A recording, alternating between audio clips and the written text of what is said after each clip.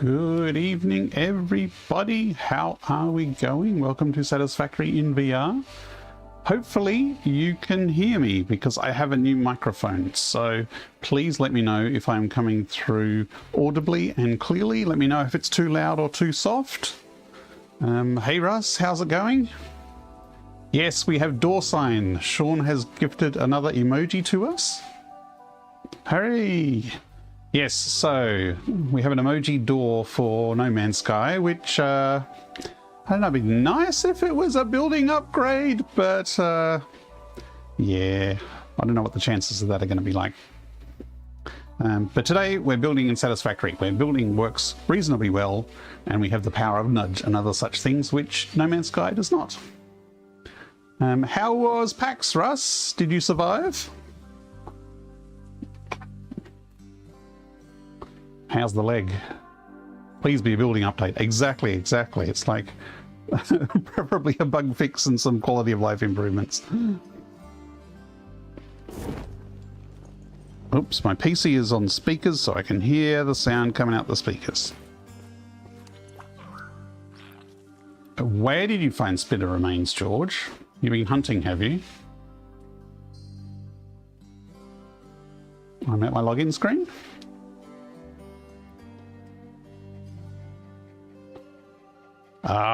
My OBS on my other computer is frozen. Let me just fix that.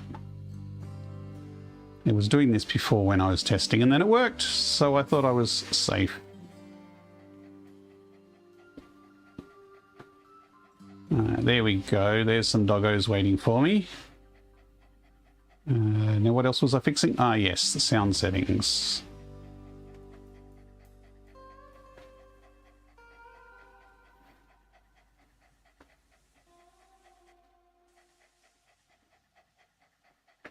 Okay, so with a bit of luck, sound will still work for you guys, but I won't hear several copies of it. PAX was amazing, me is fucked. Oh dear. That is awesome about PAX, that is. 20,000 steps for the weekend, much aggressive icing on the train home. Yeah. There's always a lot of walking in PAX. Hang on, Scratch has also got spitter remains. Did these guys have a hunting party or something? Okay, we've just got Timmy left, and I did rescue Timmy from being stuck in the water, but he still seems to like this corner over here. Hey! Oh, he's been crystal hunting. Okay, there we go. Okay. So, now is the stream working? Yes, it is. The sound is working. Hello once again. Welcome to Satisfactory in VR. Today we're going to be doing something a little different. Tried to limit my walking to, played TTRPGs rather than seeing any panels. Ah, yes, sitting in one spot. So for the past several sessions, we've been working on this factory here. The first session or two was getting it functionally working, and then we spent a lot of time making it look like a factory, actually putting some walls and things. And it's not finished. Like there's some gaps around here where the tree is, where there's no walls. But I've done enough streaming of fiddling around with architecture. I've done a little bit off stream since then, so I'll do a very quick tour.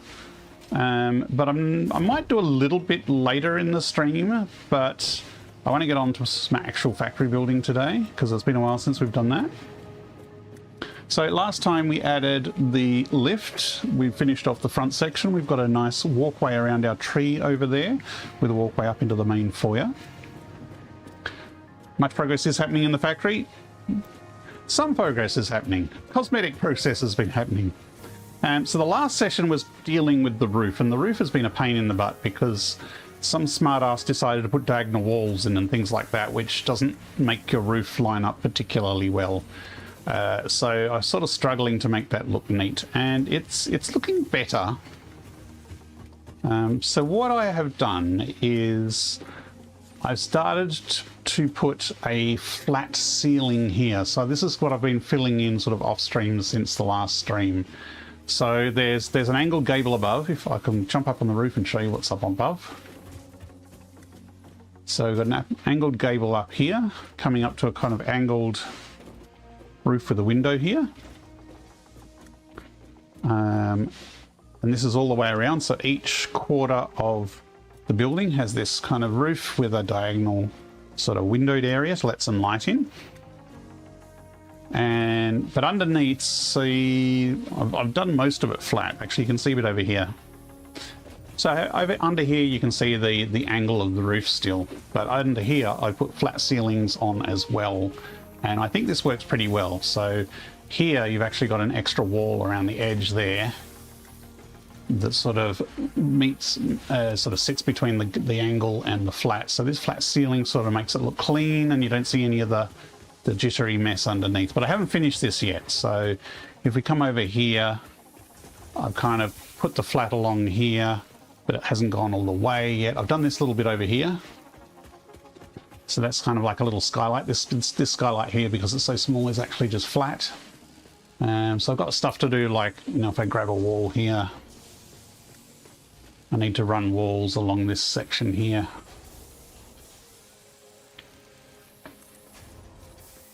And kind of finish off that. But that's busy work. I can do that later. I want to get onto some other stuff. But before we do that, I do want to sort of do a covering over this middle section here, and I have some ideas. But both this idea here and the factory building, we're going to be working on steel factory today. We're going to be working on automating some motors, and we're going to be using blueprints. And the roof covering there that I want to plan is also going to be using blueprints. So we just plopped a random blueprint creator down here on the ground, and it's not a great place for it to be. So I want to set up a cleaner, more permanent home for the blueprint maker, at least for the time being. And sitting in the middle of here is not the great place to put it, because we will eventually have, I think, trains going through here, most likely. I might leave that tower there as a lookout. So I was thinking, where else could we set up a more permanent blueprint maker? And this is probably going to be a path thoroughfare through there. So I could put it here, but that would also take up space. But there is actually a plateau up the top there that's fairly free at the moment. And I was thinking we could put it up there, maybe with a little staircase going up. So we'll start today by plonking down a bit more of a permanent spot for the blueprint maker. Now, I don't have a staircase going up there now, so we're just going to kind of wing it around here.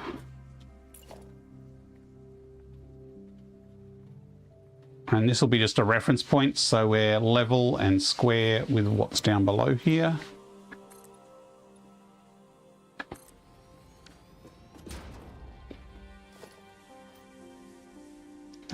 How do I play this game? It's been over a week. I haven't played in like 8 days. No, not that. That's not what I wanted.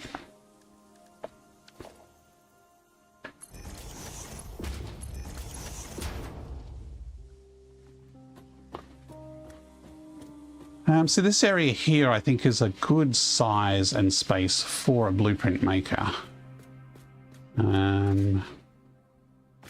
I might actually just leave the concrete at that height. And in fact, that actually lines up pretty well with this, so I could move these stairs across a little. And as a quick sort of temporary... Nope. Oh, it's doing a diagonal nudge already. Come on. Can I snap it to that? Oh, I can snap it directly to that. That's even better.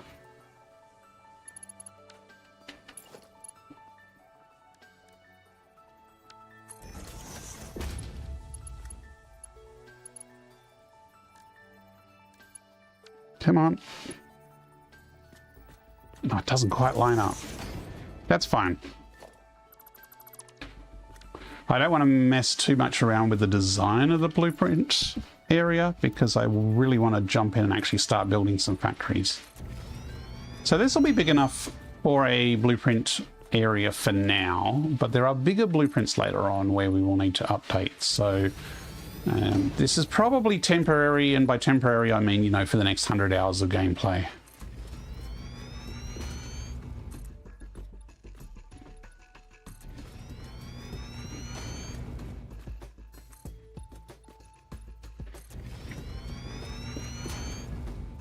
And yes, there's trees in the way. I'm going to clear those.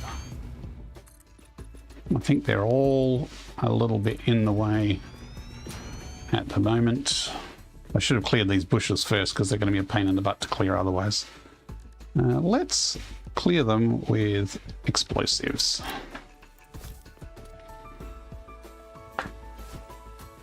Did that go over? No, it stuck to the tree.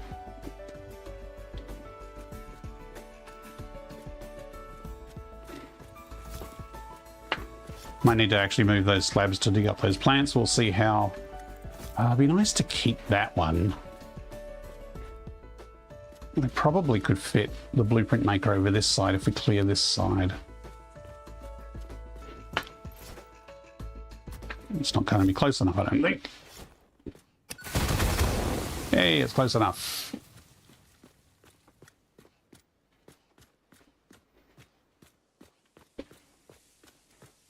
I wonder if we quickly chop down our tree blueprint pot plant thing around here. Let's see how that looks.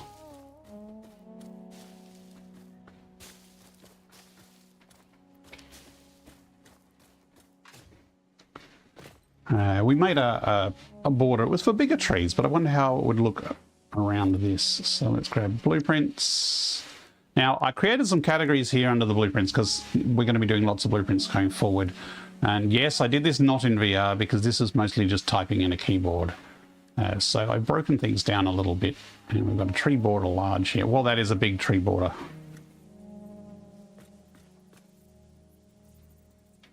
Maybe I should make a smaller version of this. Yeah, I think I need a smaller version of this. That's a little huge. It's not too bad in concept, but I think I could make a smaller version of that that would work better for this style tree.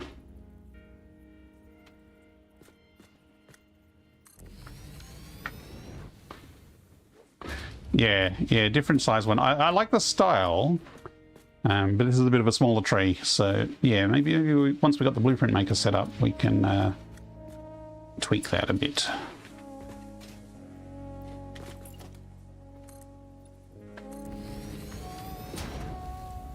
That one will probably have to go because I think once we put the blueprint maker down. Oops. Let's get rid of this grass.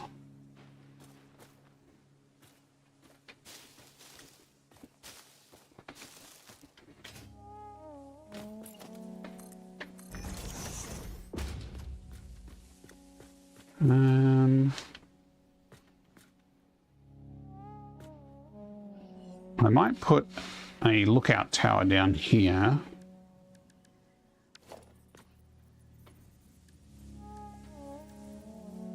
We're going to need some kind of lookout anyway when we're making blueprints because we don't have a jetpack. We don't have a hover pack. So this will probably be temporary, this particular lookout tower, but it just helps me see from above what the layout is like when I'm placing it.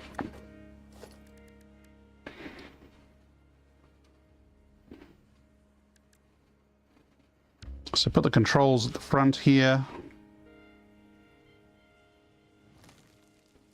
See, it's pretty huge, and this is the small one.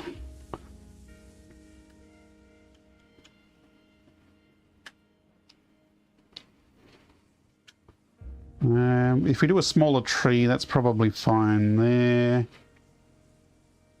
Although I might go further this way, and I can always do an extra bit of foundation around there.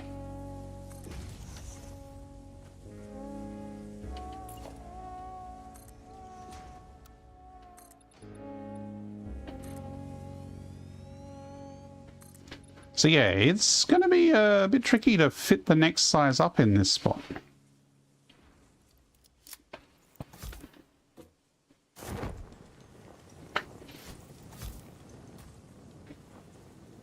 Those trees up the back, they can live. Where do my... I pressed the wrong button, that's why. Grenades, press the button. There we go. So, one small blueprint maker. Now the problem is we're going to be making tall blueprints eventually, so normally I run electrical cable around and use the hover pack, but we're probably going to make a walkway, elevated walkway around the edge before that. The first blueprint I want to make though is small and low, so we can do it directly on the ground here. Now, as I mentioned, I want to do something to cover up the middle courtyard of the factory over there, and I don't know how this will look, but it's worked in other builds I've done. So we're going to start with a short bit of wall, and what I will do is I'll just build a small section of this first.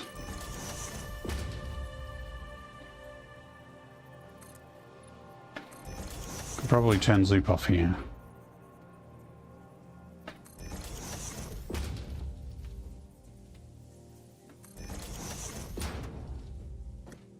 That's probably the basis of the blueprint.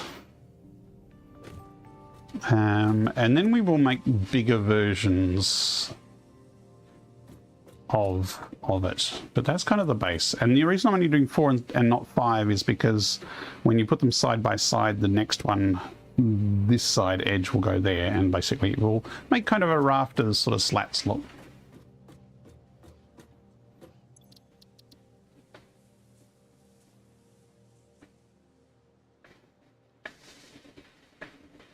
SK, no.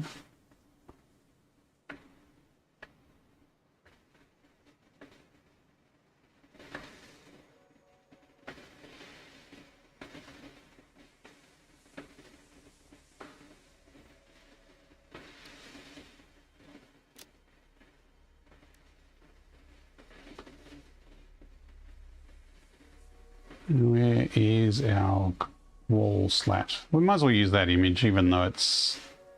It'd be nice if there was more custom icons you could use. Now, this is sort of architecture. It's kind of a foundation and a wall, I think. It's not particularly fancy.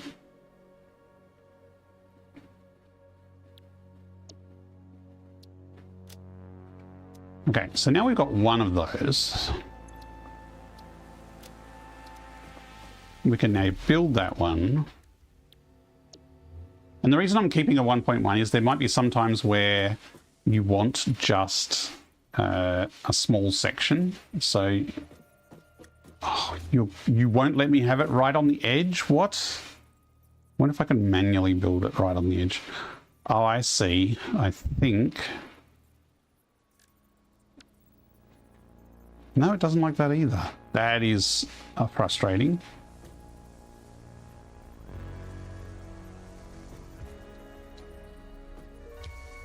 Huh.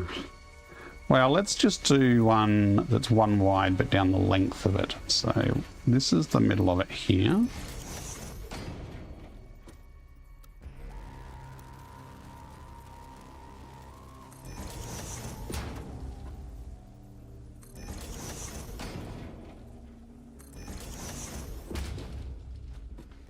Just while we're here, can I manually put a wall along the edge? Yes, I can. Okay, so it's going to be annoying, but we'll just have to manually put in the rest. So this will be...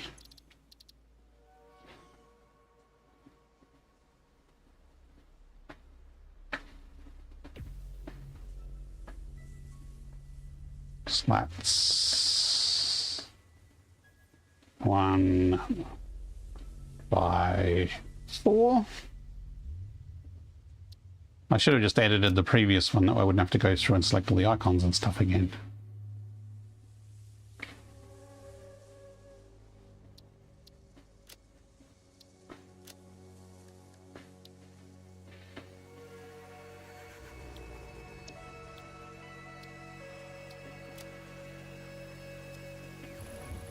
So now if I build...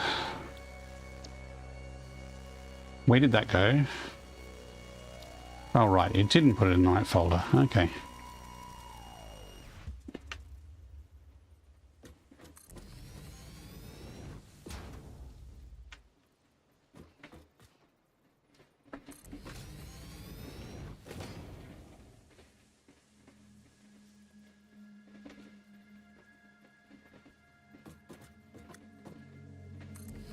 Did I get the maths wrong?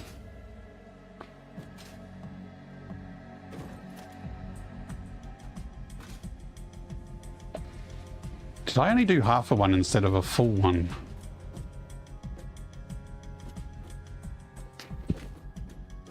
Maths is hard. Maths is hard.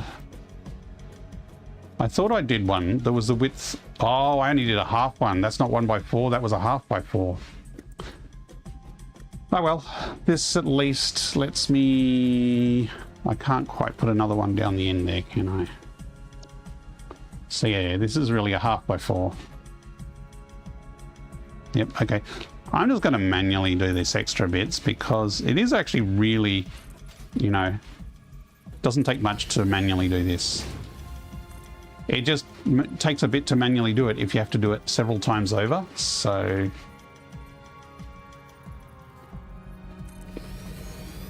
putting it all in one blueprint.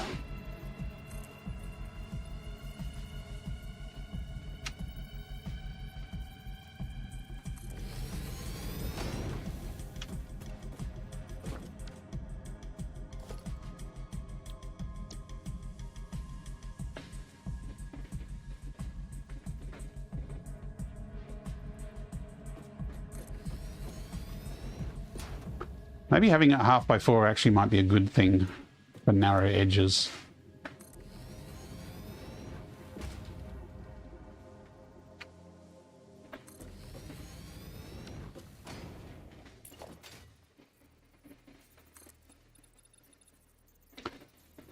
Maths is also quite hard when you're very tired, and I am very tired at the moment. I did not stream last night because I was out at a concert. That's not what I wanted. I was getting crushed in a nightclub, which is exhausting. I think I'm too old for it.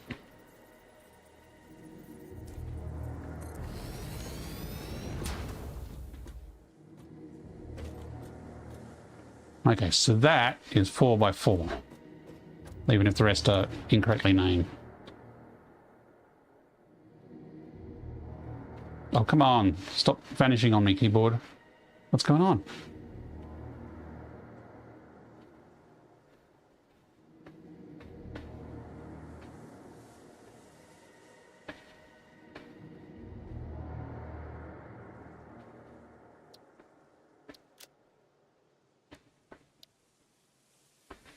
This not putting things in the right folder has been a bug since before 1.0 in the Blueprint Maker, and they still haven't fixed it. CSS directory undefined. Did actually put it in the right directory that time by the looks of it, but it keeps forgetting the directory. Okay, so we've got some blueprints there, so let's go slap them on our roof and see how it looks. Am I going to make it? Am I going to make it? Maybe, maybe. Oh, just.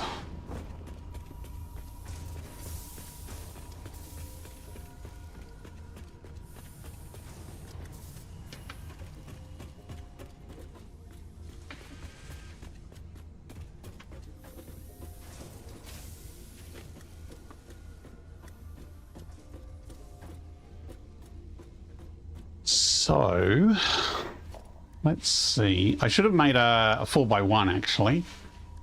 Now that I think about it, I don't know how easily this will snap. That's not too bad.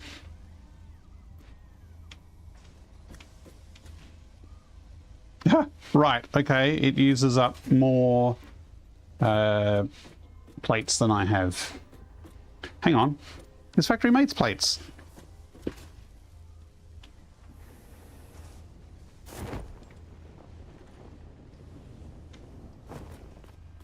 So what does it take to build this blueprint? Concrete, which we're a bit low of, and plates. Well, concrete is down the hill. I don't actually have concrete here, which is a bit annoying. But at least I can cover the plates. Maybe I should go grab some concrete. Let's go grab some concrete. Yeah, so this is the output of our factory. So all the products that are made here filter down here into these different storage units. See, there's come some quick wire down into there. Here we have a nice view over the blue crater, and our old steel factory is down there. So hopefully today we'll get to the point of getting down there, ripping that up and building a newer, better one. Or at least adding to it, maybe. I'm not sure if I'll tear down the old bits quite yet.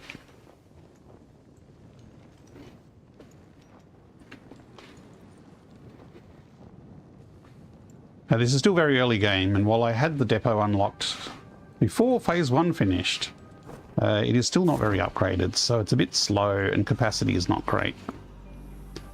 So common things like concrete and steel beams and things like that, you often need to come and manually refill. That's 6 slabs. Maybe I'll get some more. Especially when doing lots of foundations and architecture and stuff like that, you can burn through things very quickly.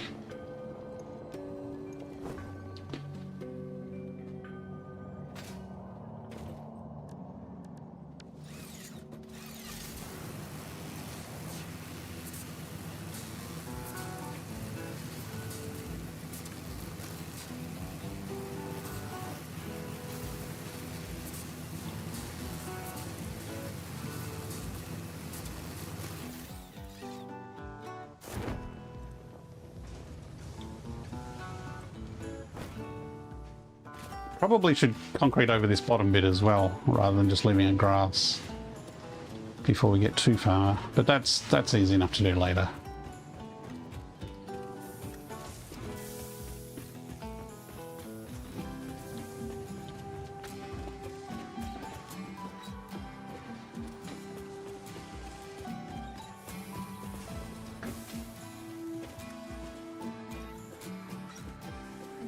Now this slats is going to cover up our walkway up here.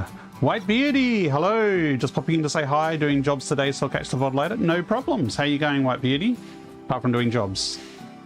Concert sounds like a lot of fun. It was Carnival, which is a progressive metal band. They are a very cool band. They're one of my favourite bands, and they hail from Perth, Western Australia, which is where I was from. So they were playing their hometown. And they have a new album coming out later in, actually early next year.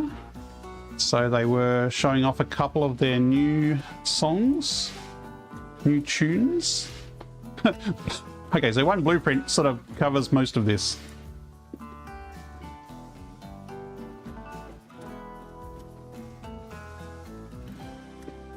Yep, okay, I think that's fine. So it's probably good that I made a narrow version of the blueprint.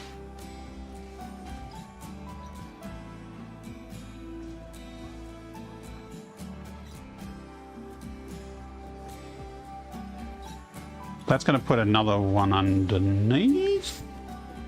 That's not terrible though. No, that's too low. Nope. Okay, it's just taking its sweet time to build. Okay, so that's pretty good. I got to figure out how to have roof access here later though. Maybe I just manually delete a few of these so I can squeeze through now. I can rebuild those later. Good, thanks. Not played Satisfactory much recently. Has got hooked on No Man's Sky again. Ah, okay. We have a new signal from Sean for No Man's Sky. We have a door emoji, which means there will be more coming soon. Did I do a whole massive one? I did a whole massive one.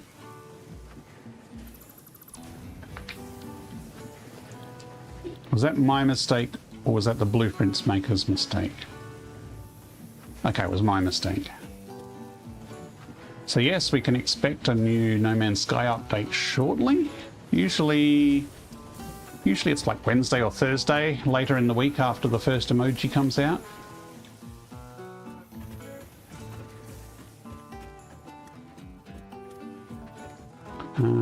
So we're wondering what a door could indicate. Russ and I are hoping it's a building update because the building in No Man's Sky is a bit rubbish. Why is not letting me attach to there? Probably is a bit above. But knowing our luck, it might be like a door to another world or parallel universe or something, I don't know. A door to light no fire? Maybe. But that's still a while away.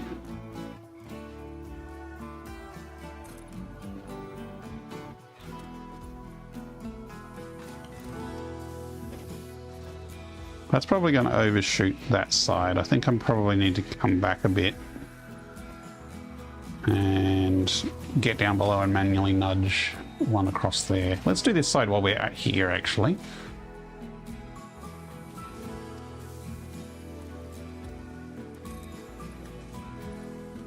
That looks lower than this side for some reason. I wonder if I snapped it to something different. Or a Halloween update, Croy just suggested in Discord. Yeah, it could be a Halloween update.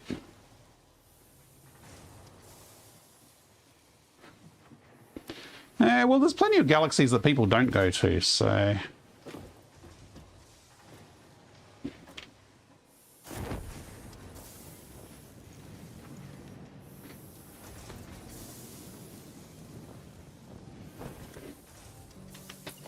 don't know if it'd be a Halloween update. There's already plenty of spooky stuff in No Man's Sky.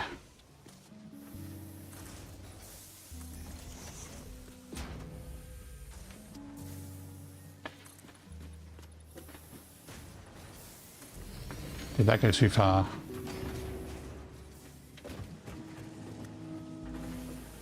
Oh, it actually was a meter short. That's annoying. That's really annoying. It was a half a meter. That's even worse. I might need to move that forward a bit. Okay. I might make a 4x1 blueprint because it'll just make putting that bit in easier. And I'll probably use this similar sort of design in other builds. So it's worth setting up a blueprint for it now. Yeah, that's going to make getting up a bit tricky. Oh, no, fail.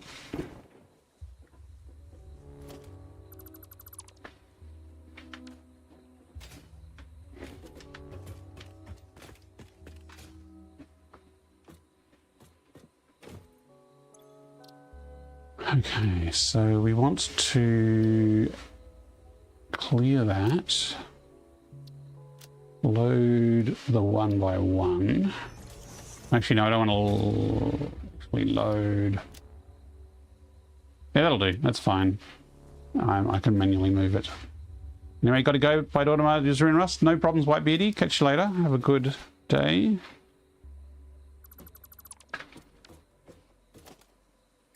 Actually, I should have left those.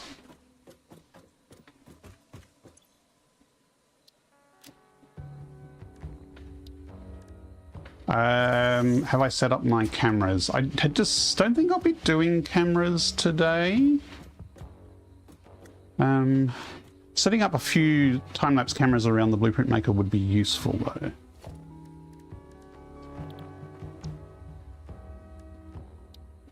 I mean, I could do it on stream, potentially.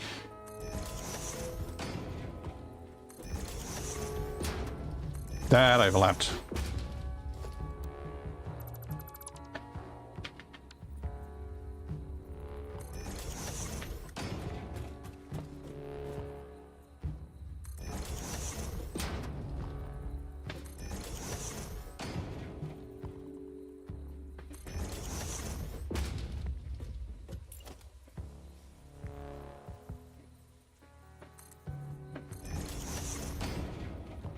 You know what? I just realized that on the 4x4 we put one along the edge just after explaining that we shouldn't put one on the edge because that would make it overlap, like it did.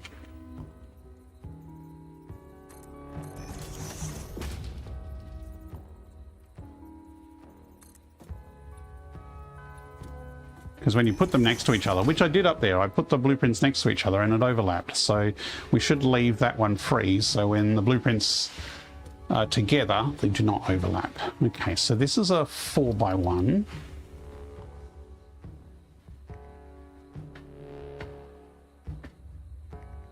Not a 5x1.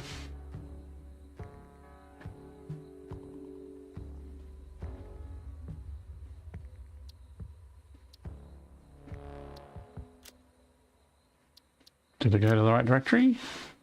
It did. Amazing.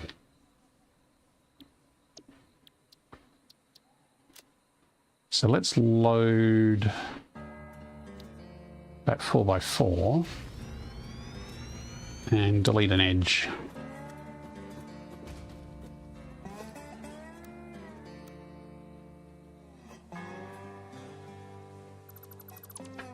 I mean, it's going to be a big area that has to snap two of those side by side, but for consistency, let's do it like that.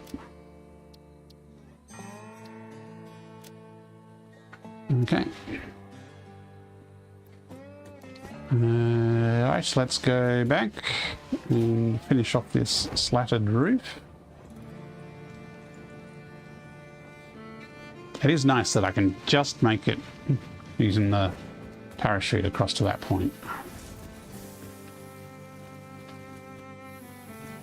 So that way there's a roof surface, but it still lets in some natural light.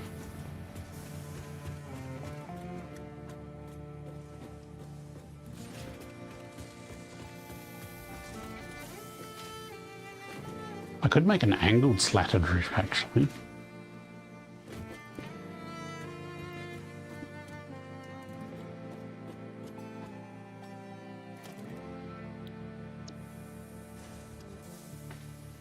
So if I use blueprint snap, that will nicely fit in there.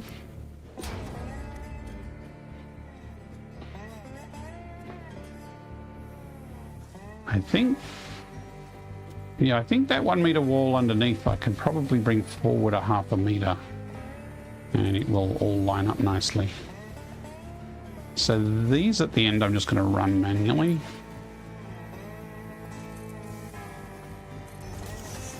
Although I could put my little 1x1 in here, but that's easy enough to do. There, okay, cool. So as I said, I'm not going to spend this whole session messing around with architecture. I just wanted to do this as a basic blueprint and try it out as a concept, and I'll come back later on and finish off the flat ceilings and everything. This here though,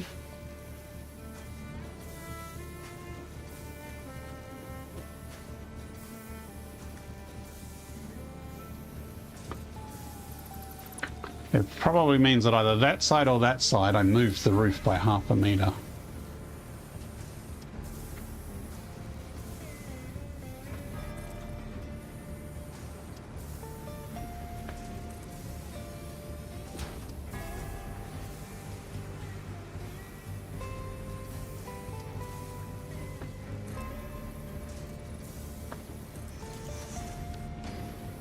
There. That's a bit better. I wonder if I should paint them black. Or a darker colour. Or a brighter colour, maybe. Yeah, I think that's good.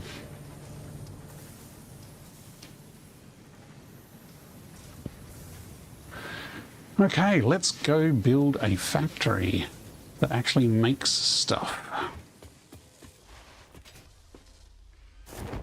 How are those doggos going? Are they enjoying their swim?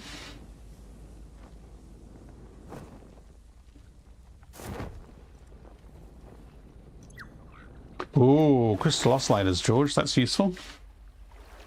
We can't automate those yet. Oh, circuit boards. Very nice. We need those for geothermal power. And Timmy's given us quick wire. Thanks, Timmy. We have lots of quick wire. Right. So we're going to make a factory in a box, and we're going to make one that makes motors. And it's going to be more than just a flat factory part, which means we're going to need some elevation to get around. So I think I'm going to build a walkway around this to help be able to build things from above. So let's do that before we start the actual factory.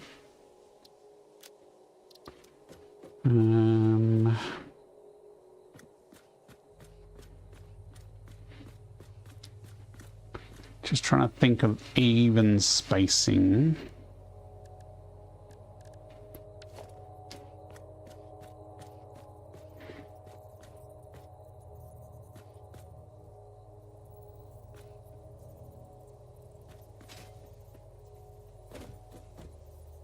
Probably want to come over. Actually, that's okay, because if that's out there, the actual walkway will be here.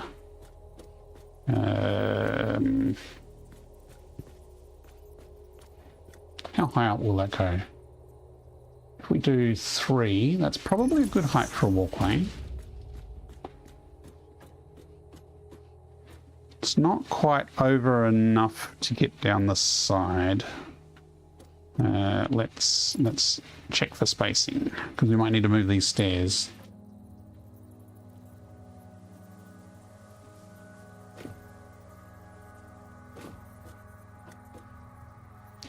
So if we take it 1 more meter that way, that will actually be pretty good, I think.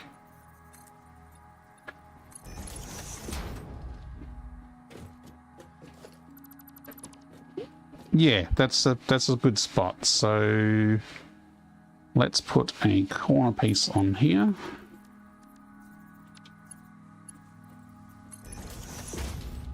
And let's move this staircase across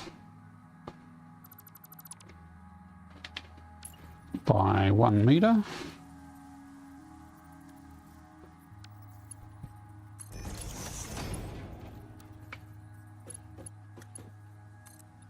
And that way we can put stairs up the other side to go around the other side as well.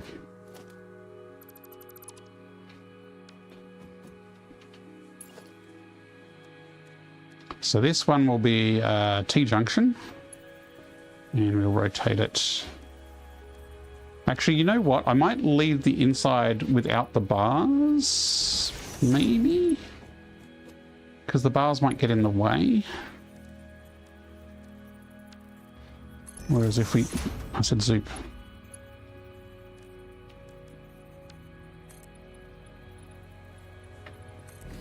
I mean, this is a little low H&S, but this way we have a clear sight without any of the bars getting in the way. Oh, it's not going to be lined up exactly nicely.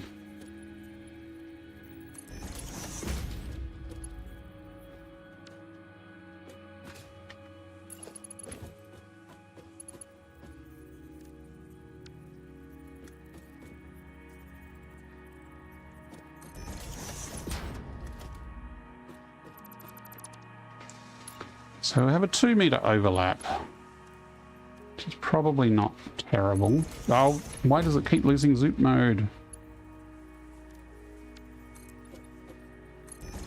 So if you look closely, there's a little bit of barrier overlap there, but it actually doesn't look too bad.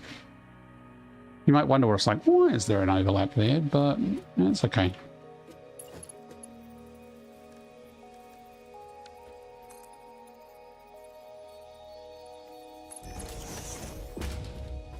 So if it's equal, we should be able to go 2 meters this way, and that should come out at the right spot at the end. And it did. Excellent.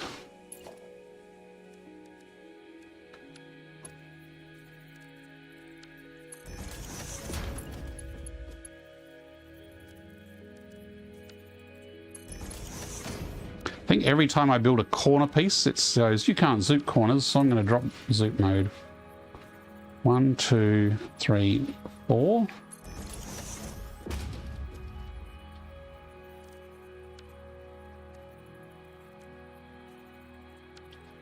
Back 2 meters, 2, 3, 4. Or is that another one? That's another one.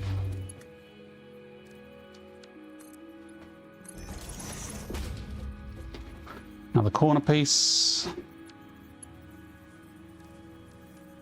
We might actually want stairs up on some of the other sides as well, because if we have to jump up and down a lot, it's going to be a pain in the butt to always have to go around to the front every time.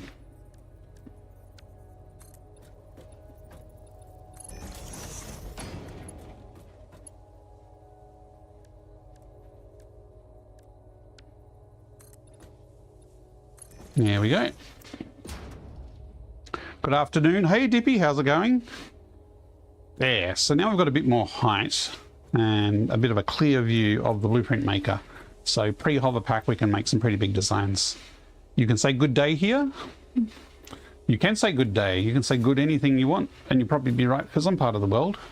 It is evening here. It is 6:30-ish. And...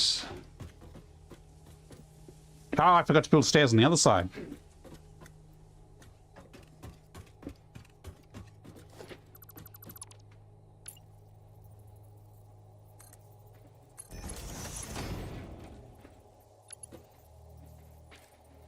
I swear they have an algorithm that determines to snap everything in any way except the way you want it to.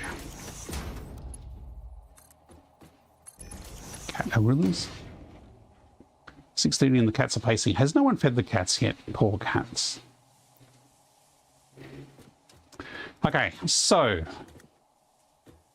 now we have our blueprint environment set up. It's still a bit bare bones, but it's practical. We can start doing some serious blueprints. Now, I did say we were going to make a motors blueprint, but I need to test a few concepts first, because one of the things I want to do is I want to build vertically stackable factories. And that involves using vertical mergers, and vertical mergers I've not used much, and they are temperamental. So we're going to have to do some experimentation first and probably build a basic, like a constructor stack first, and maybe an assembler stack, just to get the idea of spacing of things. So how are we going to do this? Let's start with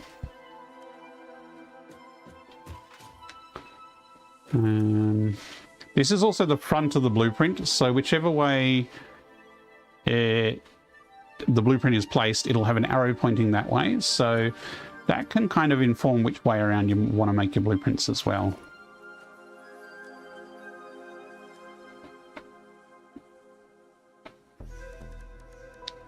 If we just build, let's say we've got a vertical lift.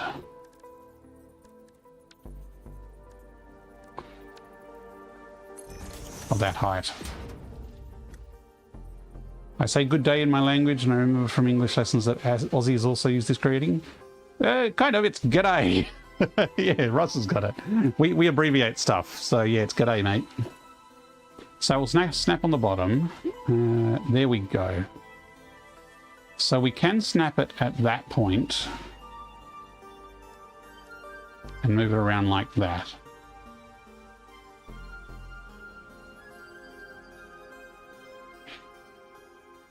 Apparently when I lock it, it auto nudges out of the way and is wrong. So that's kind of the minimum height if you want to have something attached to the bottom of it. And so then if we have a constructor that lines up with this,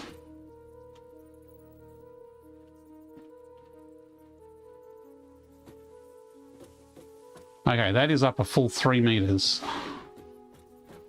which is a fair amount of space.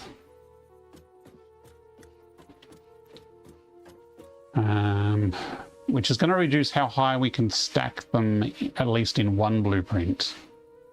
But if I put that there, ooh, do I want to put them that close? That will make them hard to upgrade. Again, I'm just kind of experimenting with design options here. Actually, I want to try putting it closer and see if I can still upgrade the belt in place.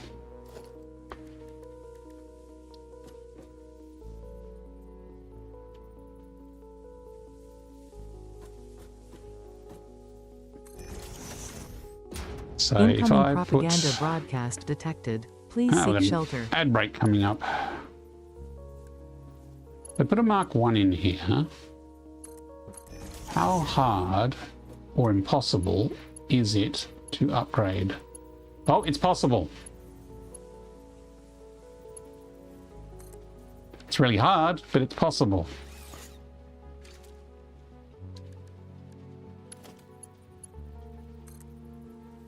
It's really hard.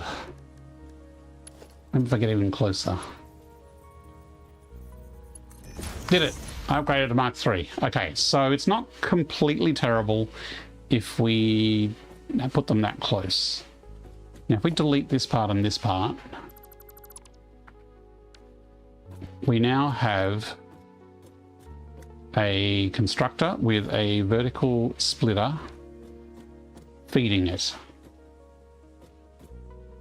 Do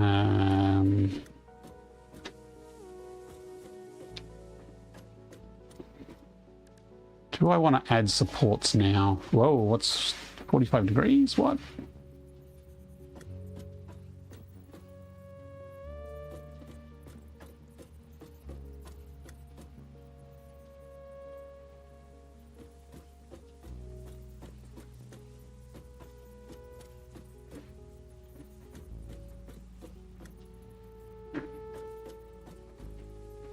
We put 4 legs on it like this. The problem is we might just stick it on a foundation.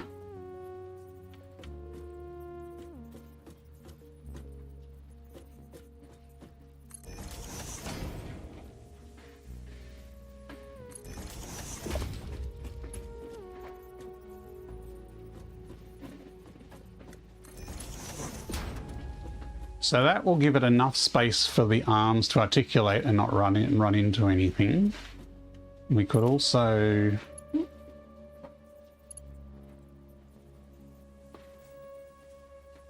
put these across here. I wonder if the arms would come low and clip into that.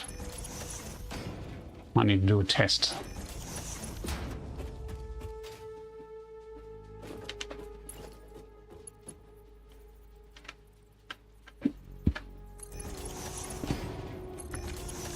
I suspect they might clip into that. Yeah, I think they're already clipping.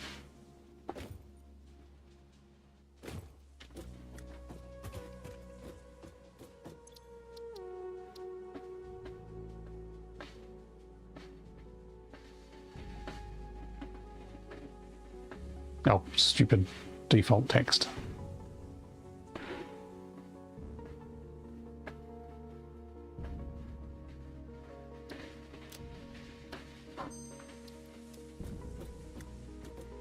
So that's kind of a basic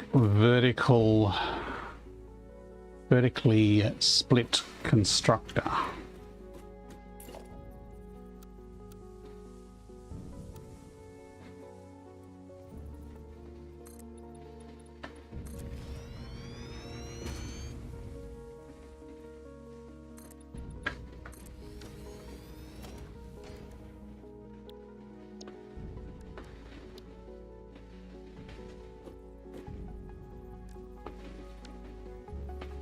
So if we just have one there, we should be able to do blueprint snap on top.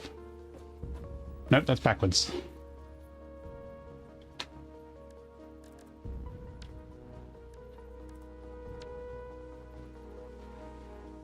If we nudge that down,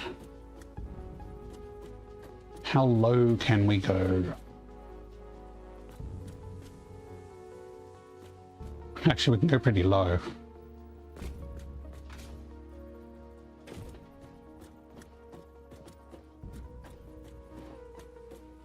That's a bit too low. I think I like it up there, so the status light is a little bit clearer.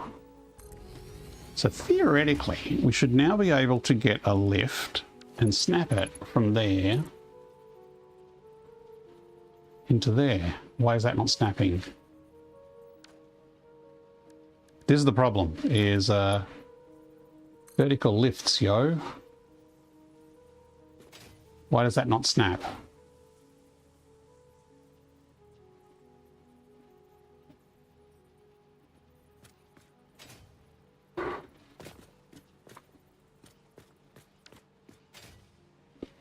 Okay. This, I put a...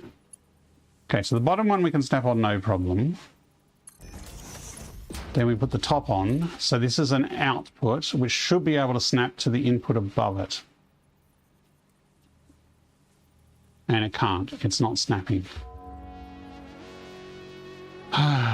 Which means if we use this technique, we'd basically have to rebuild most of the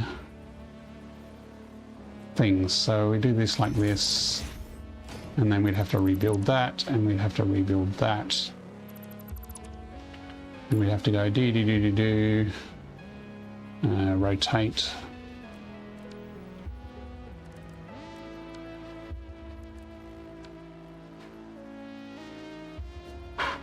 Wow, it doesn't like snapping either.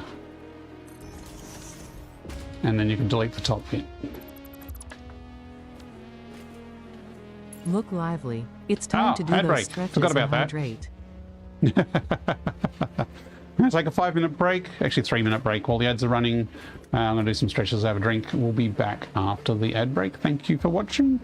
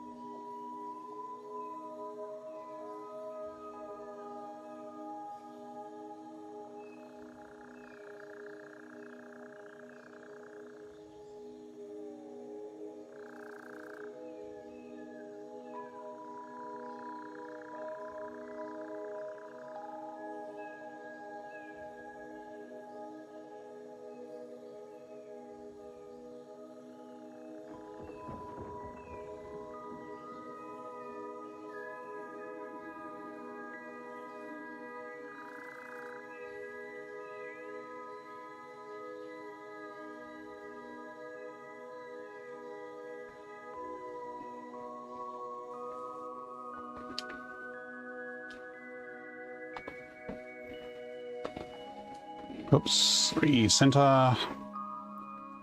Okay, we are back. We are trying to uncover the mysteries of vertical splitters.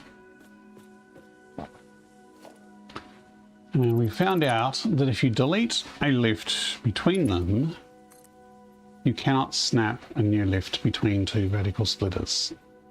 Which means you need to rebuild them, which is a little annoying.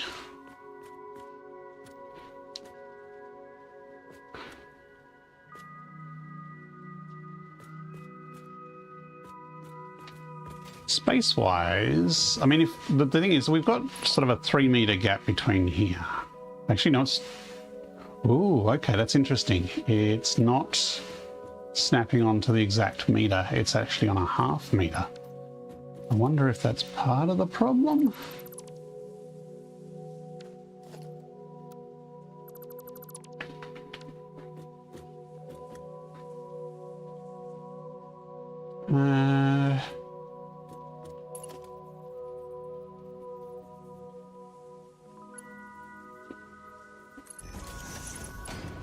How will we get this to snap on the right spot?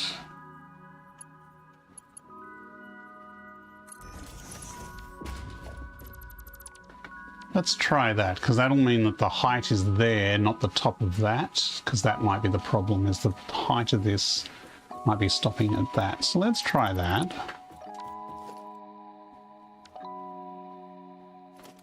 Well, that's interesting. Why does that lift look like that? We should actually test that this works as well.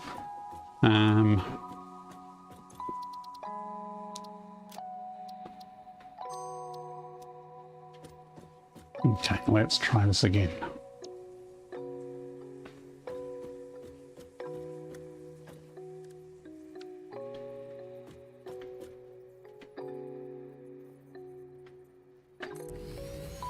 So now blueprint snap on top. Reverse it. So now if we do it down 4, that will exactly line up. It looks the same as before. But now we get an exact fit in here.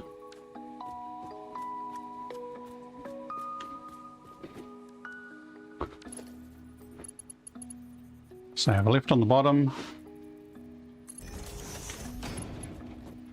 And still doesn't snap. So we still have the same problem in that our vertical splitters do not snap. So whatever we do here, I wonder if I use the other snap mode.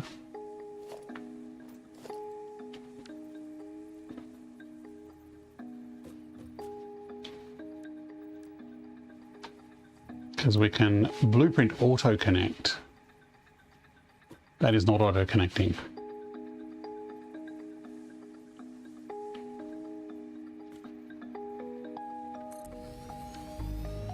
I wonder if we put one of these on top, just like that, if that would auto connect.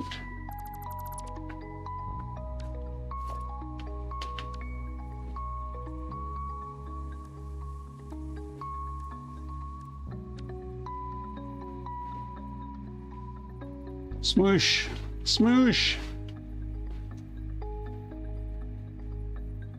It's not auto connecting.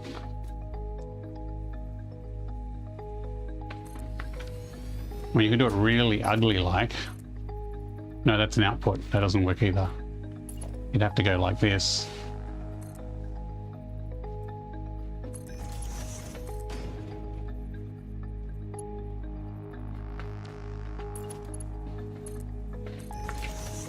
Kind of defeats the whole purpose of having a vertical bloody splitter, doesn't it? Okay, so whatever design we come up with, there's going to be some manual fudging later. I think we're just going to have to deal with that. I'm also tempted to put this pole on this side, because that way we can pre-connect power. And I'm tempted to pre-connect power inside the pole. What we could do is... do we have power connectors on here? No. But if I do from that to there...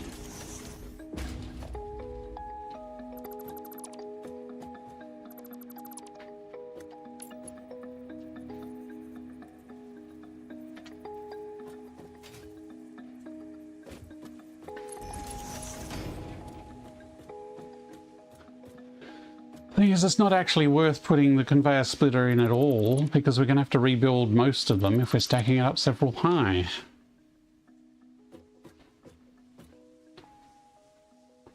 So that's kind of our blueprint.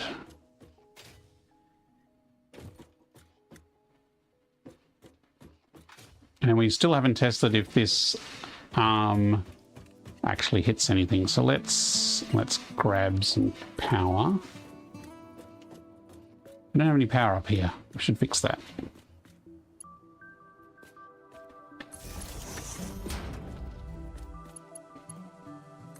One day we will do nicer power management. This is not that day. We should probably have like a little ladder up for service stairs too. Let's do some biomass. I should have some leaves on me. I wanted to go slowly, so I've got time to watch it.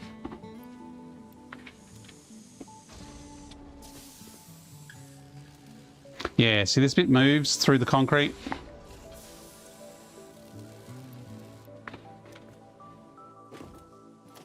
Which I'm being fussy about, so if we were to do that, we would have to have this lower down maybe a ½ meter.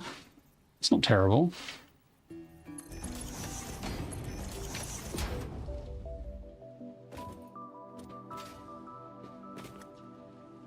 I mean, it's still kind of, but also kind of not. I think that's acceptable.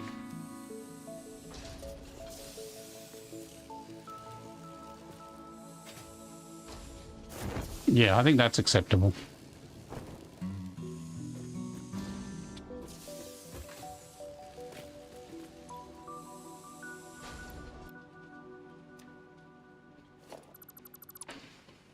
There is actually a whole slider thing there. How acceptable is it? How fussy am I? Because the other way we could do it is we could have a beam across here.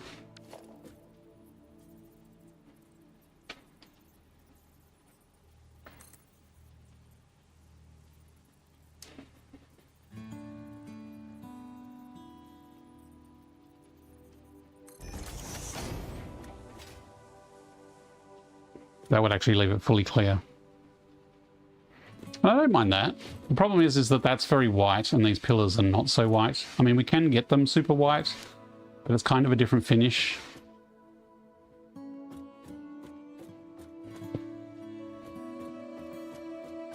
So let's take these off. The other option we could do is something like a steel, or we actually have options. So we have the new types as well. So there's the shelf beam. Does that look like?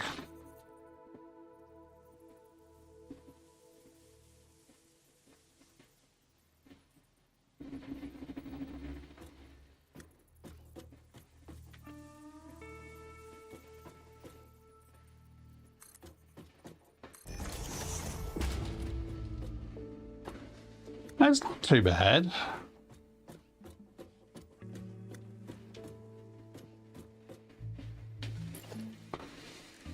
We have just the H-beam, which we could rotate. Apparently we can't rotate. Why can't we rotate that?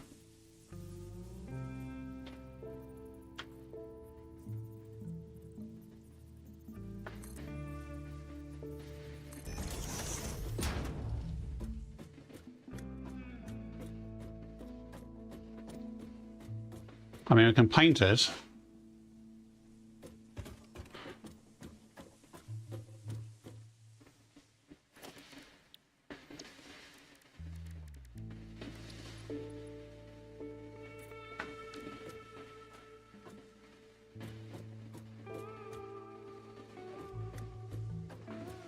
There's that. What does this one look like if it's painted?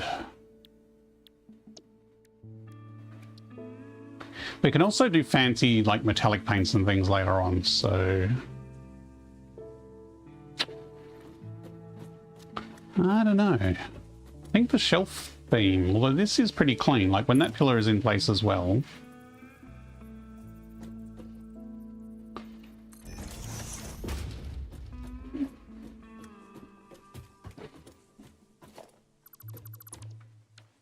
I mean, then there's the oldies but goldies. There's the metal beam.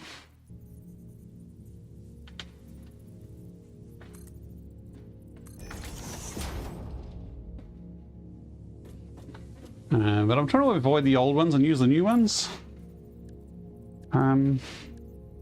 Just to make use of the different ones. There's the round concrete. Why isn't there a square concrete?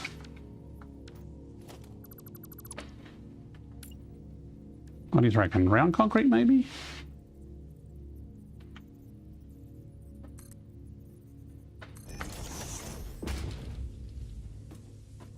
Nah, I think I prefer the metallic-ish ones. I think I prefer this. I think that's the winner.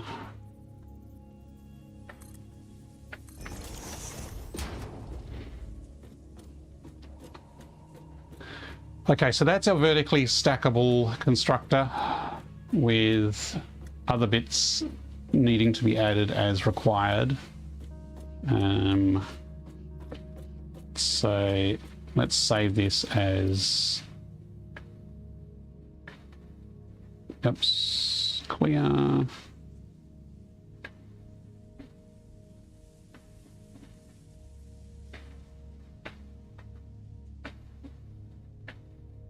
Construct or times 1.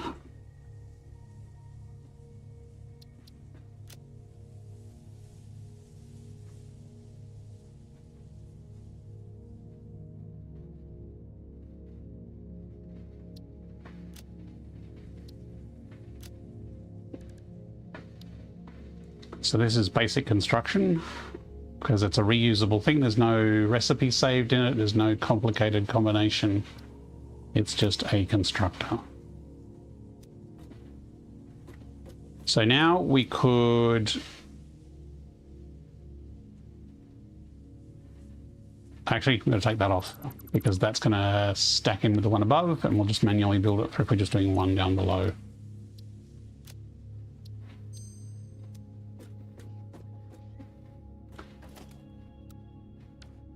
So now we can do blueprints. I really should have reversed it the other way actually, so that the output is facing the arrow direction. Let's do that.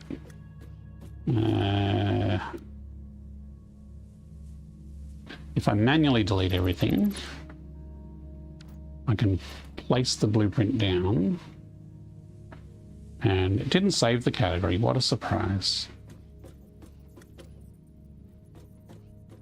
So now the output is facing this way, which will face the arrow. So the arrow is facing out the back at the moment.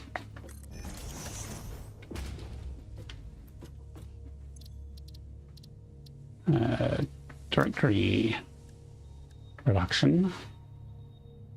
Basic production, please. Jeez.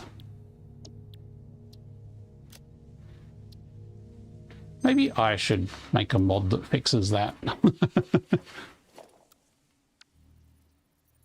Okay, so one above. Reverse, please. 1, 2, 3, 4.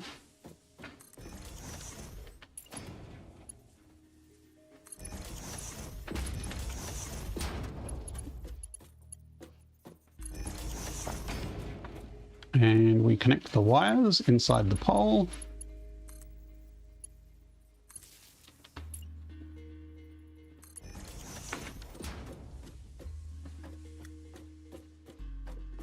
So that's 2. Can we fit a third inside this blueprint maker?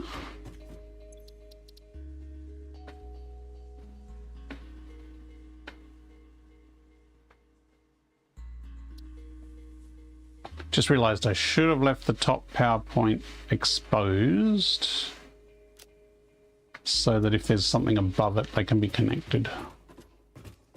So I should leave all PowerPoints visible and they can be covered up at the end.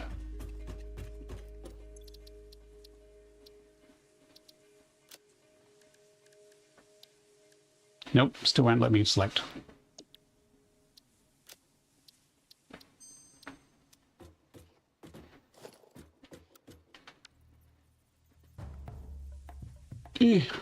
I made these walkways for a reason. Let's use them.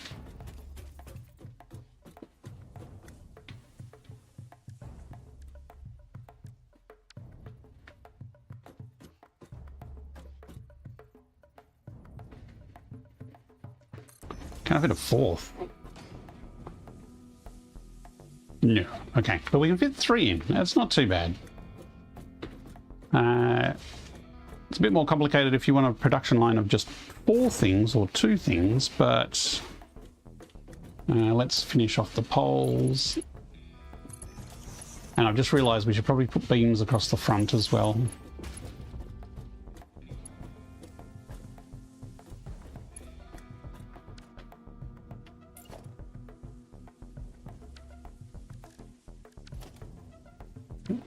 on. Let me select the...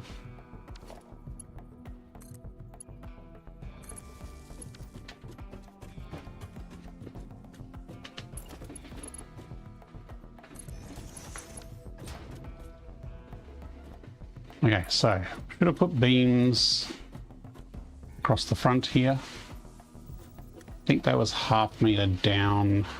Ooh, half meter down. No, it wasn't. Okay, it was that way.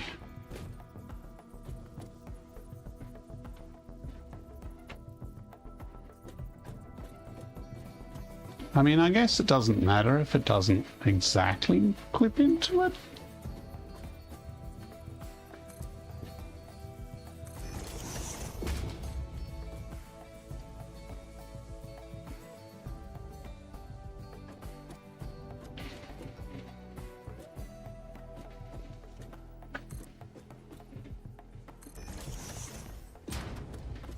I'll do the low ones first, then I'll head up the ladder.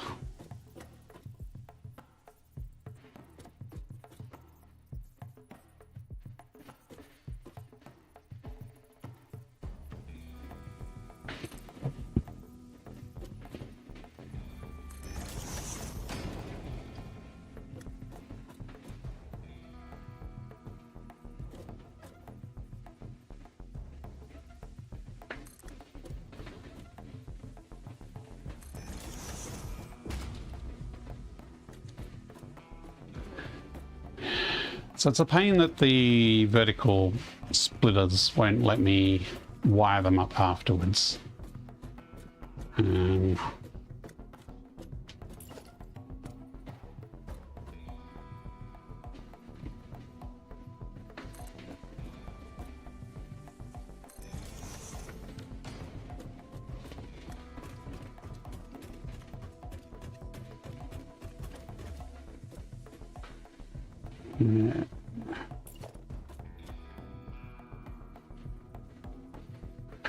I've also just used an existing grey colour for these beams, which means at some stage I might reuse that colour and change it, which means all these are probably going to change to something bright and colourful instead. Okay, so there's a stack of 3.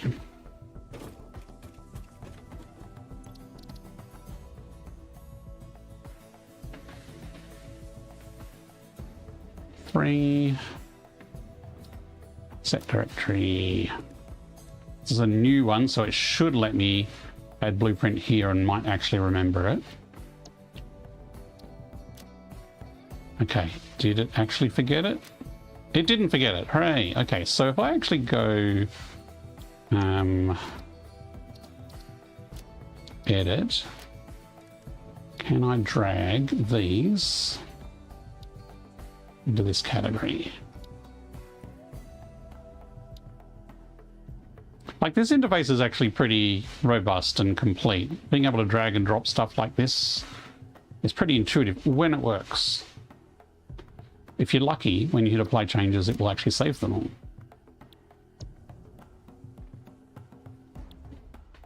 Okay.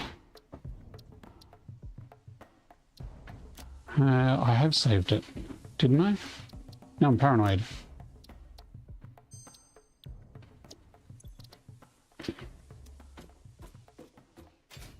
Okay. So this is what we're going to use to make steel beams and steel pipes. Instead of having a manifold spread out across that way, we're going to use this sort of vertical manifold style. And so on the output here, we should be able to, let me just do a test over here.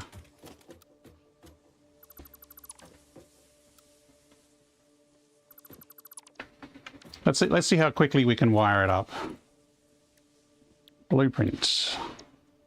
Production. Let's do a stack of 3. Let's say we were doing 6. So we'll have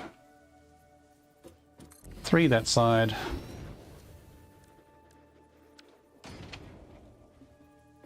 3 this side facing inwards.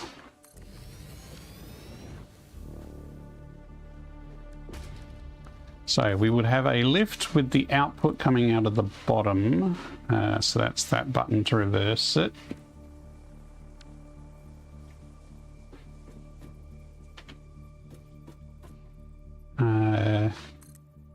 Yes, okay. So that's up like that. Actually, having it this way would actually allow us to see the stuff coming down here. Then I should be able to go splitter, change to merger. And I should... Lock on these doesn't work as well. Okay, so that's lined up. That's lined up. Oh, crick in the neck. That's lined up. Belts. 1, 2, 3, 4. Whoops, missed.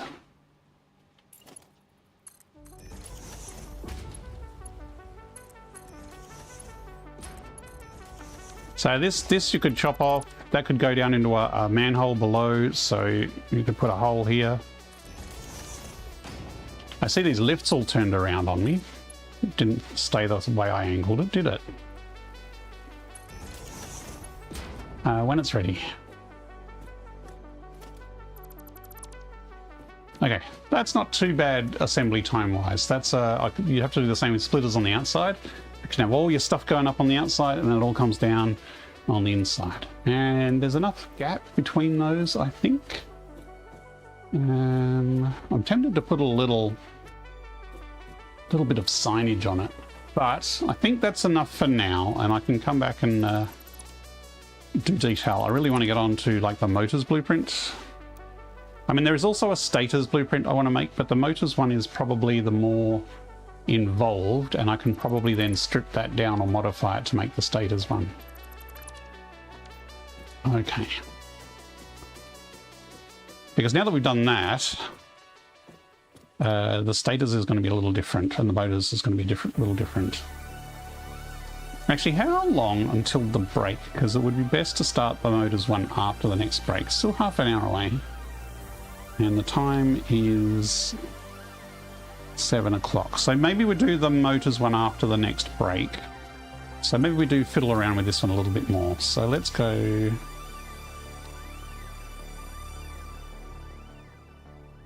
Why are there 2 constructor 3s? Oh dear.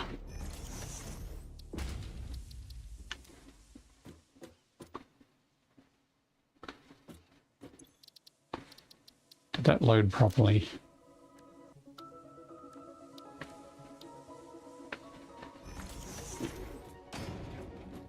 Okay, this one didn't have the detail on it as well, so we do need to update this with sidebars here.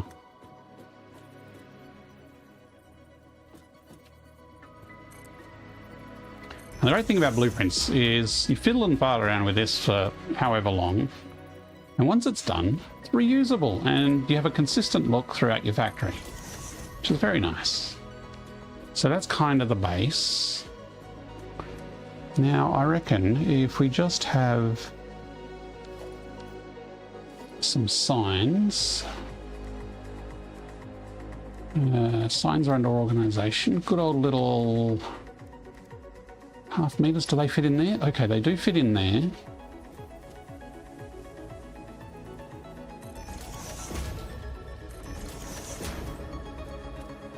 They kind of float over it. Great, okay. Well, let's set one of them up. If I can interact with it. Hello.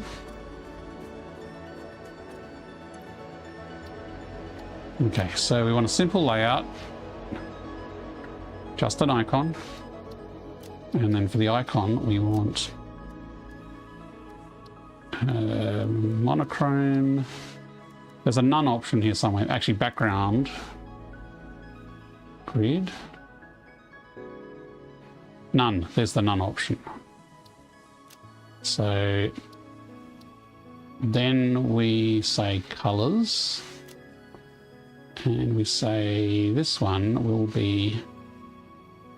So far we've been making our little spotlights Pioneer overalls coloured. DPVR, I'm now running through my old chaotic big factories and replacing them with new, smaller, nicer, more efficient factories. Very nice. Are you using lots of blueprints to rebuild, Dippy?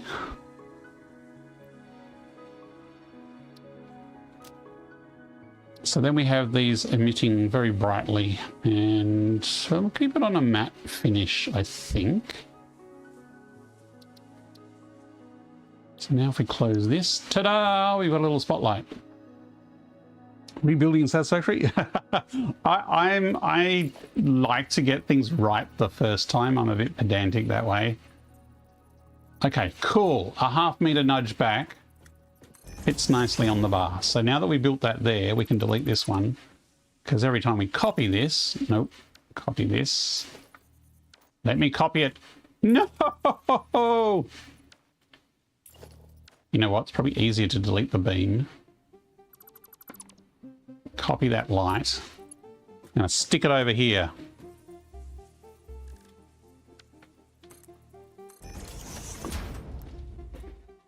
That way we can just copy it from there and stick it wherever we need to.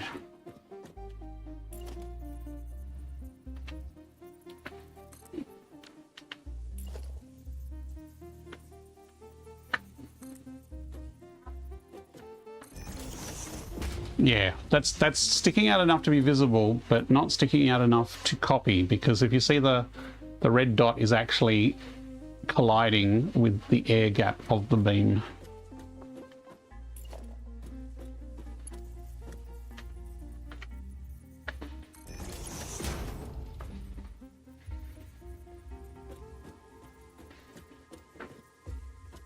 So on this side, I think we just put a little one either side, maybe? I don't know how that's going to look in the stack, but we'll see.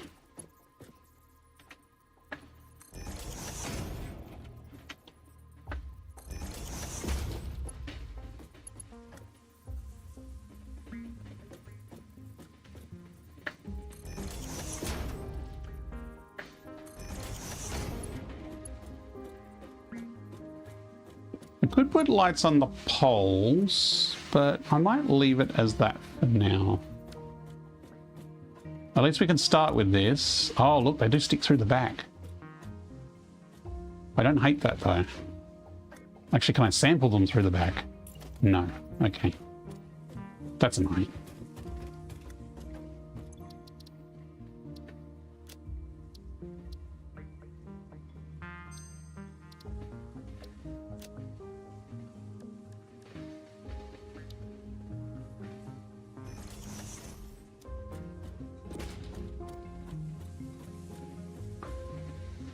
So technically, it would probably be easier.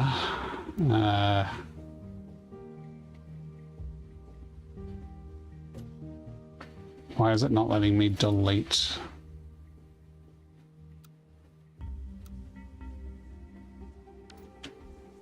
They should be placed as blueprints. Did I not place them as blueprints? Oh, because they're in a blueprint maker, they're not a blueprint. Oh, that's annoying. Like it was probably going to be quicker to just rebuild this with the lights. But the more complicated the blueprint gets, the harder it's going to be to rebuild it, though.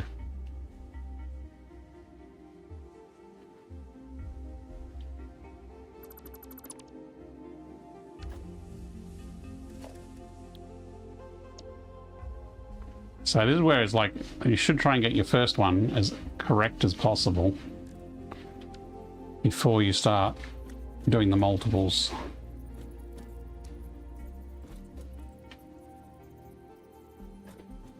Now I'm trying to remember what I lined it up with.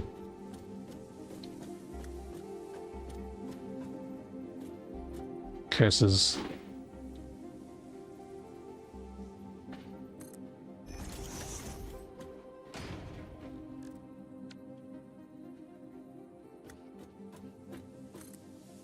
I didn't nudge that down enough. That should have been 4, not 2.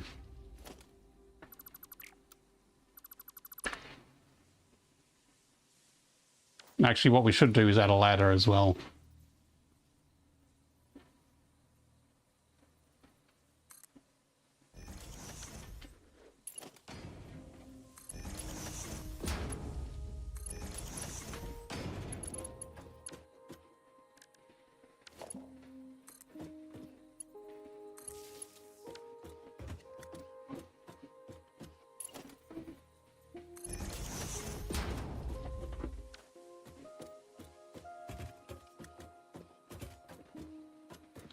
Okay, so that's a little bit more pizzazz to them a bit.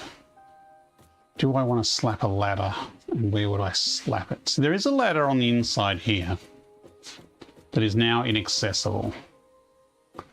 And really not much of it is going to be accessible.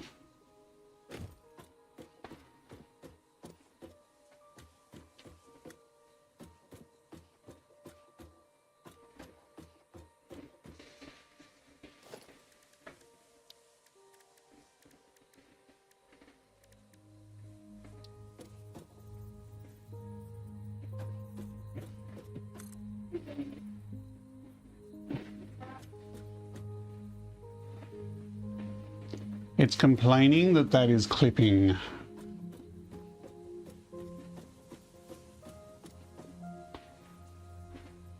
That does not look like it's clipping. There's nothing but poles there.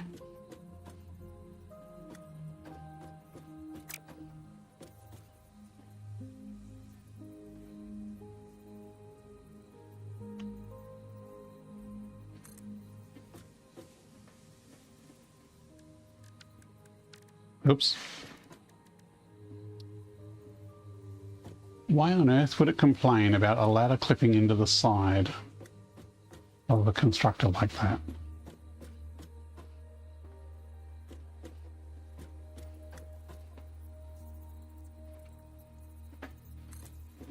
I mean, we could put it slightly set away, like half a meter. But then the poor maintenance guy would have to go, "Ugh."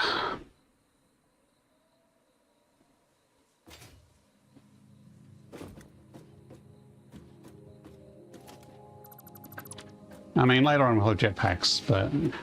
Okay, ladders, we'll ignore ladders for now.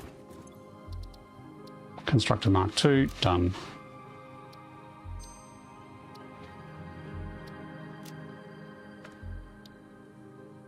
I'm still wondering why we have two Constructor Mark IIIs. This one doesn't have any materials. This one does.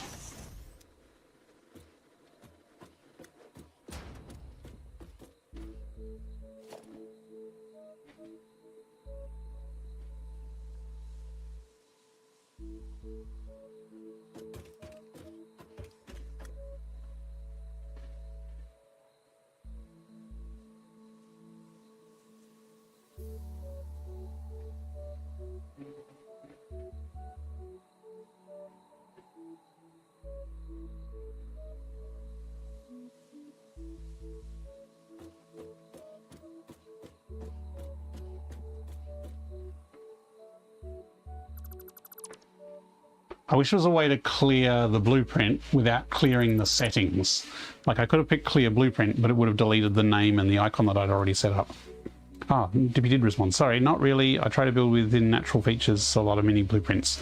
Yeah, fair enough.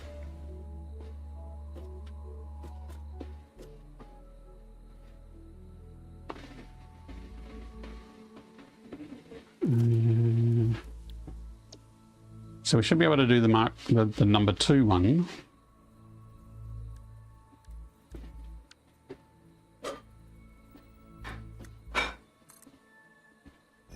There's noticeable lag when I click build on that. Everything pauses.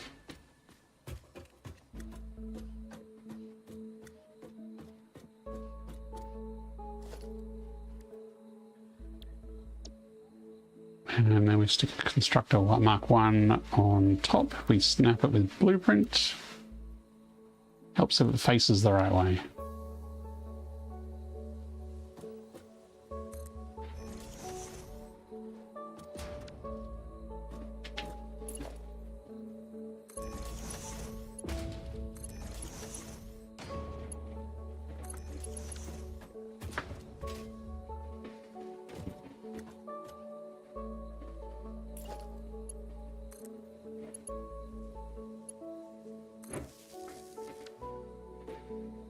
Okay.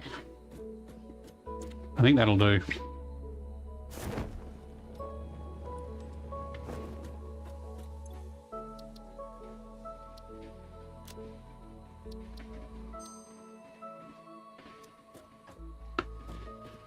So that'll allow us to bulk make constructors, which we're going to use for steel pipes and steel beams in the remodeled steel factory. Actually, what I might do is I've still got 20 minutes.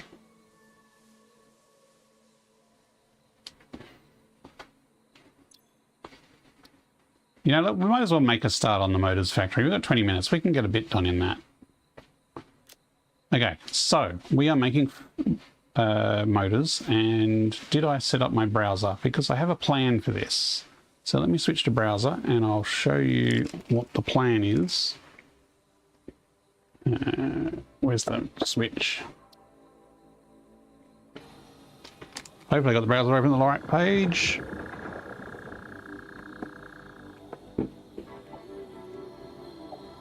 Wrong computer.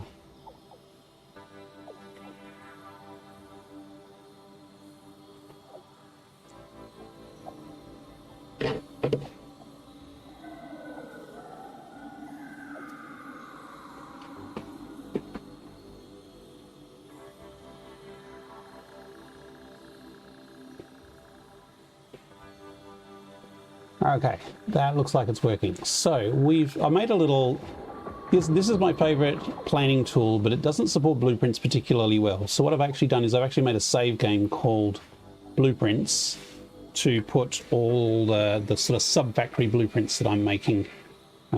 Because otherwise it normally tries to plan your entire save game and it doesn't handle blueprints. So motors steel, this is the plan I've got. It's a very simple one. So in a single blueprint, we are looking to make 5 motors a minute.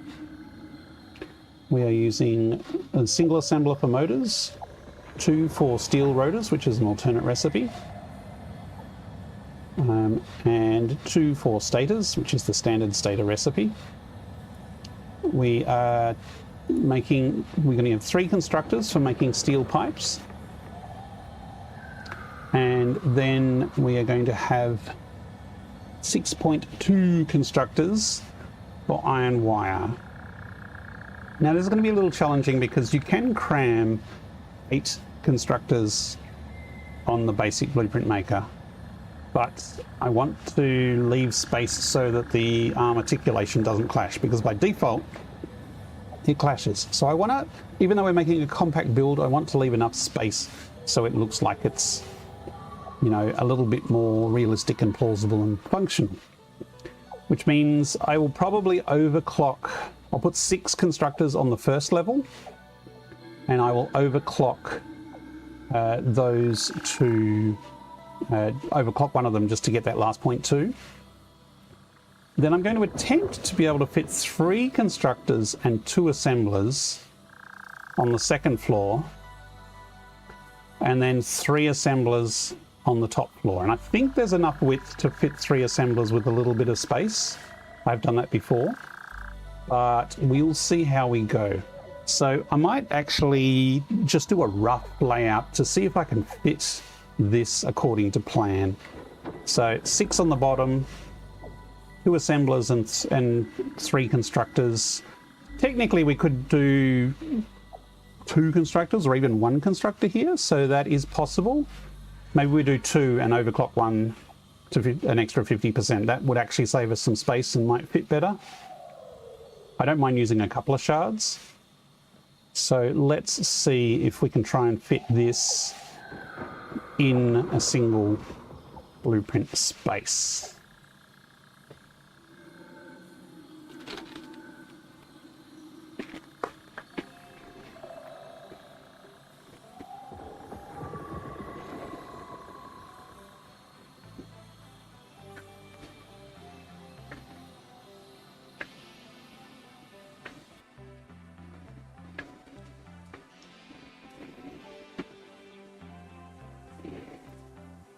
Okay, and do I have focus on the game? Yes, I do. Cool. Now, while I'm not actually using the vertical constructor style, although I could, I don't think it would fit if I did it that way. I'm going to start with that basic constructor because it's already got some styling. So we're going to do more of a traditional manifold at the bottom, but I'll use this because, I mean, it would be nice if this factory itself was vertically stackable. Oh, just rotate.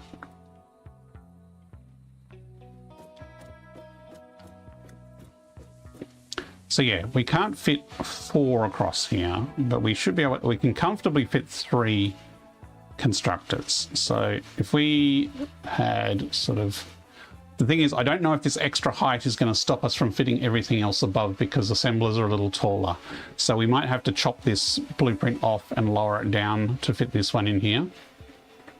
This is why we're doing kind of a rough layout first.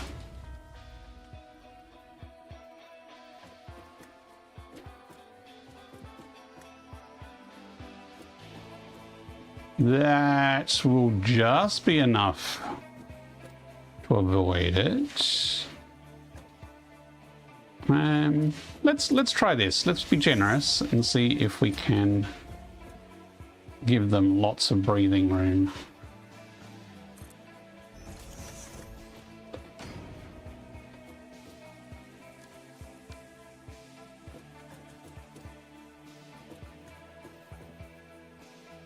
So these are our 6 constructors for the iron wire.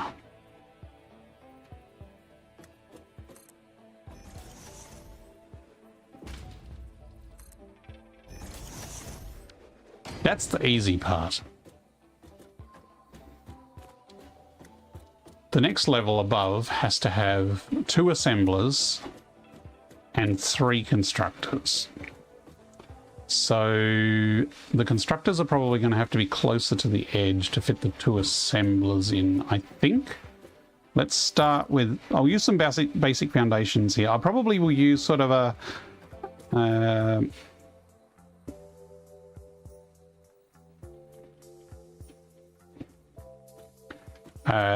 concrete support sort of layout similar to what we've got going already here. That probably isn't lined up. Okay, zoop. Let's just whack down a whole 4x4 here and work from that to see if our layout works.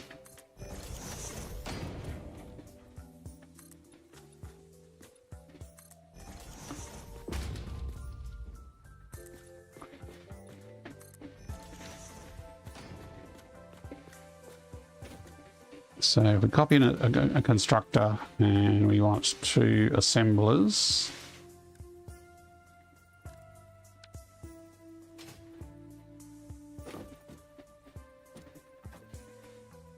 That's going to be right up against the edge if I put it there.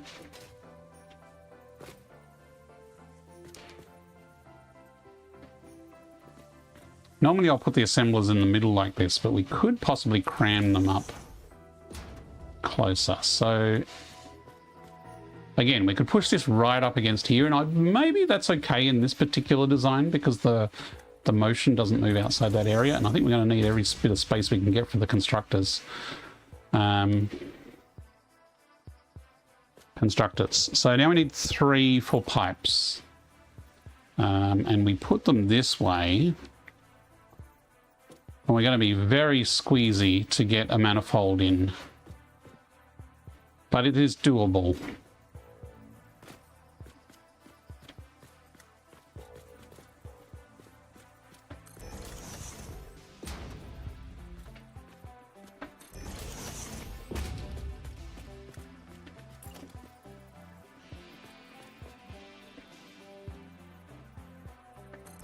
Nudge in your random directions. Okay, so that's enough gap so that they won't collide. So that would go in there. But if we have a splitter here, it's going to be pretty squeezy. So actually this will be a merger on this side. Yeah, we're going to have to smooch it right up against, and I don't think that's going to work. I don't think we can fit a conveyor connector in there. And even if we did, it's a bit ugly. You know, it's not. Okay, so the constructors on this side will need to be facing inwards, and should I just copy that? Nope. Copy that, change it to constructor.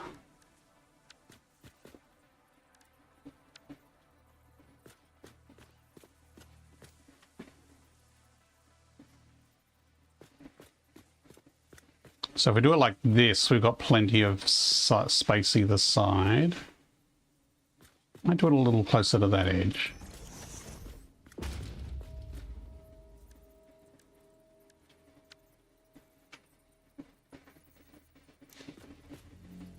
I brought that one too far forward.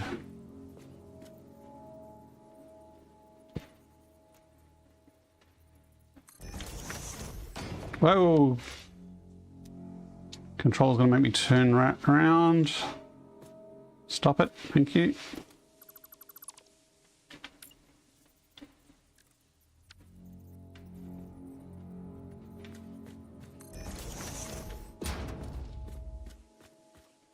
They could probably be a little closer. Okay, so these would be our stators. We could also, yes, we could vertically merger these assemblers. So maybe we should do a vertical merger blueprint of the blueprints, because both the stators and, do I have the other steel rotor recipe?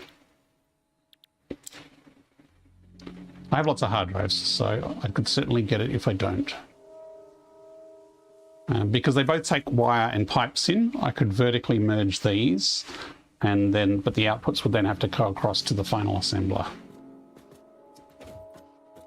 So then we need 2 more assemblers above this, and this is where it's going to get tricky. I don't think we're going to fit it with that bottom layer we had.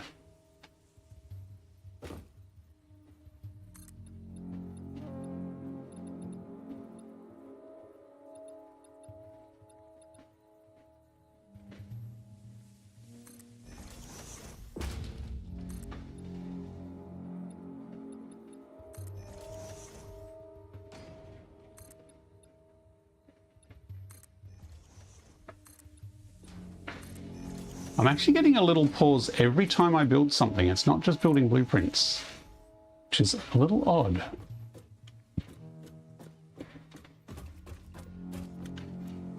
Okay, so then we see, can we fit stuff above this? No, this tower's not big enough either.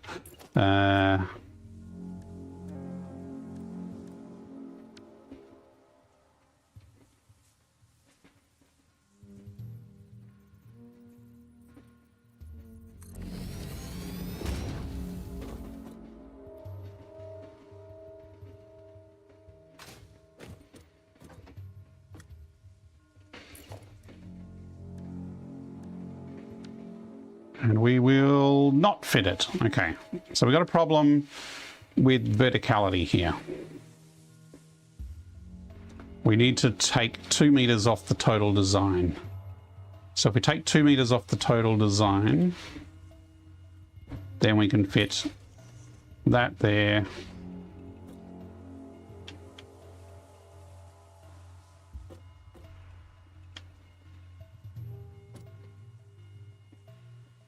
That there, and then the motors would be reversed out this way.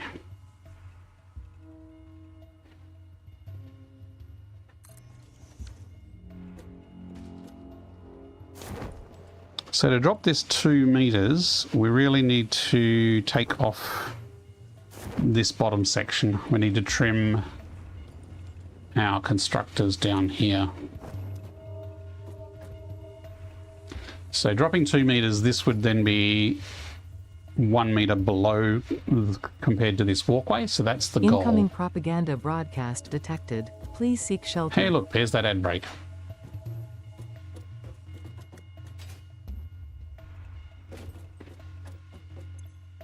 During this ad break. Okay, I am hearing the call of dinner in the distance, so I'm going to be taking a bit longer break. Actually, in that case, I will... Is dinner ready, or I will wait 5 minutes for the actual ad break to kick in?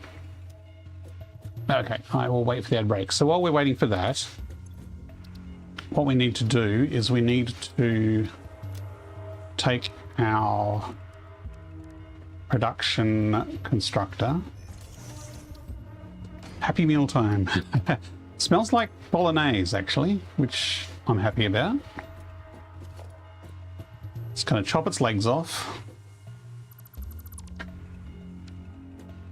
And then what we want to do is we want to create a version of this that is lower. As low as we can. So let's save this as... No, I want to save this as just temp. I'm going to hope that this works.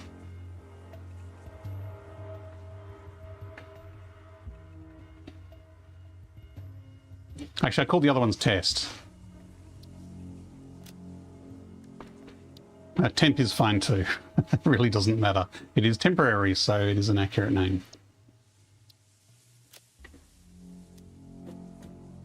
Okay, so now if I clear this, I should be able to build our temp. Where to go? Oh, did it? See, it really doesn't like obeying which folder you want to put it in. So I should be able to get this. I should be able to nudge this down without clipping. So if I go down 3, it's too much. So just down 2 meters. So if we build this on a normal foundation, it'll be hovering, but that's fine because we could put a concrete liner around the edge, or we could put those beams back in but have them sort of burrowed down. That's fine.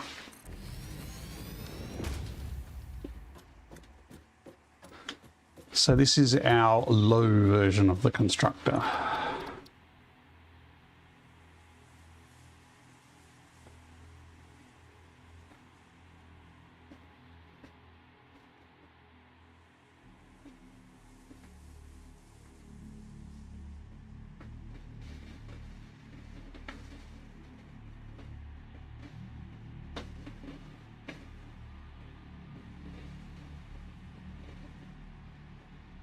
No.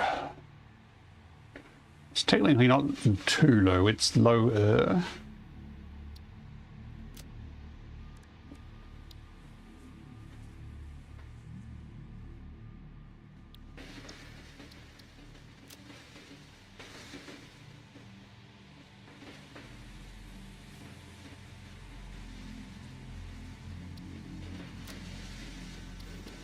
Why is it not letting me save?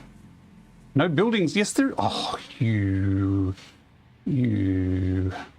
I think because I used a blueprint and nudged it down, it thinks the bits that were nudged are not in the blueprint maker.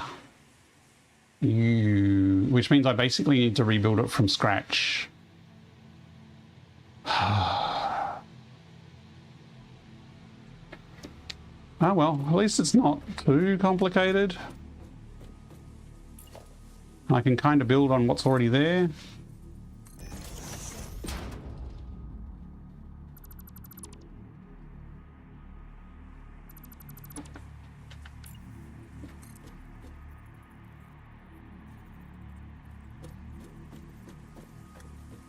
So that's that rebuilt.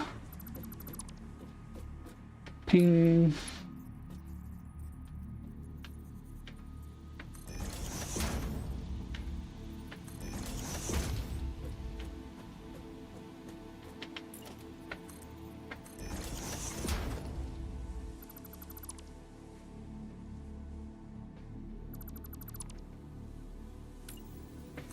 I mean, I could build a version without these bits around the edge, but I actually kind of like them even if it was a low down one.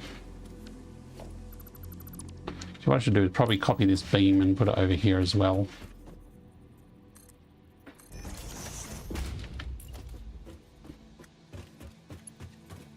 Look lively. It's time to do there's those the ad break. stretches and hydrate. Well, it's too late to delay. It started. Having dinner break. Okay. Oh, I'm not going to remember.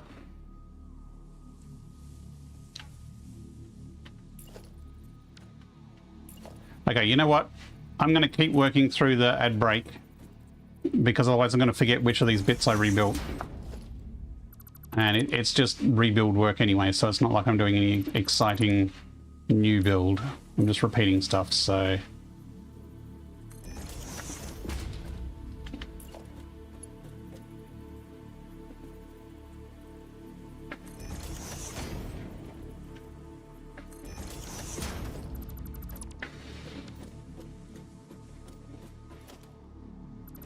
Oops, no. Build that bit first, so I've got a reference point.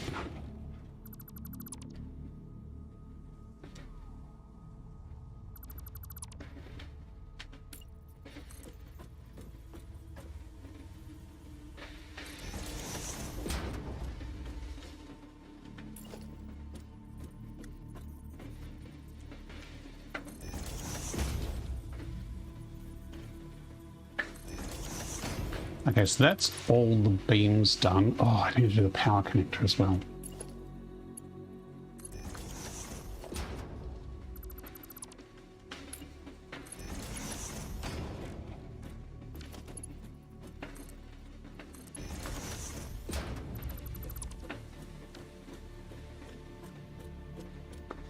And the constructor itself, which I just wired up.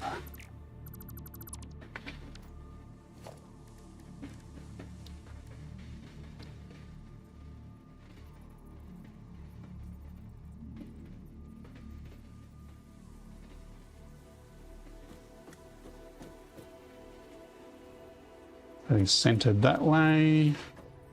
That is lined up that way. That is the correct location for the constructor.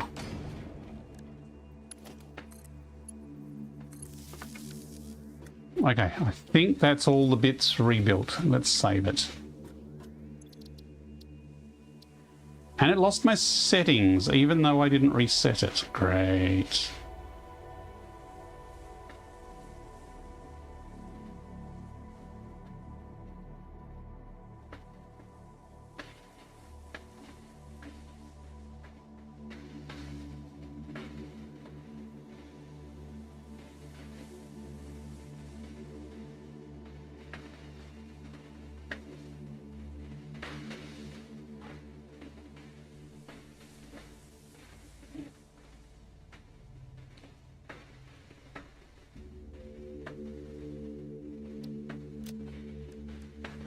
Production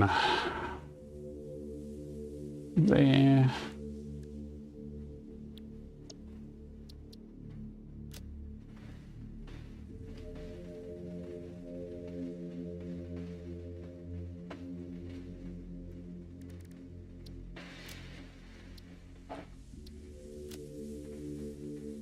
Okay, did it get that directory wrong?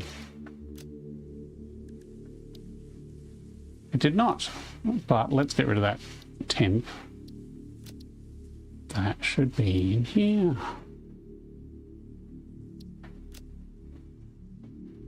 Okay.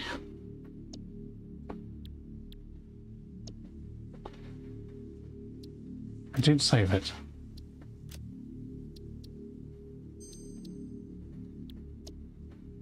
Now I'm paranoid. Clear.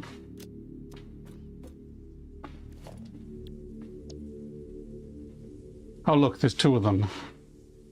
Maybe I should reload the game, maybe it'll fix that. Okay, there we go. One low constructor with a power connector and everything else. Okay, that'll be ready. Okay. I might... Actually, let me do a save game.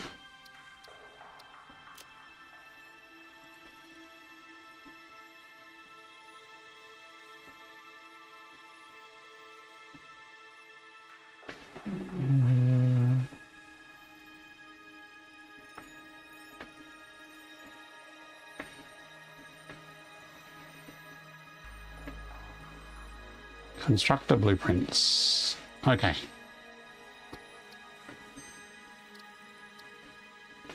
I am going to take a break for dinner, about 15 minutes or so, hopefully not longer.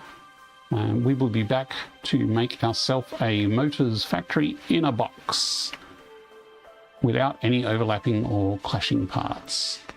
Thank you for watching. We'll be back shortly.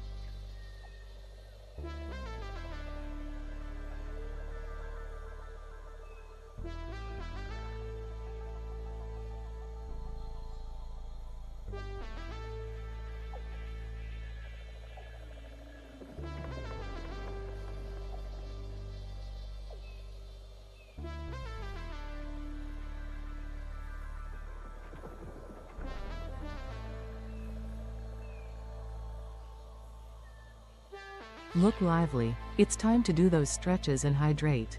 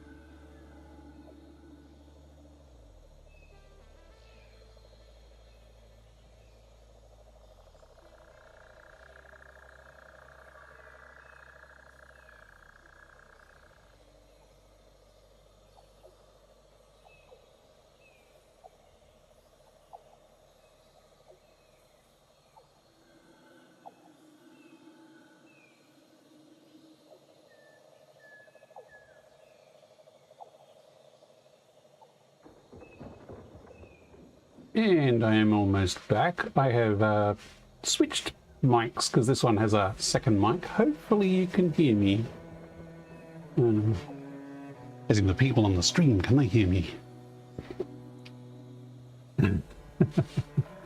Okay, we are back, and tonight we are working on a blueprint to make motors. So this is a one blueprint factory that takes steel ingots in the front. Hang on, where's my browser window so I can zoom? So we input 75 steel and 77 iron, or 78 iron. We have a whole bunch of constructors that turn these into pipes and wire. So we're going to have 6 constructors on part of the blueprint, and then we're going to have 2 on the other, and then we're going to make up the difference just with a little overclocking.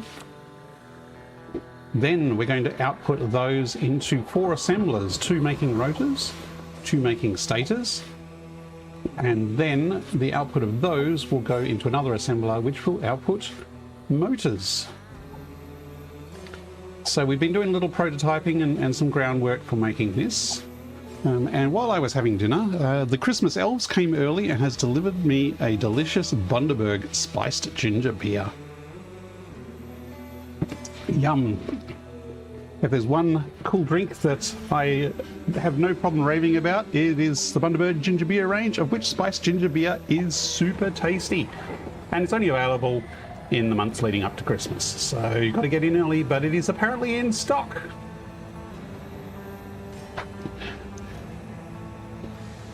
DB says, I found another amazing mod, Sky UI. I can set in-game time manually. I've set it to follow real time. Oh, that's an interesting one. Yes, Dippy, I use Sky UI. Hang on, let me put my headset back on. Maybe I should make a Spice Ginger ad to run in the breaks. So instead of having Twitch ads, we just have Dormer ads. Now, where's my controllers?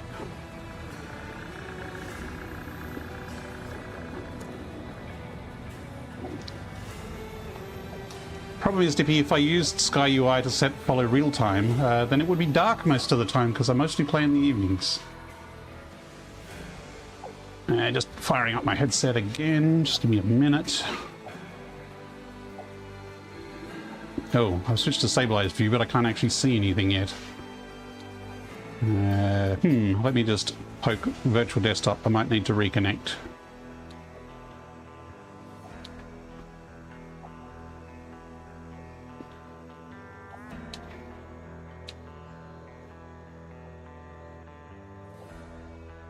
Hopefully the game hasn't crashed.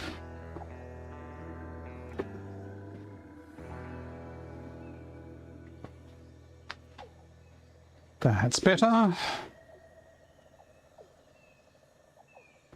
Oh, I have mouse cursor. Go away, mouse cursor.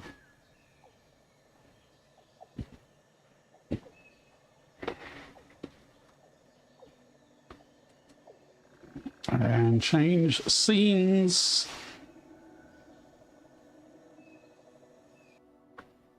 And we should be back. So you need to get a bunch for Dad this year. He loves them. Yes. Hate when I am flashbang playing at night or when I see nothing because my monitor is overwhelmed by daylight. Ah. Yes, so I do have, let me see if I remember the hotkey down here somewhere. No, that's Fix-It Cam. Fix-It Cam. And there's this one. There we have Sky UI. So yes, I do use Sky UI. What I use it for is I use it to set the time of day and then freeze it. And then I do time-lapse videos. So I use Sky UI to freeze time at a nice light level. And then I use Fix-It Cam to set a time-lapse. So I made time-lapses of when I was building the coal factory and various parts of doing the basics factory. And eventually they'll end up in a YouTube video. Basically, I'll take these live streams and edit them down and put some time-lapses in there. I could make a time-lapse of this build. It would slow things down, though, because setting up the cameras is a bit of a pain in VR. So probably I'll set up the cameras around the blueprint maker for next time, so that the next blueprint I make will be able to use Fix-It Cam. Because basically when you set the camera, you need to have the UI unlocked so that you get the angle right. Sleeps time, night peeps. Good, no problem, Russ. You've got that daylight savings thing now, I know. So I know it's a bit later than usual. Thanks for hanging out. Have a good sleep. And we are going to start making this factory. Now, we did a rough layout before, but what that doesn't cover is the inputs and the outputs to the blueprint. So on the bottom floor, we are going to have 6 constructors making iron wire.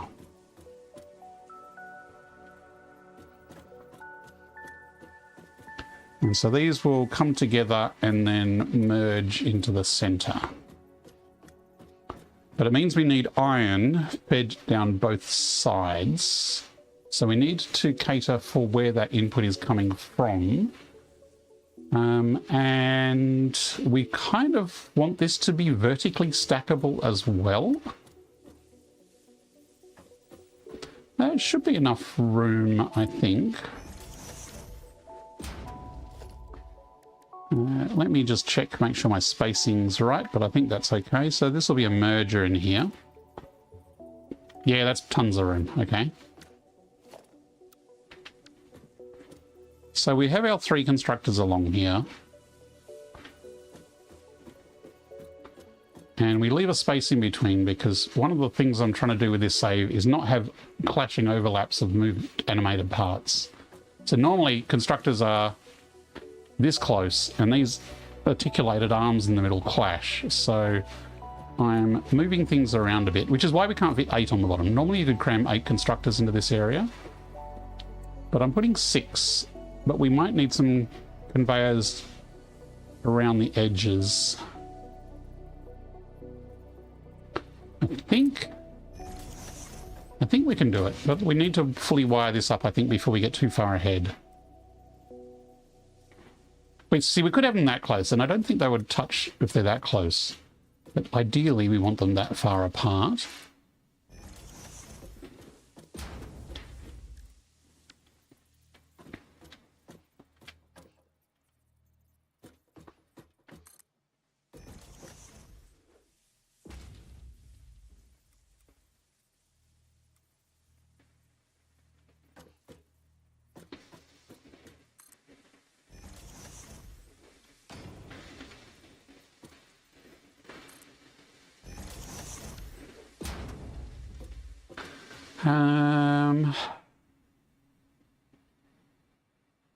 Now, if we merge that way, then the input to the assemblers would have to be this way. So the assemblers at the top would be coming this way, and then the motors were coming out that way. I think that's the way we do it. So basically, the mergers, so splitter, but then we change to merger.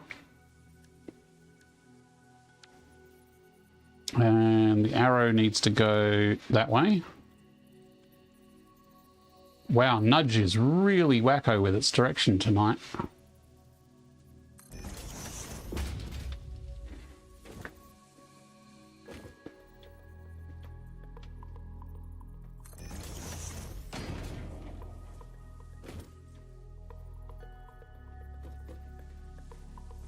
So all the wire will come down and then go up from there. So I won't put any conveyors in yet. I'll basically plan out the logistics first. But we need incoming, let's see, it's the iron wire. So we need our iron ingots to come in down either side. So if we say, we want a splitter here, but we actually want it to be a vertical splitter. Wow, it's not going to let me overlap it. That's a bit annoying. Again, that may inform a change in the layout.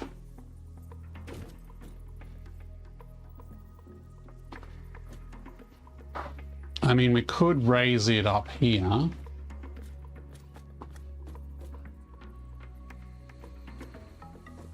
That might actually work better for the overall layout. But doing that, we kind of need to know where the next level is first, so that can kind of sit. Actually, what we might do is make it level with the top of the constructors.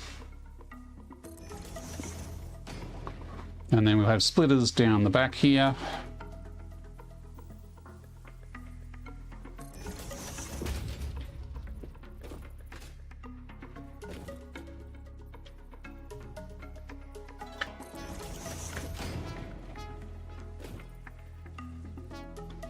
That's, yeah, that is the right way. Okay. And same along the back here.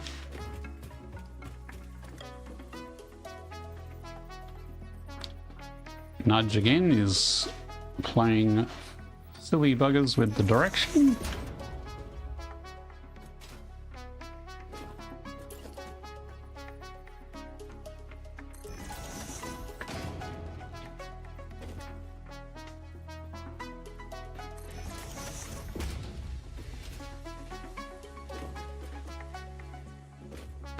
So for this, is it going to line up perfectly, or do I have to add a bit of extra?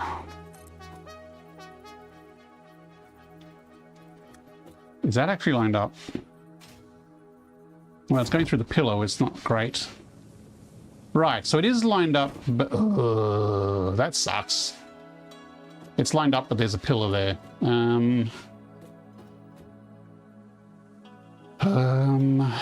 This is why I didn't put all the conveyors in, because we might have to move things around a bit.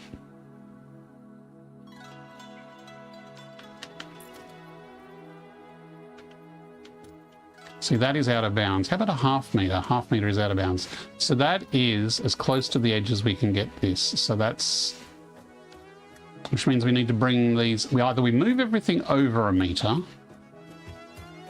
or we need to make them a little closer together.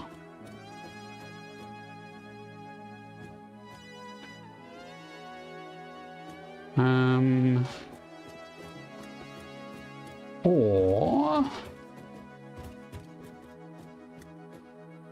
no, I think we need to. I think we need to move them all over a meter. Because this side space is fine because we can use manholes to go up. We don't necessarily need to cram things up here.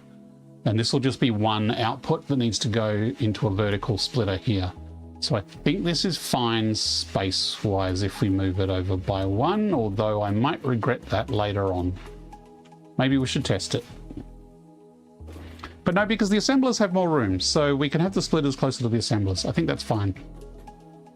So, annoying time, we need to rebuild all of these over by 1 meter.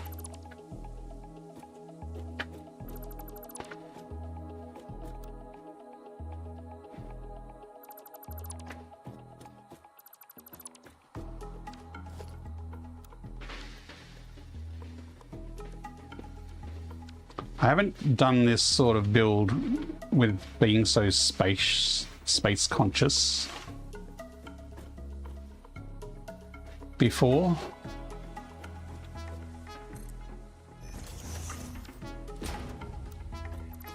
I mean, I'm not a fan of clipping, but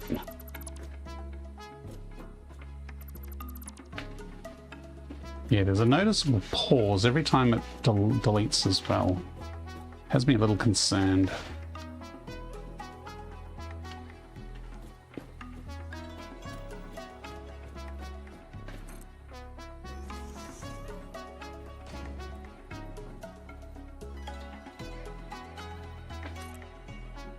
No, that's 1 meter. We actually want to come over 2 meters. But coming over 1 meter is plan B. What the? They were part of the blueprint and they're still... Oh, okay. Don't mind me. It switched off blueprint mode.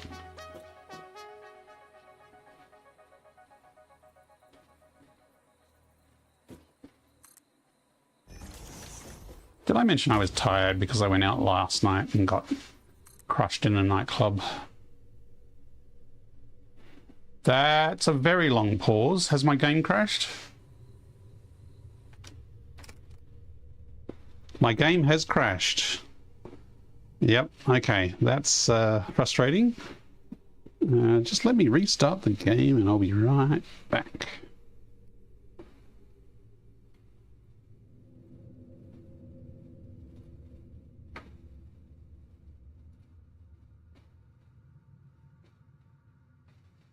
Yep, rip.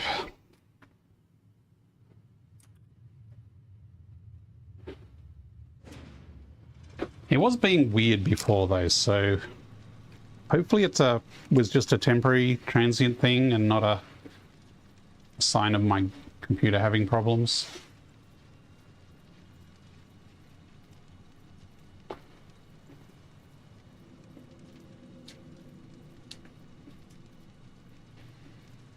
Yes, it is a lot of UEVRs. Thing is, I don't actually use them.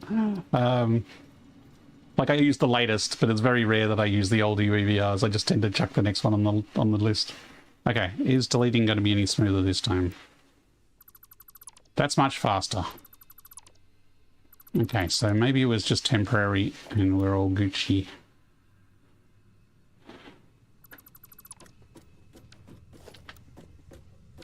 Right.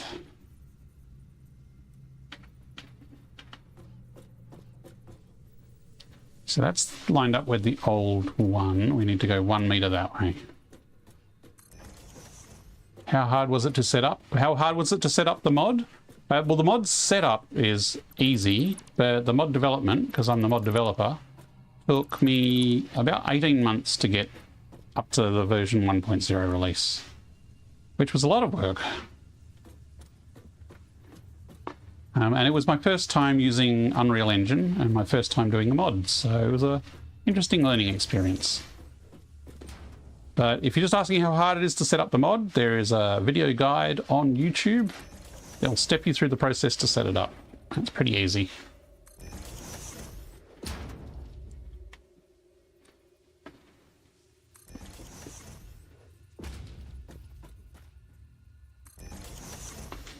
So now this is not conflicting with that pillar, so we should be better off now to fit everything in without clipping. and without compromising our sort of general design.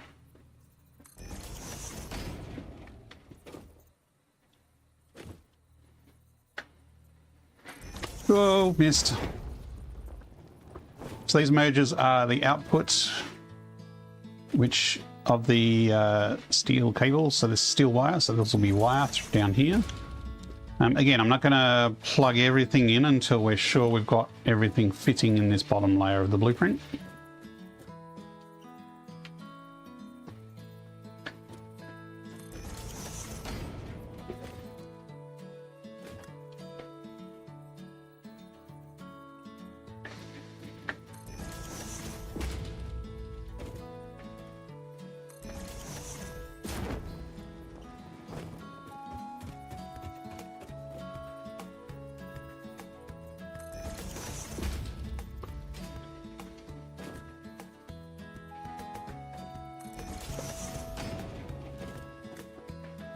Okay, so that's delivering the iron inputs. So the question is now getting from here into here.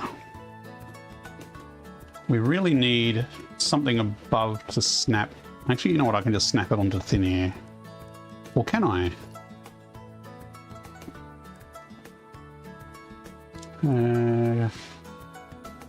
Ceiling mount. Can I snap? I need a ceiling to snap the ceiling mount too. That's the problem. Now, if I just stick that there, that's probably fine to actually just use as a snap point for now. If you want to min-max, you can set item vators on the outside, leading the items via a belt right under the roof of the constructor to a middle belt.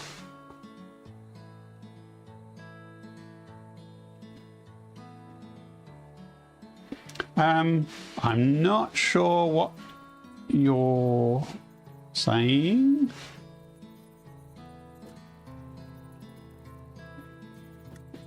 Again, I'm kind of more going for design than min-maxing with this particular setup.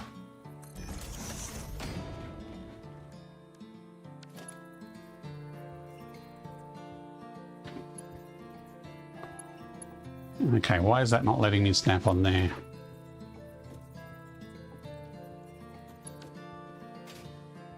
Yeah, are you talking about a mod item vators, or is that a typo?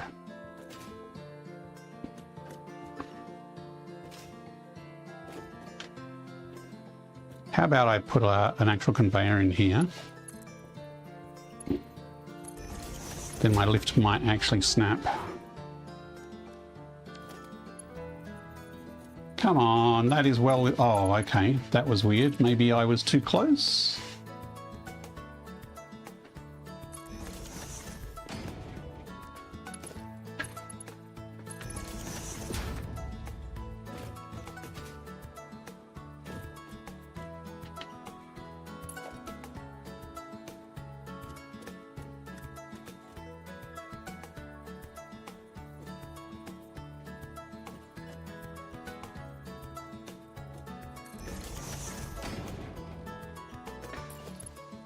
So in the final one, the idea is that we'll replace this splitter here with a vertical splitter somehow. We'd have to rebuild these belts. That way we can stack this blueprint vertically, and we can feed all the iron in from below. But we've been having problems with getting vertical splitters to be able to have their belts rejoined between two vertical splitters. So any vertical splitters will have to be added after, unless they are internal to the design only. Okay, so there's our iron being fed in. So at the moment the iron is kind of coming in here, but when the actual build, we'll replace this with a vertical splitter. I mean, I could kind of put one in now, but the problem is I'd have to rebuild it later when I do actually get around to stacking them vertically. So this is iron wire, and the max output is 22.5. So even if we doubled it to 200%, or even 250%, a Mark 1 is going to be plenty. So let's go Mark 1 for here.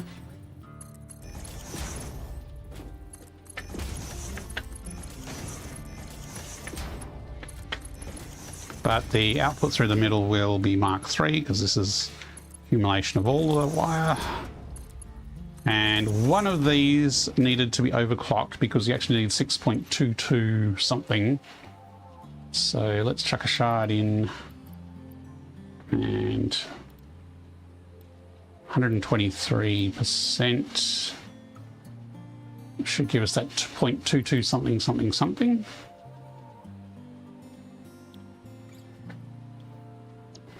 Also, I find it aesthetic to use rectangular frames on elevators to support and encase them so they don't levitate. I agree.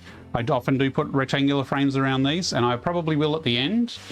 But at the moment, I'm more just doing the layout. But yes, I will be adding lots of concrete and metal frames later on as we go to give the whole thing a bit of a support and frame layout.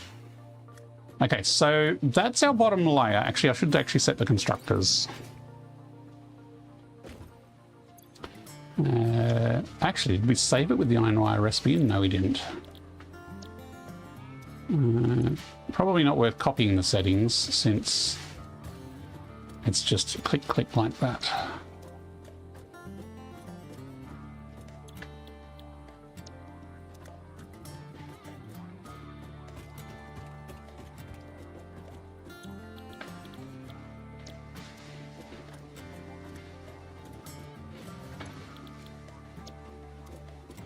That one's the overclocked one.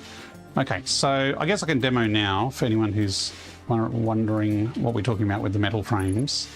One of the frame designs is this small frame. I assume this is what you're talking about. And then you can put this over this like this and zoop it. No. Zoop it up. Like that. So it gives kind of a frame to the lift. Is that what you kind of meant?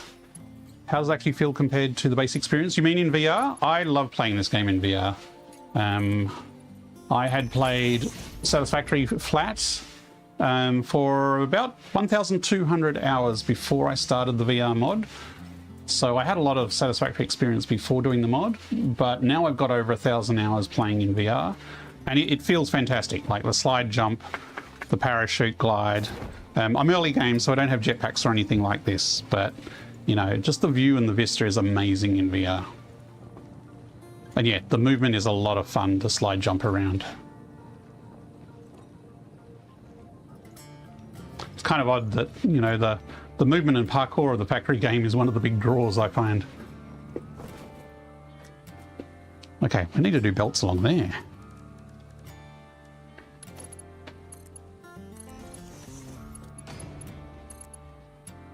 Oh, that's not the right one.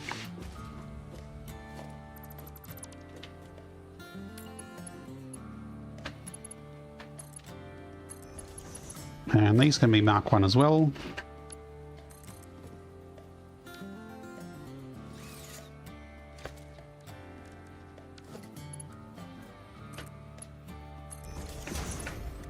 Certainly easier to build with a hover pack for this kind of stuff.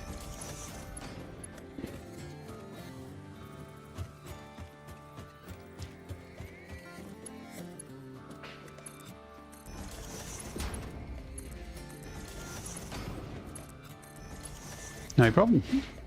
And if Albert, if you've got VR and you've got Satisfactory, you know, it's pretty easy to download and give it a shot. If you're new to VR, it can be pretty intense movement wise. But if you've had experience with VR with smooth locomotion, then you should be fine with it. It's pretty smooth. And there's no forced camera movement by the game itself. So every bit of movement change is done through a control mechanism, so the brain says this is okay. Yep, cool.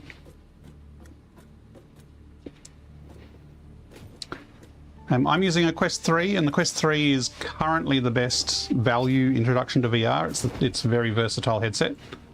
The rumours are growing that Valve's new headset will be announced any day now. I know they've been saying that for years, but the rumours are getting hotter and hotter. When there's, you know, actual signs that they're actually in mass production currently, rather than being just a concept.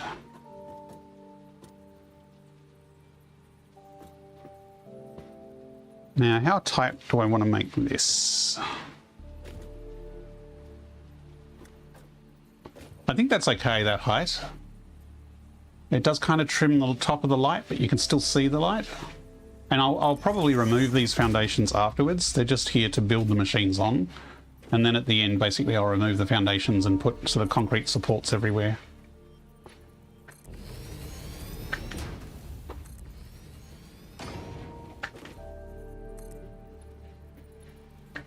And also, because Satisfactory is not designed for VR, it does need a pretty powerful computer to run. Or most of it is in the graphics card. I have a RTX 3080, and there are people who run it on a lot less and are very happy, but I would like a more powerful graphics card. But it runs okay. Like, it runs well enough and it looks good enough that it is a very enjoyable experience. Okay, so on this floor, we have our first two assembles, which will be either stators or rotors, but we also need two constructors to build the steel pipes. Now, we figured out we don't have enough room to put 3 constructors in here, so we're going to put in 2 with overclocking of 1, because we only need 2.5 worth of constructors. Now, the iron's coming from that side, so the back of the assemblers will be around this side. And I probably should think about where I want to bring this up. So if we put a hole in the roof. See, we can move this pretty compact if we want, but I think out here is probably fine. It's easy enough to move it later as long as the assemblers leave us enough room. Oops.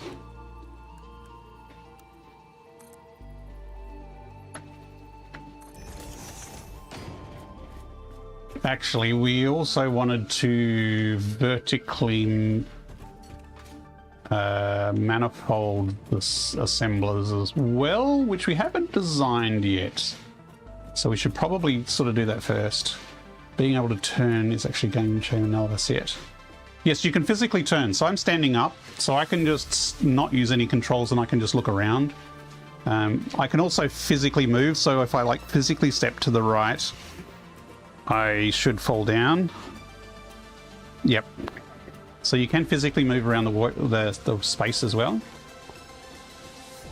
So yeah, you can with the left stick do smooth turn. There is also snap turn, and if you're new to VR, snap turn is easier for a lot of people. So when I first started in VR, I had no problem with smooth forward, back, or left, right. But the smooth turn used to throw off my balance and I'd used to fall over or almost fall over. I'd get really bad vertigo from the smooth turn. So I had to use snap turn, because snap turn basically does 30-degree angles in a snap, and it's a lot easier on the brain for some reason. So yeah, the mod does support snap turn. No, not that. So I've got assemblers and we need 4.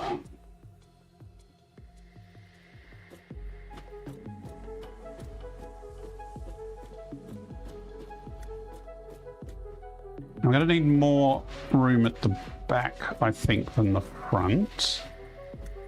Although it's probably much of a muchness. I think I probably want to put all these in place and get the logistics wired up before I get too far ahead. Yeah, see, this angle's not great.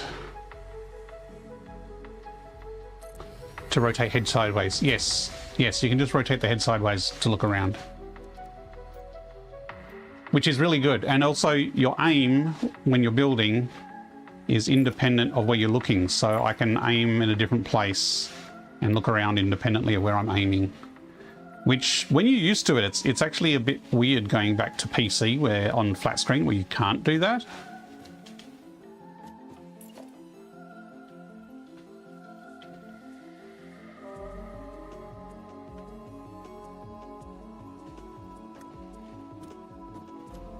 Let's try that height.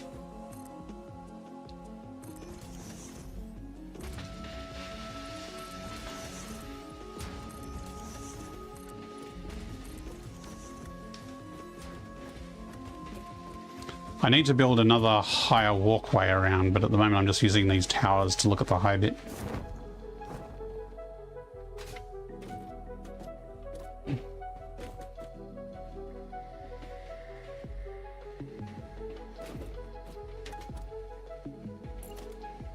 Now I need these actually lined up exactly.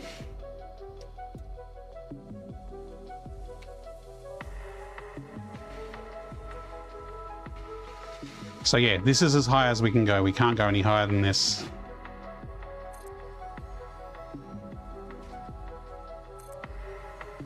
Okay. X-axis turn. Well, you can look up and down as well. You can even turn your head on the sideways, which you can't on PC. So you've got 6 degrees of freedom, they call it, or 6 degrees of movement.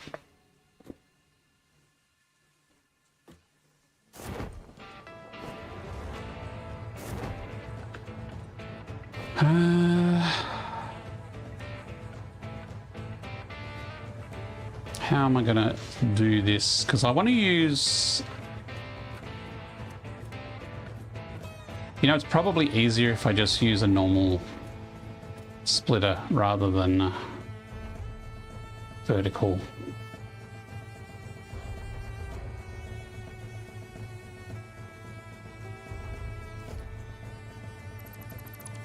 So what I'd need to do a vertical is I'd need a lift that goes further.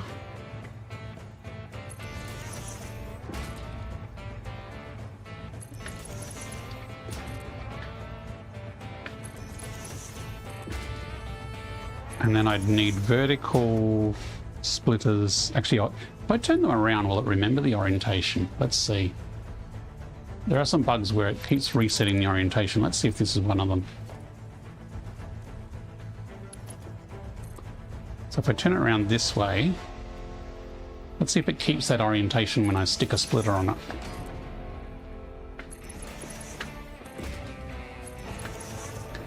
Because I prefer it this way around so you can actually see the products going up into the machines.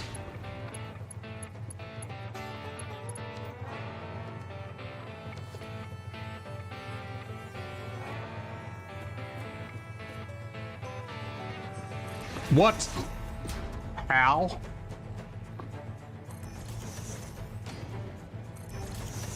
Let's try that again, shall we?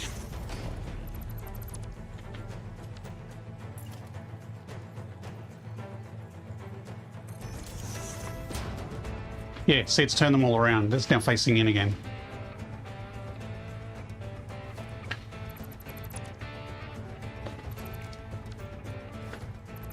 I wonder if I... Look, I'm not going to wrestle with it. It's been a problem where in general it keeps rotating lifts around on me. I'm not going to fight it too much. Now, we still need to merge in. So we need iron going up one of these. And... sorry, wire going up one and pipes going up the other.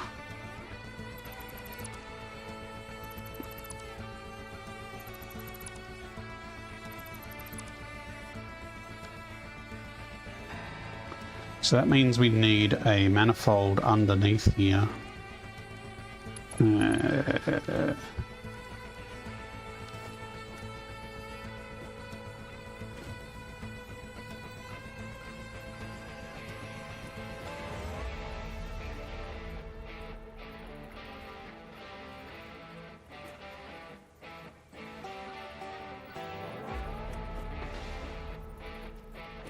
That actually fits in there.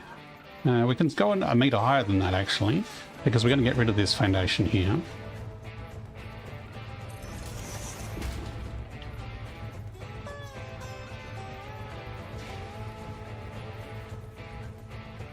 And then this doesn't go up here. I kind of want it to tuck in tightly in there. Doesn't hand GUI not look, feel too small? Not in the headset, no. No, this is perfectly clear to see in the headset. It may look a bit small on the screen, but remember this is filling my entire vision. So yeah, everything is scaled to be very readable in VR. I'm also doing a lot of quick buttons by memory, so I'm probably flicking through them very quickly. But yeah, it is quite readable in the headset.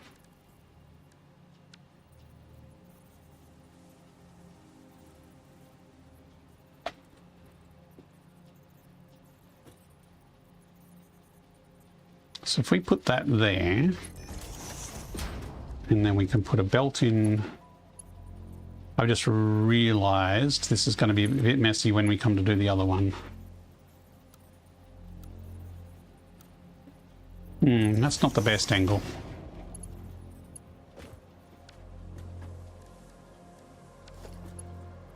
Yeah, this should have been on the outside. The pipes should be on the inside. Where is my headphones going? Oh, I have a hole in my pocket. I'm using a wireless receiver on my headphones and they kind of just slip down my leg. Whoops. So this...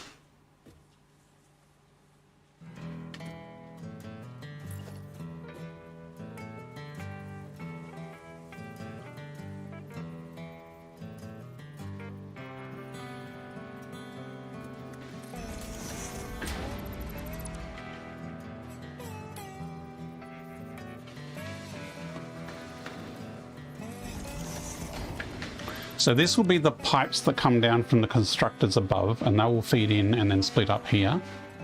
And then this one will split into these other two. Ah, fell off.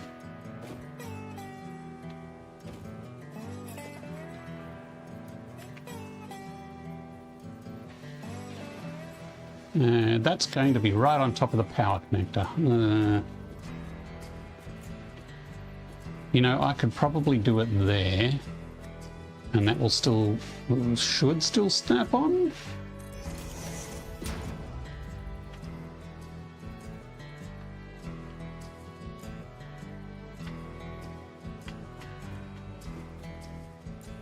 Incoming Pioneer reinforcements. SMERKIN 5000 is leading a force of 55 viewers. Smirkin 5000. Hey, Thanks for the welcome, raid, welcome. SMERKIN 5000, and welcome Azure, everyone to the channel. Can we get a shout out for Smirkin, please? If I remember correctly, Smirkin is also an Australian Satisfactory streamer. Welcome to the channel. Welcome everybody. I have it on record that SMERKIN 5000 is an exemplary pioneer, and recommend that welcome you to check out their Satisfactory in channel. VR. We are making. This is where my chat is not going to keep up. Hello, hello. Thank you. Welcome. We are streaming Satisfactory in VR. I am the mod author of the Satisfactory VR mod, so I know all about it if you have any questions. And it is a great way to play Satisfactory. I also have really laggy sound Firehammer currently. TV just followed you. Thanks for the follow, Firehammer thank you very much for the follow. Thank you. And welcome to the channel. Okay, we are making a blueprint to make motors. We're still early game. We're still working on phase 2, and we haven't made motors yet. So this is an early blueprint to make motors. This blueprint will make 5 motors per minute, just using basic early steel alternate recipes. And I'm just trying to cram a vertical manifold in here. Laggy sound because all the raiders, possibly. Yes, how was your stream? I assume you were streaming Satisfactory, is that correct? So how do I feed this? So this coming out of here should hopefully be able to fit in there, although it's going to be tight. This is going to be very tight.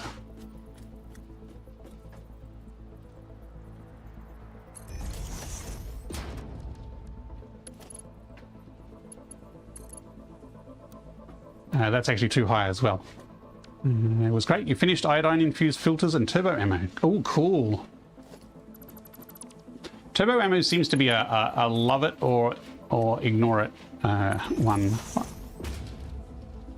Then again, I'm more of a rebar fan than a rifle fan.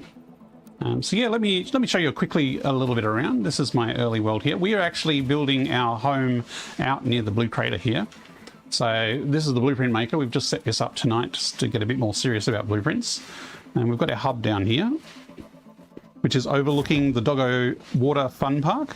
Not fun yet. I need to add some more some water slides and things like that. So it's still early days, but the doggos are enjoying it. I've only got a couple of doggos at the moment. So let's see how they're going. Hey, doggos. Where are they going? Come back.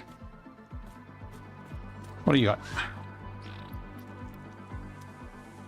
Ooh, rubber. Nice. It's easy to please the doggos, though. It is easy to please the doggos. I'm doing a lot for them here. I'm automating everything in this place, so whether I like it or not, it gets made. Automation is the way to go. I do tend to prefer...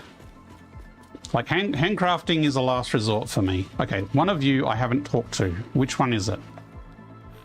Timmy? No, you haven't got anything. Scratch? No. That leaves George. George! Ooh, crystal oscillators. Very nice, George. I need those. And we can't automate them yet. Does the mod support Linux? Technically the mod does, but the mod relies on Unreal UEVR, the UEVR injector, which is a separate tool, and it does not support Linux. We have had a few intrepid community people trying to get it work, but it comes down to the problem that UEVR does not work in Linux, unfortunately. I still one day would like to make a fully native mod, but I started this mod in 2014, and at that time I didn't know Unreal Engine at all. Okay, Dippy got it working, but the performance is terrible. There you go. Dippy is one of the people who's been trying to get it to work. Yeah, UEVR is a separate tool made by Praydog. He's a bit of a genius. So UEVR does the kind of the VR rendering side of things, and then my mod handles all the hands and the interfaces and things like that. So we've got some sort of selection wheels for the different equipment. When you're building, you can either use the building quick menu. So quick menu is here, and you can toggle through the different pages of the quick build menu. So this is how I usually grab things to build. Scanning is also on a radial menu here. It's time for me to raid and run. No problems. I'm guessing you're on the east coast, are you, Smirkin? It's a bit further ahead in the future over there. Best force will be to brute force through better hardware. I don't know what Dippy's hardware is. Thanks very much, and thank you so much for the raid, Smirkin. Have a good evening. I'll catch you later. So over here we have our basics factory, which is making all the basic sort of plates and iron and wire, and it's also making AI limiters and quick wire. So we've just been working on that the past few streams. South Coast near Melbourne. Okay, yeah, so you're 3 hours ahead. I'm on the western coast over here, so we've still got some time left in the day. And over here in the blue crater, we have, as you can see off in the distance, we've got our coal power supply, which we probably need to overclock soon. So we've got 16 coal generators over there. They're only at 100% at the moment, but the plan is to overclock them to 200. There's a little steel factory in there that's making pipes, beams, and encased beams as well, and there's a little concrete factory there, but the steel and concrete factory we will do an overhaul and an upgrade. So I'm trying to do architecture on each of the buildings before I move on. So I had a bad habit in past playthroughs of building a factory and then leaving it as a floating platform. Functional, automated, but balanced and everything, but not very pretty. So this playthrough, I am trying to be a bit more focused on coming up with some new design elements. But as I said, at the moment we're making a blueprint for making motors. And I'm trying to get vertical splitters and mergers to work. So we've got, let me climb up there so you can see. We're just trying to work out the logistics and see if we can cram it all into the one blueprint here without too much clipping. So this floor will be our stators.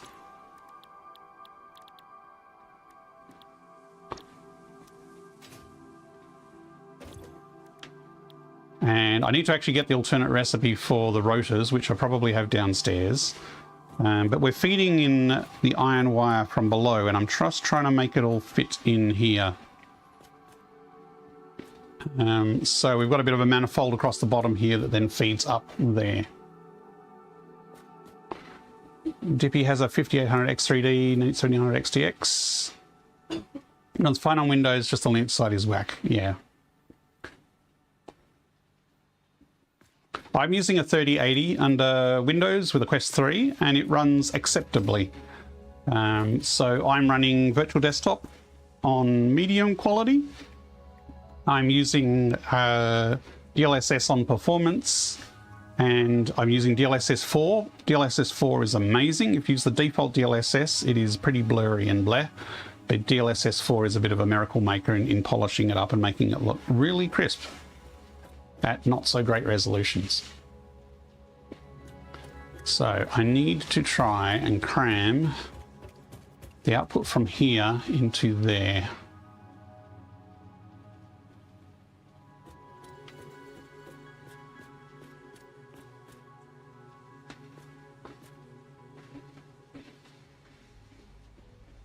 The other way I could do it is bring it around and through, but that would be even messier. It's just a little too squeezy, and I don't think I can come out any further. This is as far out as I can get it. There's a UE5 game. We had to tame performance expectations a bit. Yes. Yeah, it is a performance-hungry game graphically. So even under Windows, it really helps to have a grunty graphics card. How can I do this?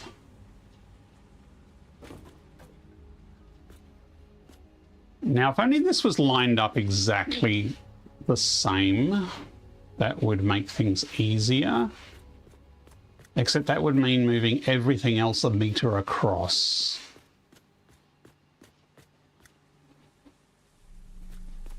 Which would be really challenging.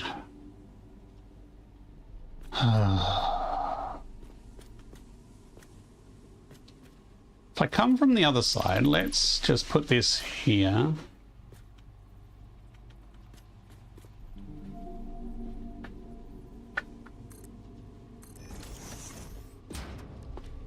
Let me see if I can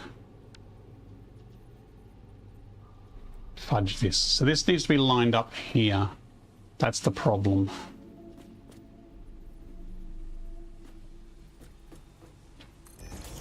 Either way, this is going to be a bit ugly, I think.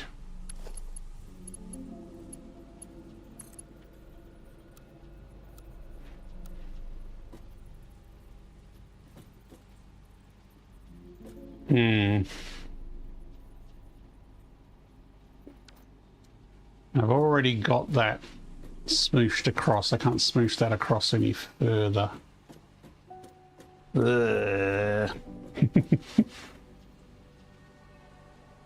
So where I wanted to improve that, I'd have to fork UEVR first. You could certainly try. Wants you to stretch. You want me to stretch? On, do it. Reach your hands in the air like you just don't care. I'm stretching. You could certainly try forking UEVR, or I'm pretty sure if you did a pull request, if you did get some Linux improvements going, then I'm certain that Praydog would accept them, or at least allow a fork. Because it's sort of in his best interests to get it working under Linux as well. At least I think so. I've only talked to Praydog a little bit. He tends to be not the most contactable, but you know, he made a tool that unlocks all Unreal Engine games, or a lot of them, to VR. So I'm getting he gets a lot of messages. You know, I'm going to have to move these assemblers across by 1 meter. That would solve a lot of hassle. It's going to be a little not ideal, because I was hoping to leave a bit of a gap at the side here. But let's tear it all down and move them across by 1.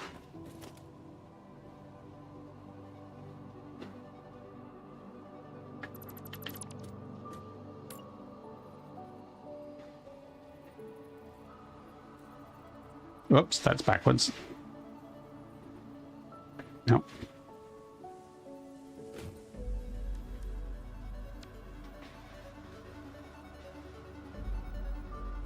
I could do it by ½ meters, but I don't think that would actually help in this case. I think it would make it worse. Oh, they didn't actually snap properly. That's going to be a problem as well.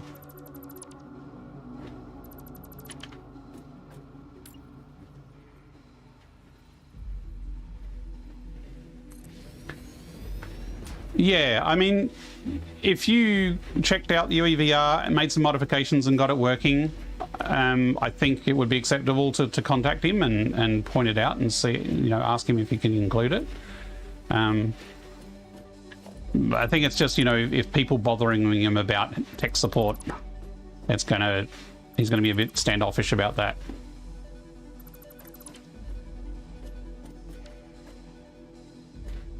You know, I've had, you know, random errors come up in the Satisfactory mod, and he suddenly jumped into the Discord and pointed out help with it as well. So, you know, he can be helpful sometimes, and just randomly come out and help.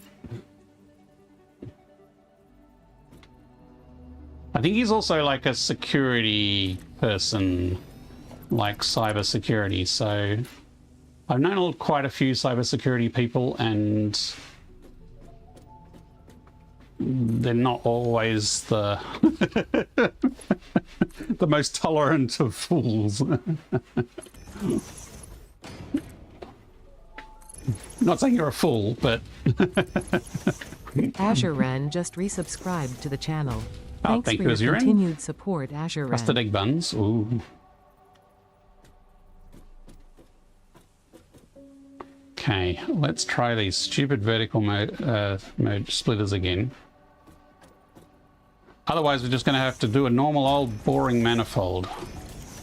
And I'd really like it if we could get this to work.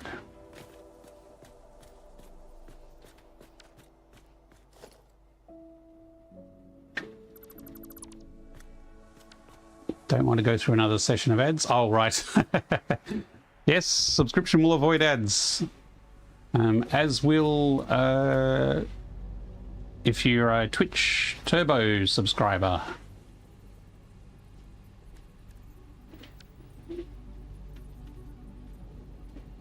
But if you already got Amazon Prime, you can get one subscription for free.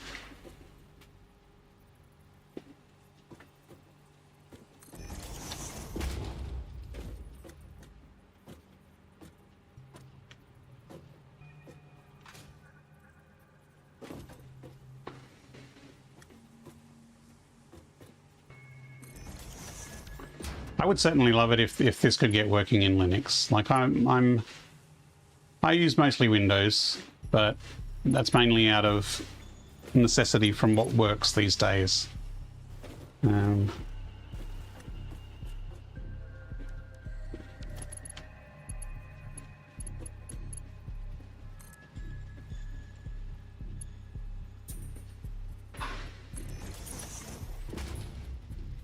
Okay, I think that's snapped in.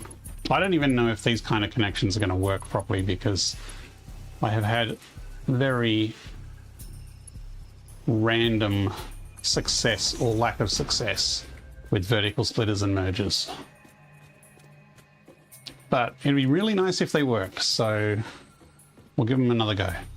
So now, because we've moved across by 1 meter, we should be able to go from there to there. Really? Not in curve mode. Default mode, yep.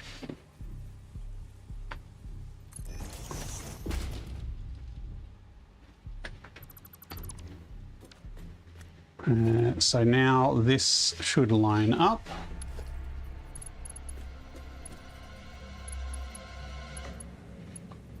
I should have moved it back one.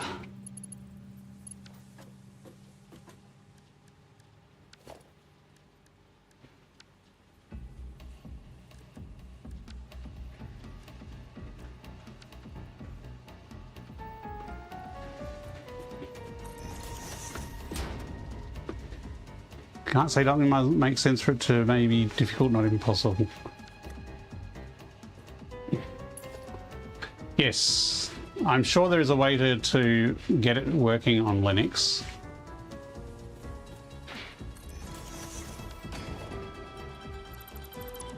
It's not something I have the technical skills to figure out, but maybe getting this mod to work without requiring UEVR is something I could get working.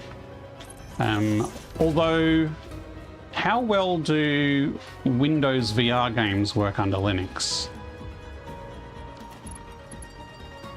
Does Proton work okay for running normal Windows VR games?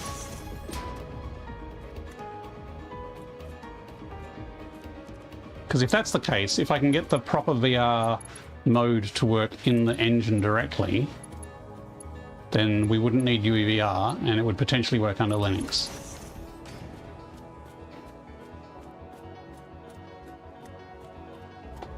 Okay, so technically that is connected.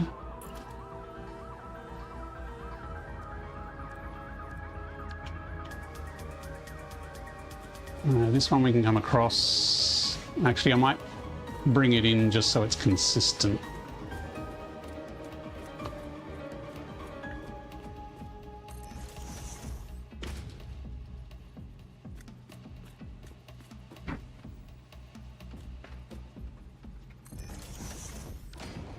Okay. Proton handles VR games is fine. Question is if that would be easier than improving UEVR. I can't improve UEVR. I can possibly get the VR plugin working with the mod. So my skills are within the Unreal Engine space. And if I can get the plugin working in Unreal Engine as a game mod, then that is something I could do. Or at least I think that's more likely to be possible for me and my skill set. Because to get UEVR working under Linux, because it's doing injecting into DLLs and injecting into executables and that kind of stuff, I know nothing about that field. So that is not something I can do myself. I would have to rely on someone else to do that. And I have been experimenting in Unreal Engine just in like a sandbox project with the real VR plugin. So I'm getting familiar with it and figuring out how it works. So as I get more familiarity with that, hopefully I'll be able to figure out how I can get that working in the context of a Satisfactory mod. Okay, so we've got our stators. We'll get our rotors once we actually get the blueprint. We need 2.5 constructors here for our... You want a blueprint, not a vehicle, there's a blueprint. These will be making our steel beams. Now, we still need to leave room for the motors assembler at the top, so we can't make this too high. But we do have our constructor blueprint that has the lights around the bottom. So if I put this here,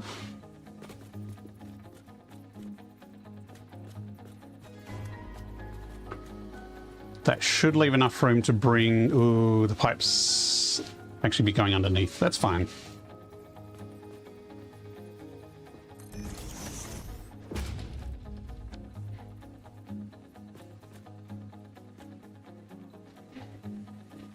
And that looks centered.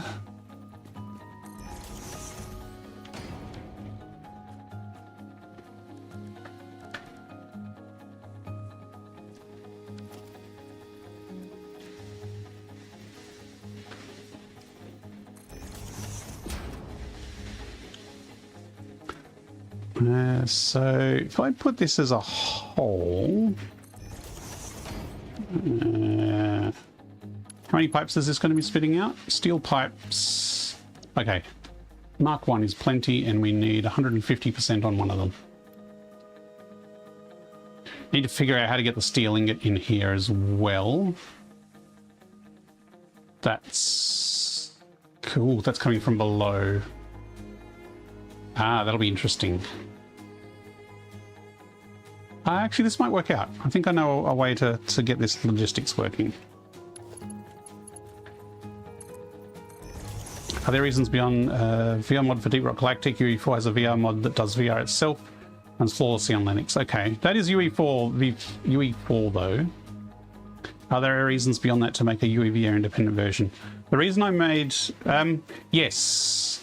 So I am limited in what button presses I have access to with UEVR. So UEVR emulates a game controller. So the mod gets your basic joysticks. So I get a trigger button, I get 2 sticks, I get a grip button, it's like 2 triggers, 2 grips, sticks, but I don't get any of the touch, capacitive touch sensors. If I had the native mod working, I could get capacitive touch information and I could do like proper hand gestures. So you could do thumbs up and different pointing actions and things like that. I can't do that currently with just UEVR. So I would love to have the proper plugin to be able to do that sort of stuff.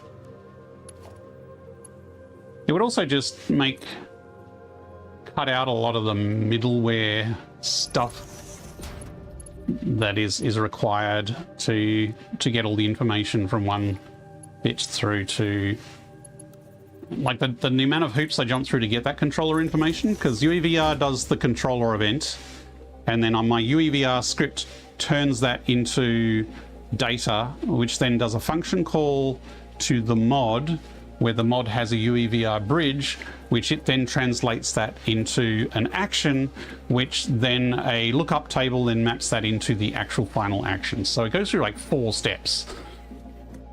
Yes, I would love, like, you can point, although that's not actually intended to be a button press, and it's actually the reverse. You press trigger to point, which is backwards.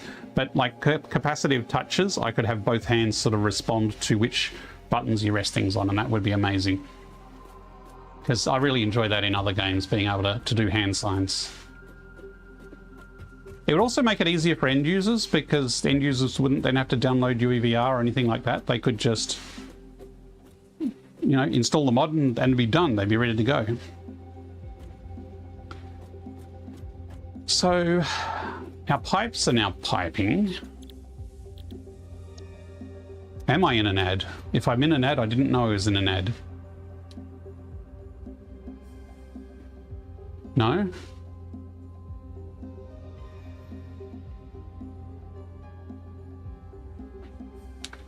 Sorry, Azurin is asking me if I should be in an ad break now or not. I did run an extra ad break while I was on the end of my dinner, which should have pushed things out another hour. So yes, a long session without an ad break, which is good. I need the recipe for steel rotors, so I cannot get any further until I do that. I do have a lot of hard drives waiting here, so do I have... There it is, steel rotors, and I don't care about charcoal, so yes, please. Done.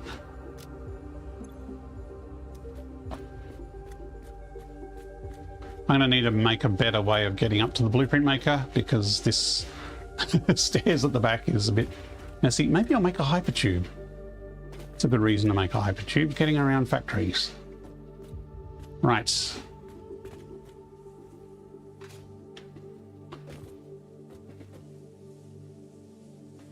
I'm wondering if I should test the blueprints so far before getting too far ahead to see if this vertical splitter stuff even works. I don't trust it.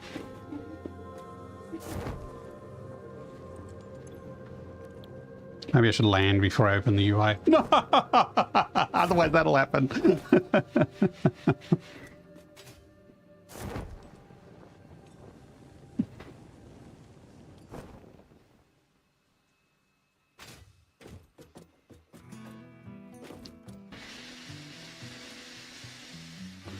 No, let's build another bit around here to actually avoid those accidents.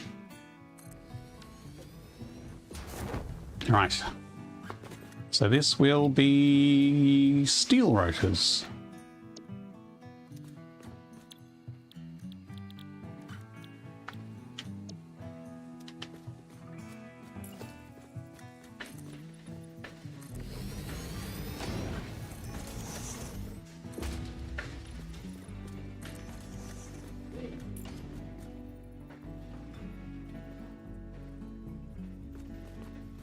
Nope, it's got to go around the other way.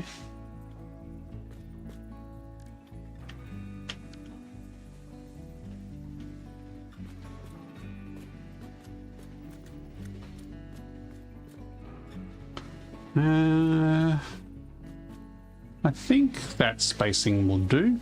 I'm not going to bother with a vertical merger here. I'm just going to do a normal merger.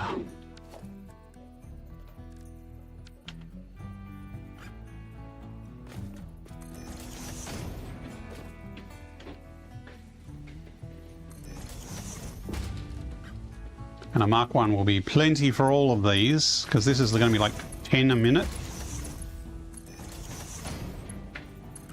Okay, so that one there will be where the stators come in from below. So if we line it up,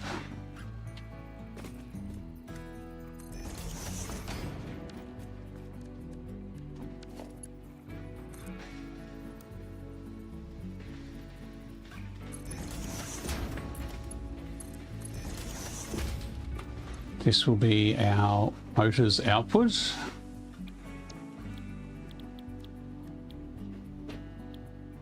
Now I wanted to do a vertical merger of the output, but I don't know if I'm going to have room within the blueprint.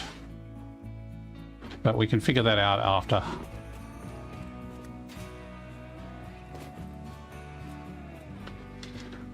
Okay.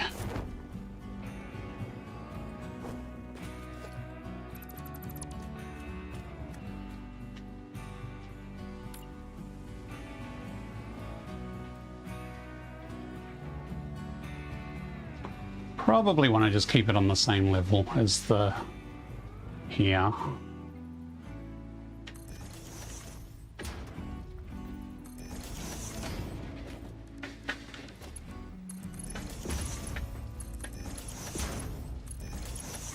Ah, I see. We'll need to do the lift up here.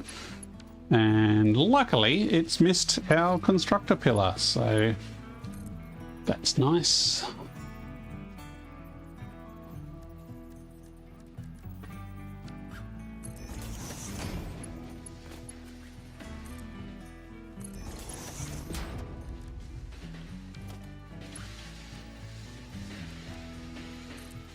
And that's a Mark 3, and a Mark 1 is plenty. Okay, so that's all the bits. This should be functional if we had power, and I'm tempted to save it and just test it with really janky power.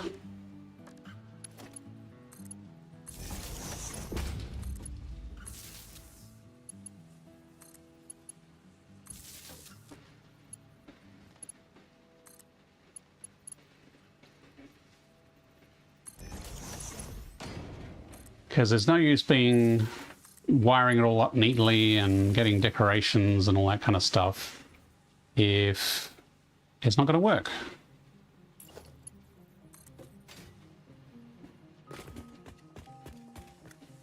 Ah, that's right, it's down here. Yeah, super jank.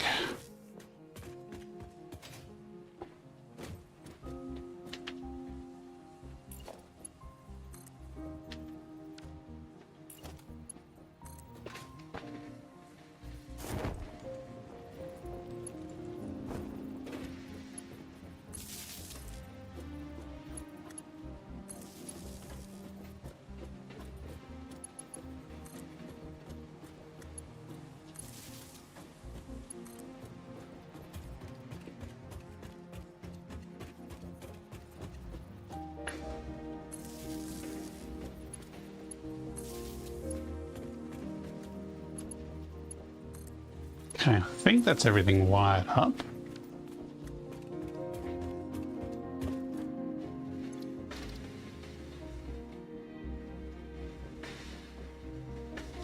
So this is our motors factory using steel. Because we could technically use iron pipes and copper wire, or even just iron pipes would be no longer steel. It would just be a completely iron motor factory. This version is using steel. Set directory, production, mini factories.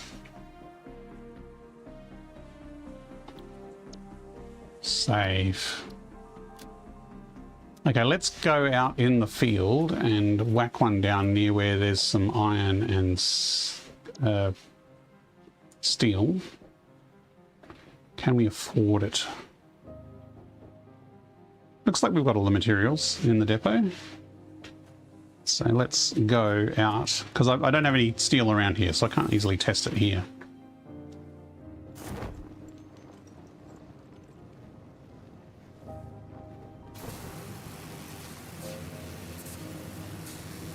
Ah!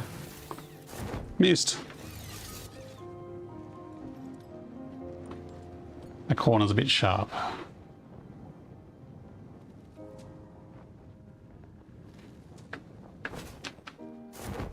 Come on, come on, come on, come on, you can reach it. Yeah, there we go. Zipline is great fun to travel around in VR.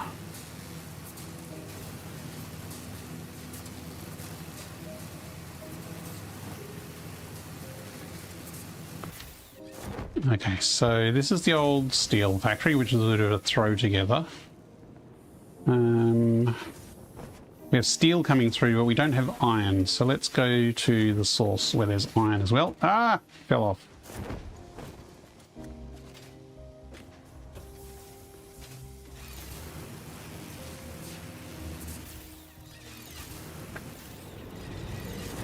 We're actually processing the ore up here. We just need to steal a little bit of steel to test, make sure it's working as a blueprint. Then later on we can figure out the logistics of where we're going to stick it.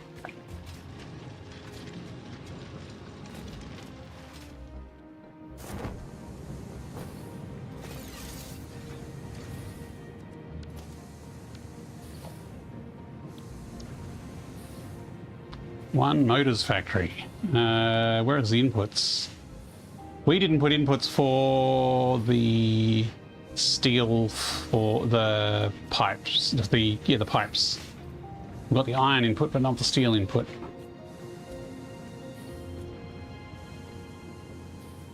I've just realized as a mistake. It's okay, we can just chuck it in here. So iron wire, so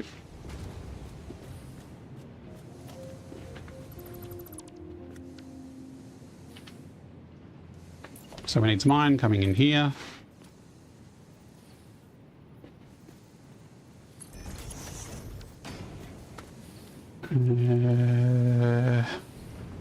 We need some stairs.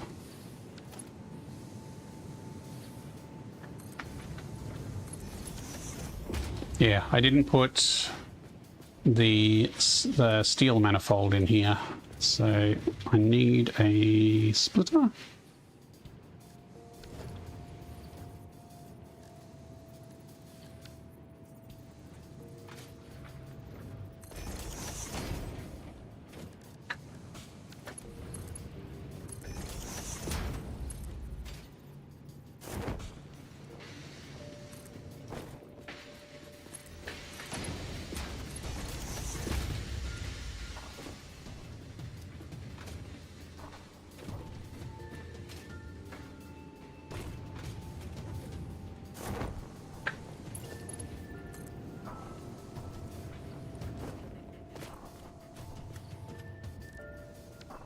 So that'll be steel. I think that's steel there. No, that's coal. No, that is steel. Okay, so let's just stick a splitter on there just to steal some. Come on, it's got to be snapped onto the belt, otherwise it's not going to do anything. There we go.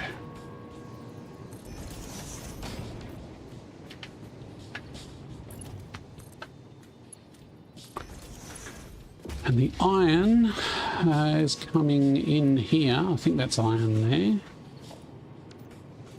Yes, that's iron there.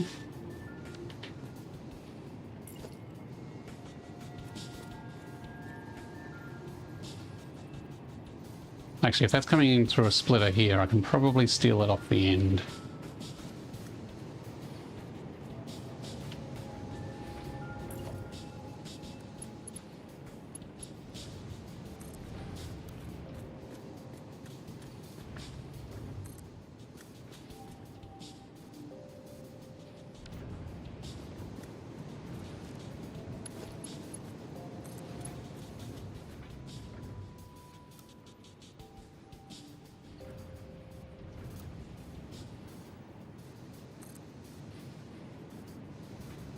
Not too fast here. This is just plugging it in for a quick test.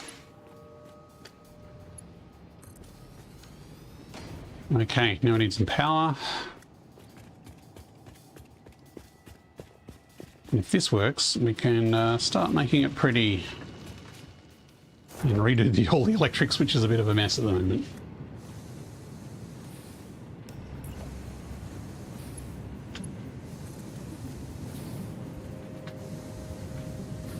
There's a power pole that's free.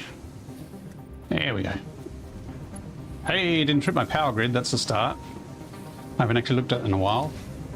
Yeah, we're still below.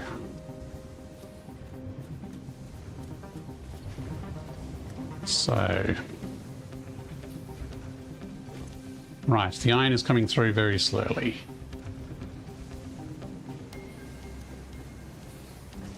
Actually, the iron isn't coming through at all. Have you ever played Factorio? I have not played Factorio.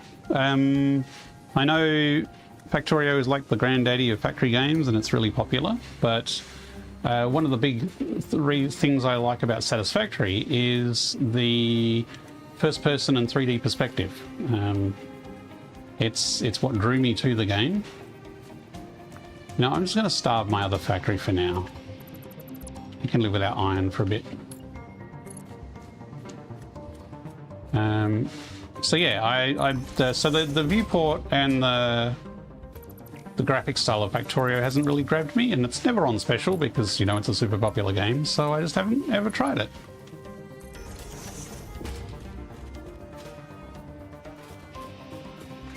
I also like verticality. I like building in verticality, and I know Factorio is more about building out and blueprinting and just mass producing things.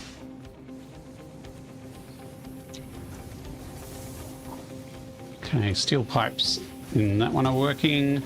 Steel pipes here are working. Green light, green light, green lights. We got green lights all the way around. One white light over there where it's overclocked, so all the wire is going. Hopefully it's all outputting correctly.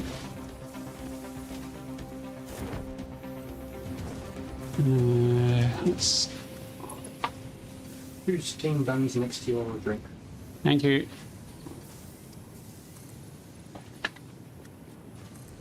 Factorio is definitely a different cup of tea. Neither game is superior. Yeah, that's what I've heard.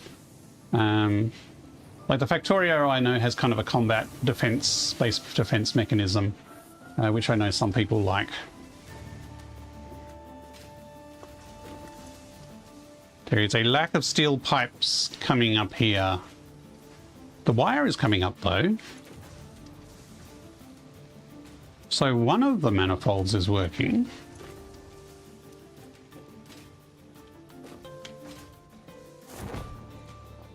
Yep, wire's coming up. Oh, look, I can see it there. We didn't connect the outputs. Okay, so total mess up of logistics on the pipes. We need to fix that. Now, with a bit of luck, we should see pipes going up. Yes. Okay, that's good. Why are they not coming into here, though? Ah, we didn't actually put belts in here. So that's another thing we need to do, is connecting belts for the stators. Hope someone's taking notes.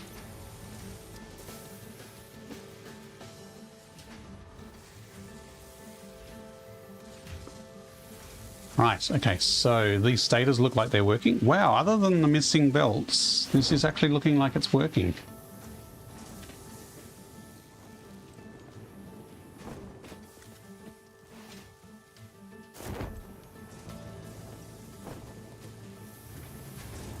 We didn't connect power to the motors.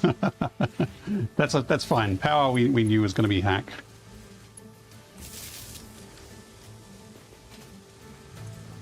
Stators are slowly coming in.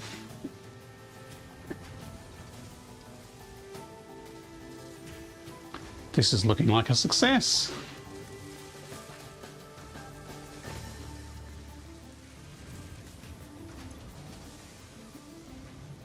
Right, cool. Let's just go and check and make sure nothing's output is blocking, because sometimes it's easy to miss You know, you look at a machine and it's going, but is it actually outputting correctly?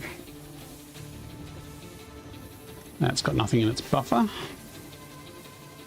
Clear. Clear.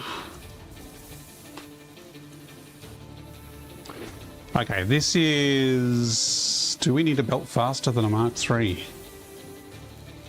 Or is this just playing catch up? That's going to be a pain in the butt if we need a belt faster than a Mark III because we haven't unlocked those yet.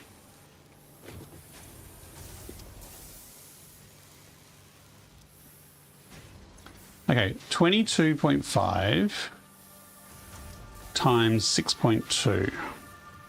So under the info tab here, there's the search, which has a calculator bit in, built in. 22.5 times 6.3. 141, that's plenty. Mark III is plenty for that, so we should have no problem. See, it's not blocked.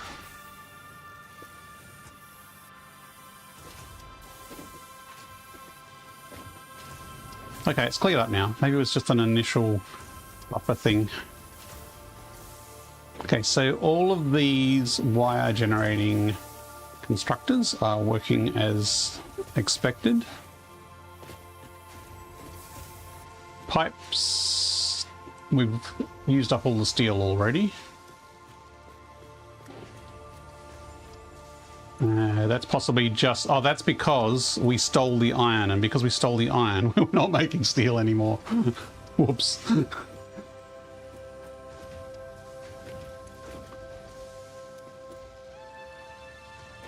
Okay. Yeah, I think we're good.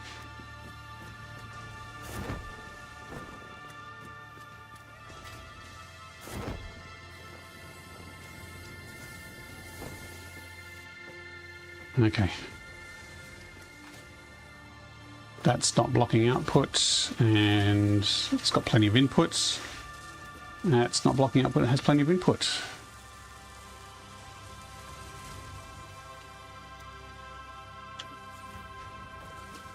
I think this is a success. We just need to fix the power wiring and fix the logistics for the steel pipes. Okay, so this is probably going to blow up my inventory because it's got lots of crap in the machines. Okay, those are the bits we need to build. So yeah, these four little conveyors and those conveyors.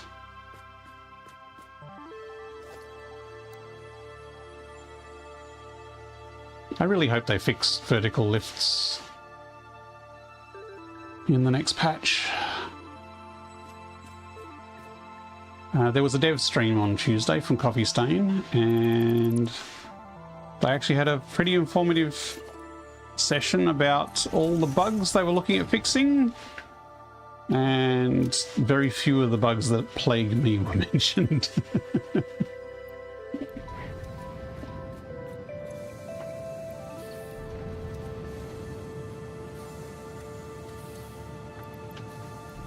So, yeah, we'll see. That really sucked up all the iron quickly.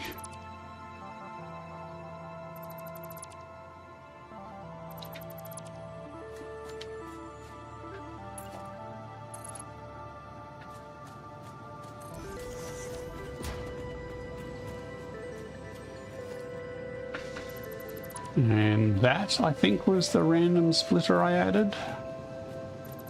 Yeah.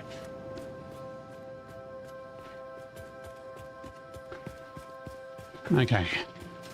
Yes, I know there's a crate full of junk there.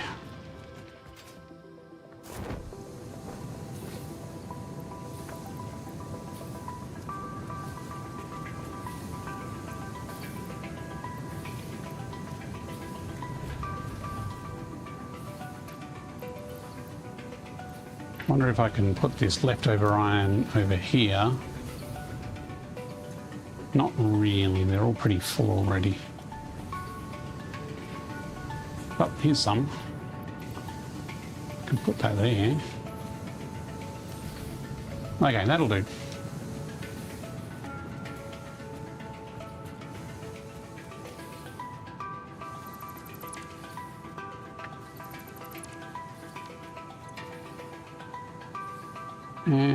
delete...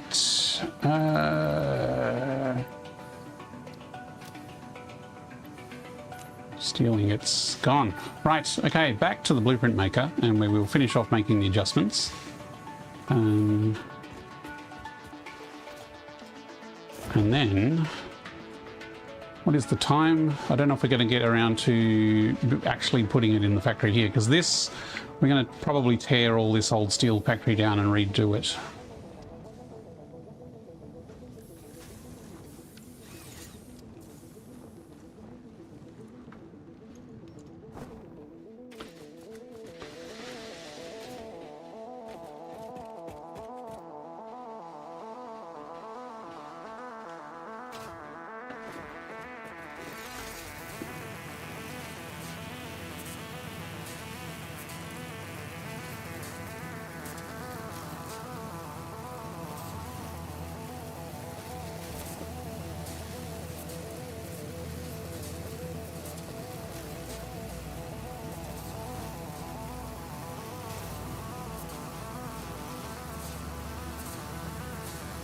Maybe we should just unlock hypertubes.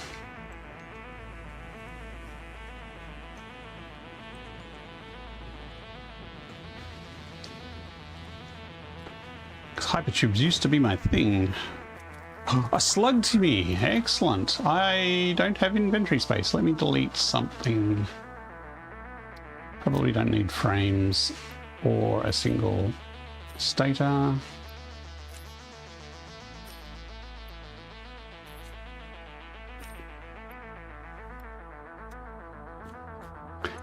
George again with the spitter remains. Been hunting again, huh? Ooh, scratch, more high-speed connectors. Ooh. We really want high-speed connectors because they are needed for making the geothermal power thingies. And I have the recipe to make high-speed connectors, but they need circuit boards, and I don't have the recipe for circuit boards. So, yeah. How many high-speed connectors can I make with the circuit boards I've got? Actually, they were in my inventory, so... Sorry, they were over there, so I need to actually have them on me. Because I need 100 high-speed connectors to unlock geothermal power. Okay, I can only make 22 because they take... Oh, it's only one circuit board each, okay.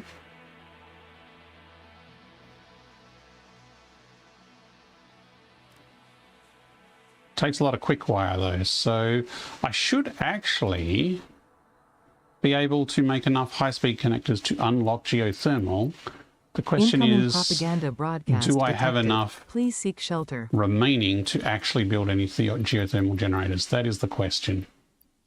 And I do not know the answer. So I will do the math later on and see if it's actually feasible yet to do, because I've only got coal. I'm trying to avoid making massive turbo fuel or rocket fuel power stations because I've done that before. But I need enough power to make it to nuclear, so I'll probably need to make a little bit of fuel along the way unless I can do something with geothermal to get enough power, because there's plenty of geothermal nodes around. There's one in the middle down there, there's 2 or 3 over there, and I think there's a couple over that way. So there's quite a few geothermal power nodes around, which I could probably get decent power output out of. Now, that was an ad break warning, so I'm going to take a break now for a few minutes. I'm going to stretch my legs and have a bit of a drink. And then we will be back after the Twitch ads run, which they only run for 3 minutes, so it won't be long. And we'll be back after that. Thank you very much for watching. Be back shortly.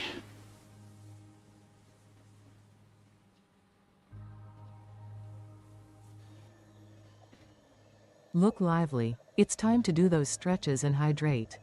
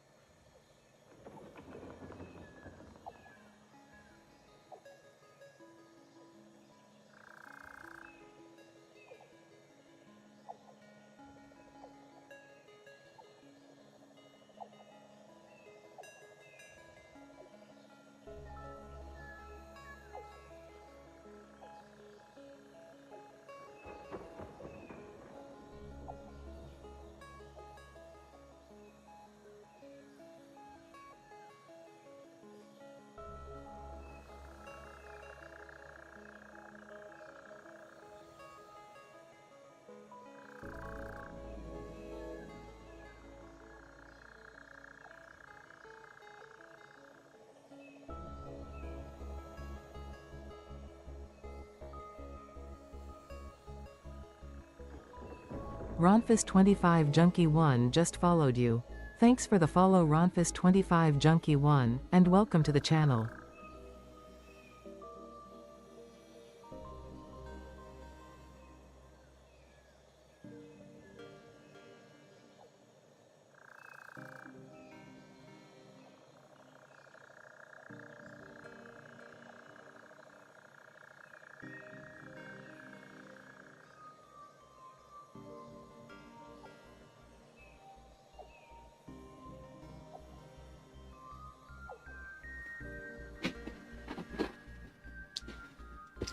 Thank you very much for the follow while I was on my break. We are playing Satisfactory in VR. And we are working on a motors blueprint from Little Motors Factory. And I've been in the headset for so long before, I forgot that I had some ginger beer waiting for me. So Bundaberg Spiced Ginger Beer is back on the menu as we get closer to Christmas. They make the best non-alcoholic ginger beer, and the spiced ginger beer is just magic. So it's always fun this time of the year when it's available. But I apologize if I burp because it's a bit gassy. Good evening, Under the Radar. How are you going?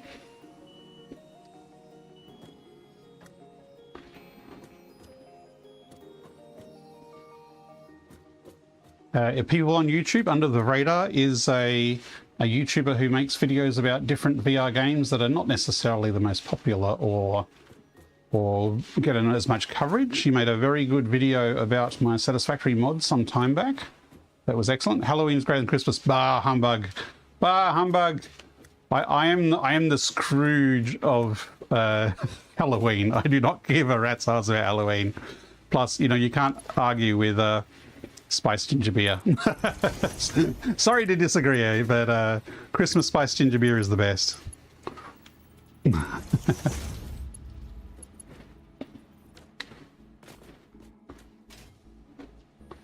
I mean,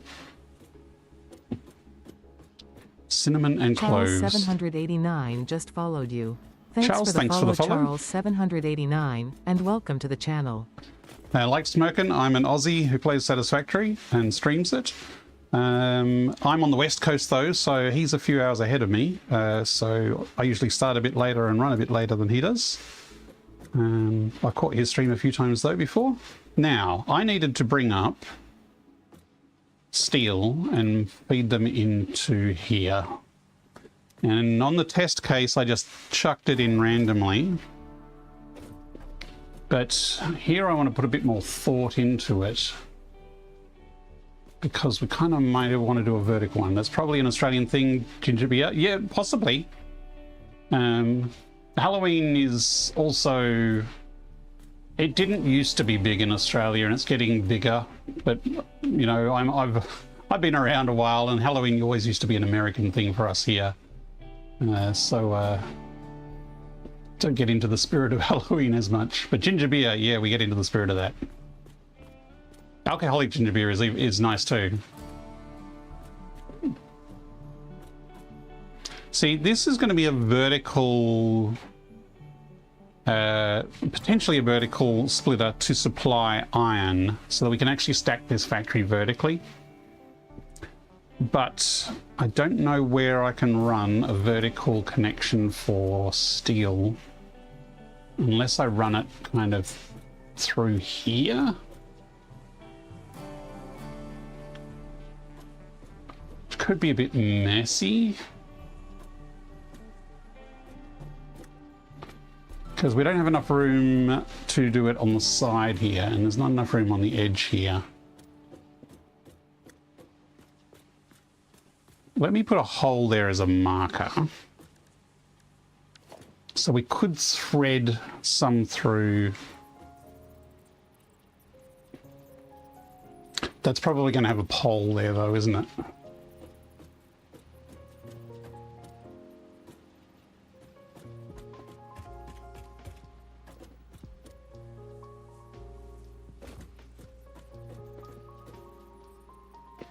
Actually, it won't clash with that.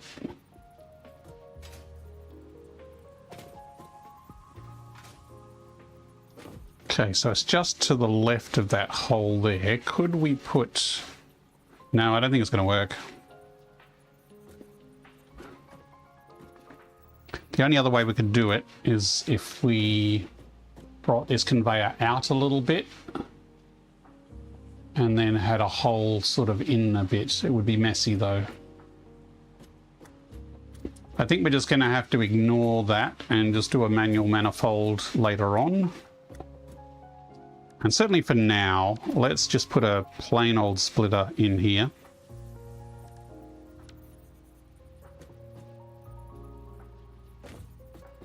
Could bring it up the side.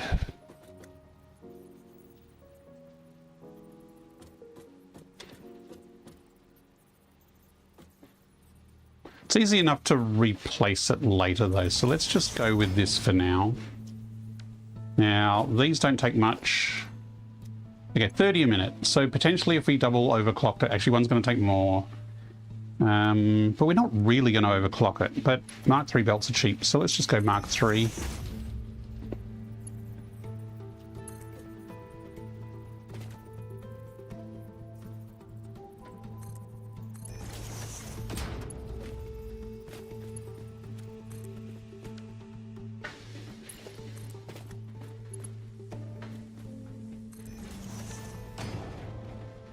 Okay, so we don't need that support there. So that is our input for... Oh, missed! I wish I had a hopper pack or even a jet pack. So the steel comes in here for the steel pipes. The iron comes in there and is potentially a vertical merger that will go up there, which is currently clear because ignore that power connector. That was just a temporary junky connector. We needed to put conveyors in the back of these, was the other thing we needed to do. Now the input for these is... Okay, wire is 40. You know what, I'm just going to put Mark IIIs in. Steel beams are aplenty and they stack for 200, so if in doubt, Mark IIIs. So that's kind of functionally the complete blueprint. Was there something else we missed at the top? There was power for the motors, but I think that was it. Okay, so it's functionally complete. Now we need to make it look better. And let's start by getting rid of all these foundations. And we're going to suspend it all on pillars. Or at least we're going to attempt to. This is a bit of a weird layout, this factory, so... Yeah, we've got things like that pillar there.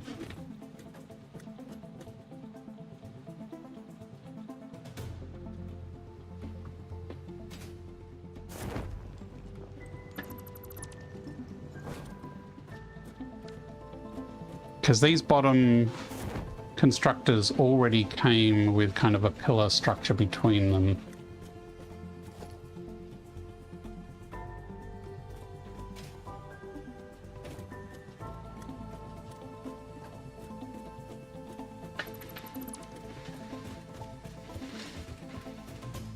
Do need to figure out how to connect these all together wire-wise as well.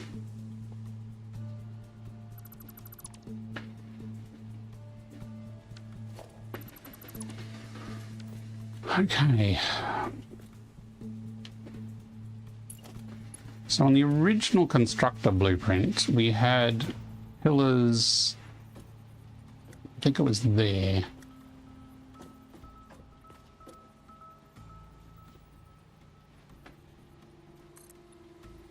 Don't mind it clipping into that one too much, but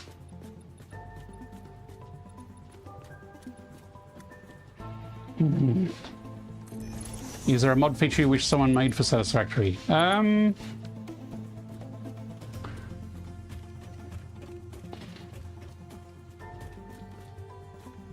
we've already got train interiors. That's the thing, most of the mods are already pretty good. The one mod I wanted was VR, and I kind of made that myself. So yeah. Golf, yeah, the community would like golf, but I don't think that's going to happen. And that's more of a meme joke than a practical thing, I think.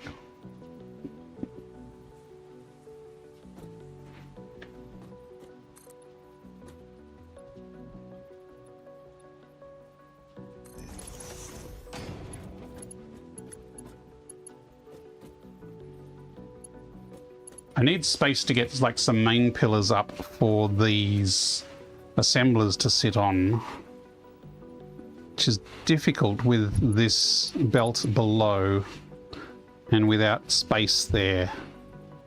So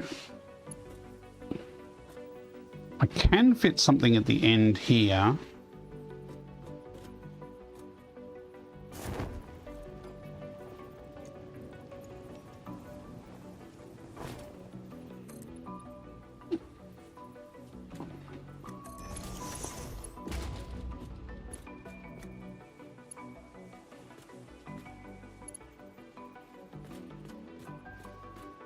It'll clip a little into those, but I don't mind that too much. Thing is, that's going to come out that way.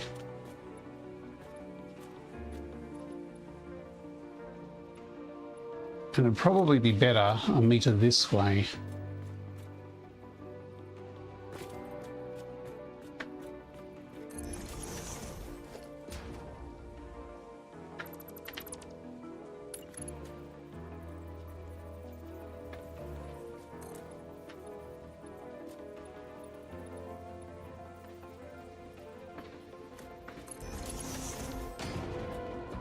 Means I'm basically going to ditch these old supports for those, I think.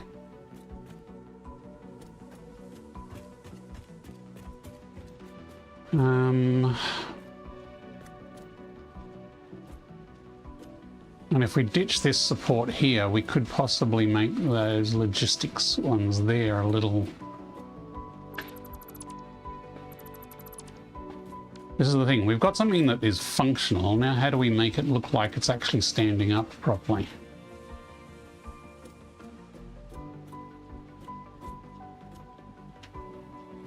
I mean, one thing we could do is we could pretend that these constructors, these splitters, are actually load bearing, like there's an actual hole through it, like a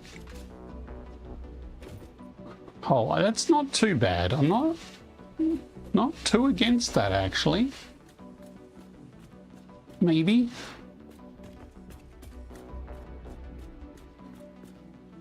Alternatively, we could do something similar here.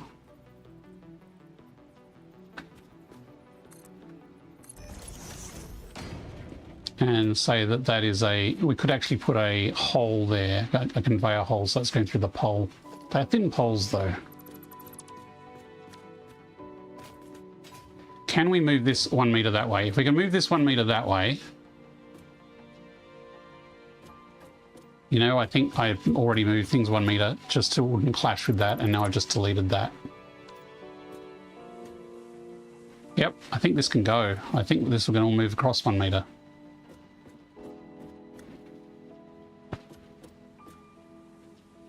We're also entering the late part of the evening where I tend to get a bit tired and a bit indecisive about things, so I apologize for that. Come on, rotate please, thank you. So if we go 1 meter in that way,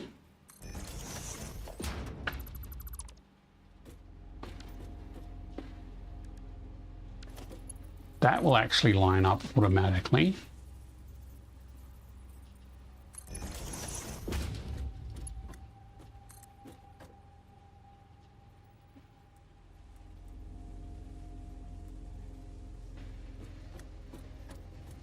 I think that's the right height.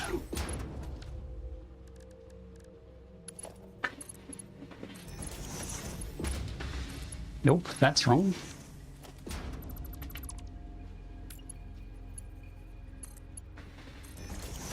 And now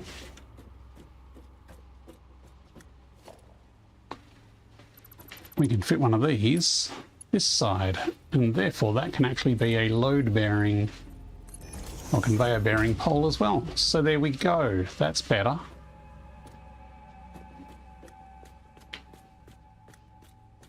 So now I can do the same over this side. And you know what? This actually makes room for the vertical manifold for the steel that I was trying to do before.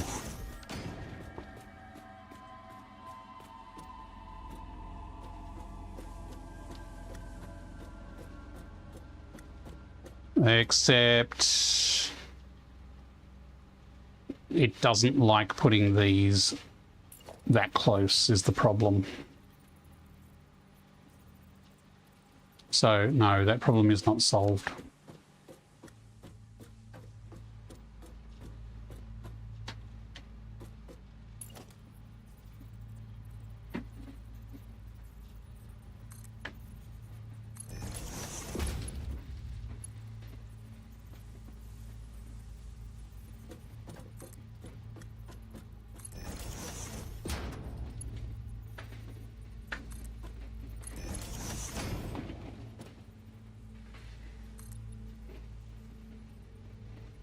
How is...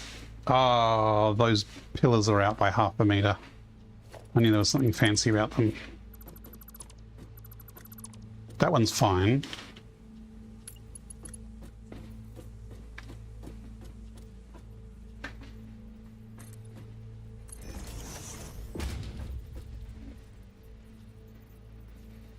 Actually, probably want those... No, that's fine.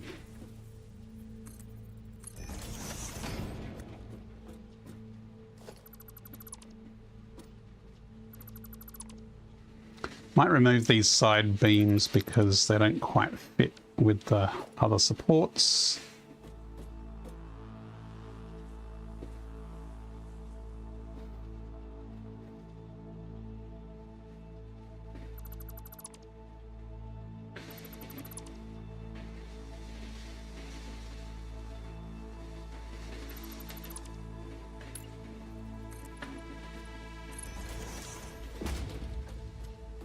Okay, and if we bring this up higher, that should be close enough. Oh, it's not. We're going to have to tilt it in further to support that. We can probably do some nice fancy diagonals there.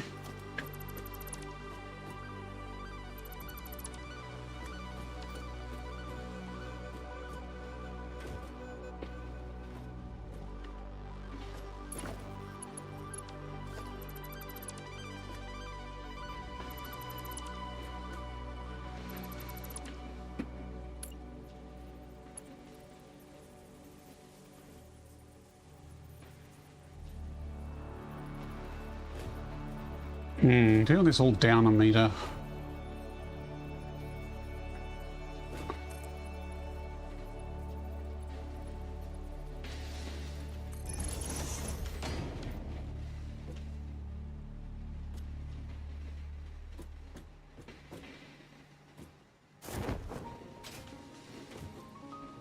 See, on this side, it's going to conflict somewhat with those.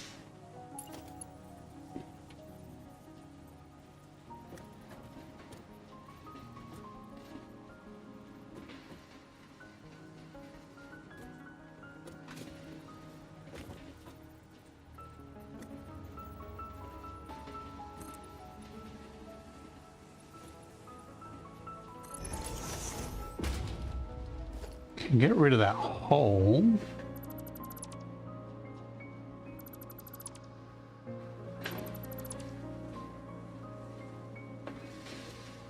How are we going to snap that on? Because if I do a normal lift, it's just going to go that low anyway.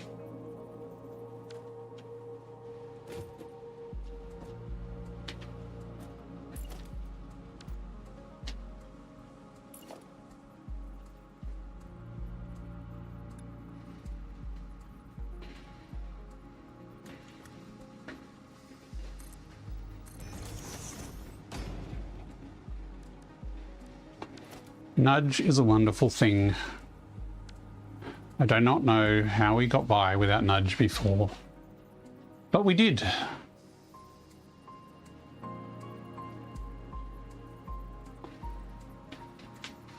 There was a time before nudge.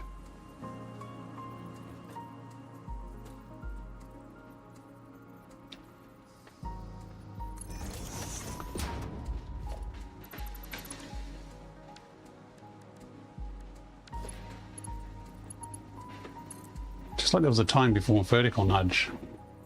Even that seems a long time ago now. I don't think I've done this right. I think I will actually need to put this 1 more meter this way.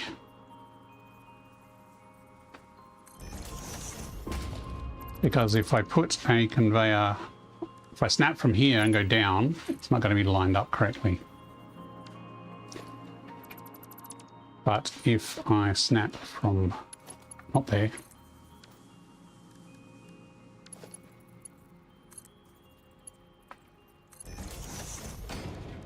if I snap from here, then if I rotate that around, it should snap down into a stumpy lift.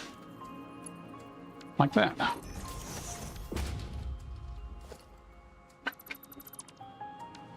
Nice and compact.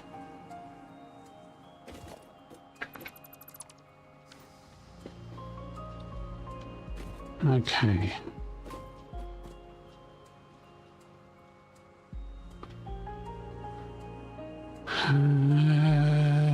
Probably want some sort of support down the middle here.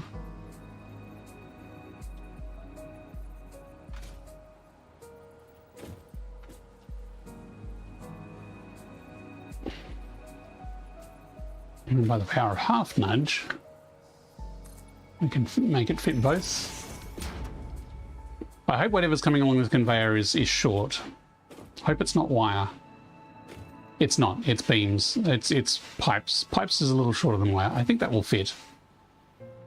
Again, we're trying to avoid clipping, but also trying to make it look structurally sound.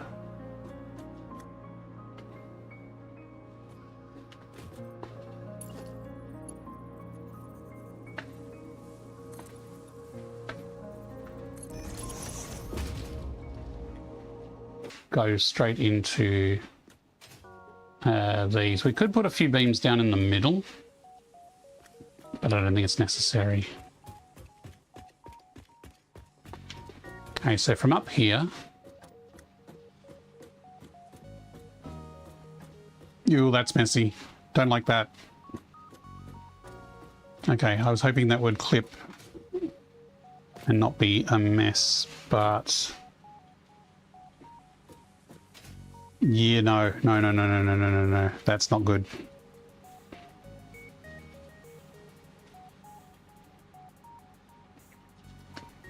Not acceptable.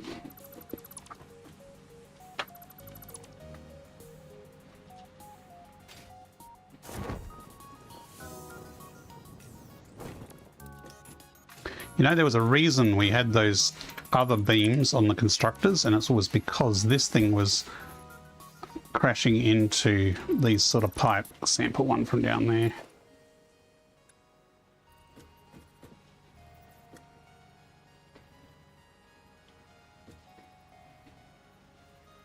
Okay, so that's the height it was at before.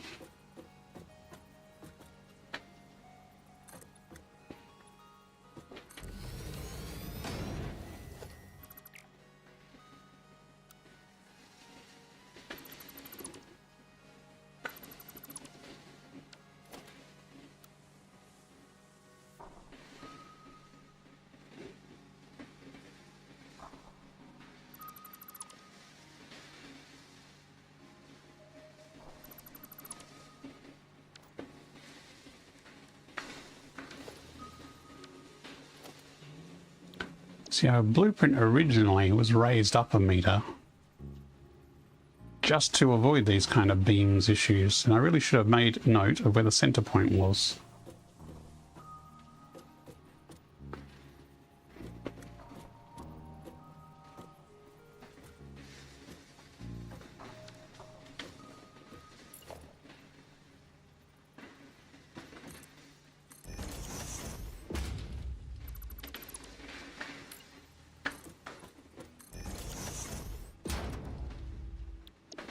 Okay, that's the center point.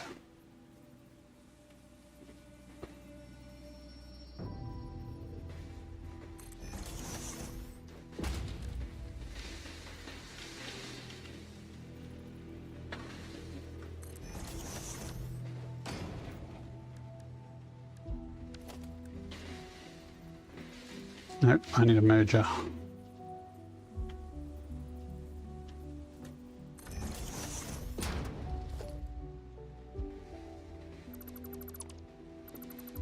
See now, hang on, did I move them across a bit? Yo, I moved them across a bit.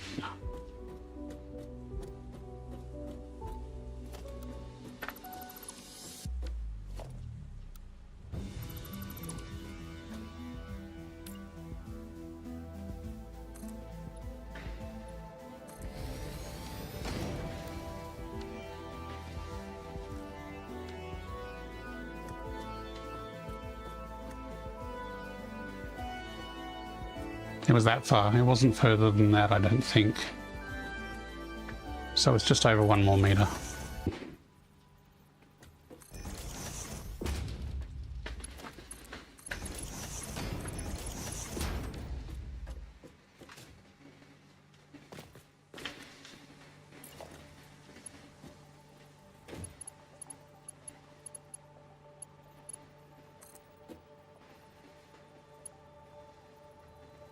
I think we got it right.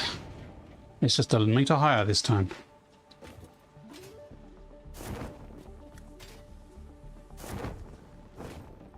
See, now when I run this across here, it overlaps that beam a bit, that's fine. And when we run those ones along the bottom, which were acceptable for the assemblers, they should now not clip in to the constructors.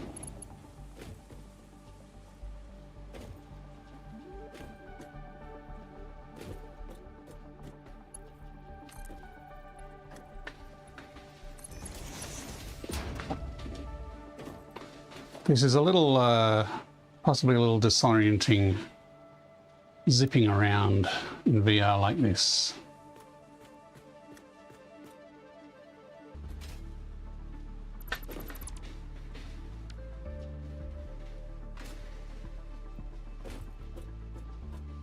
So now that crossbeam doesn't touch the machinery at all.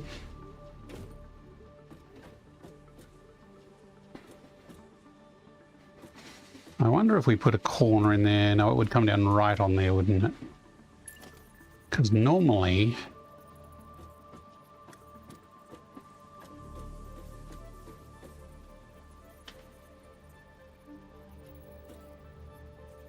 Yep, that would overlay the conveyor. Okay, we're not doing that.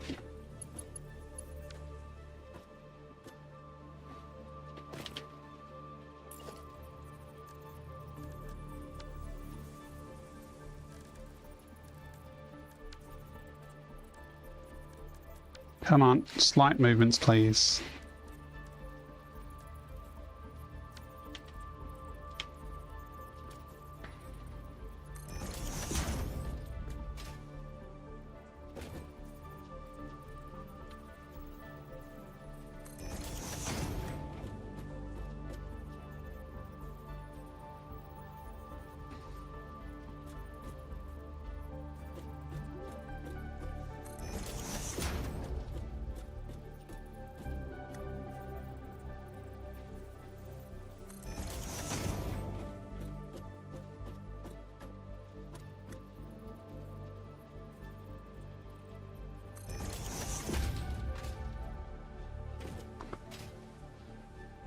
Apparently I walk at the same speed as a Mark III, so if I stay on the Mark III, going the opposite direction, I don't go anywhere.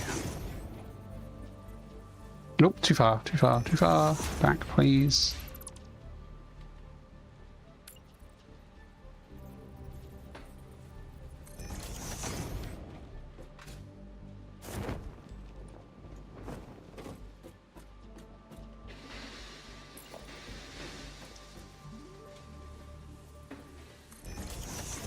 Okay.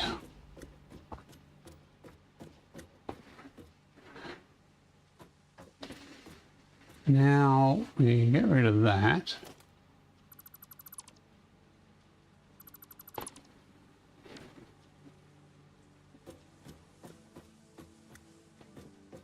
So we want a support beam going across there and a support beam going across there.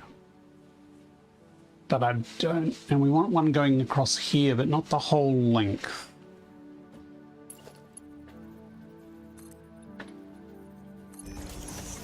And that's going to clip into that.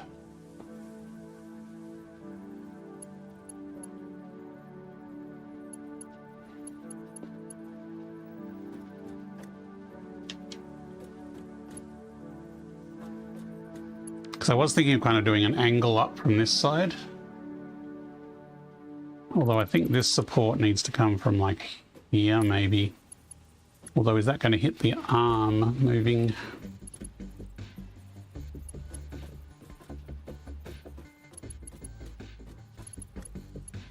I can definitely do a support beam this side.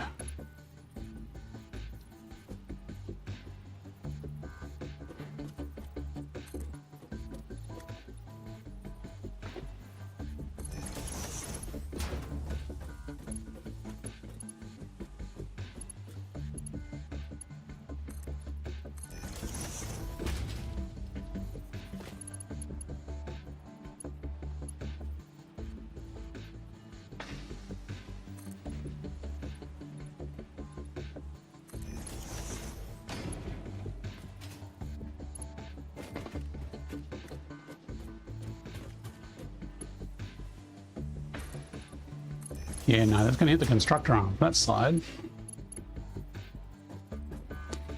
How is it lined up? Okay, it is lined up level, good.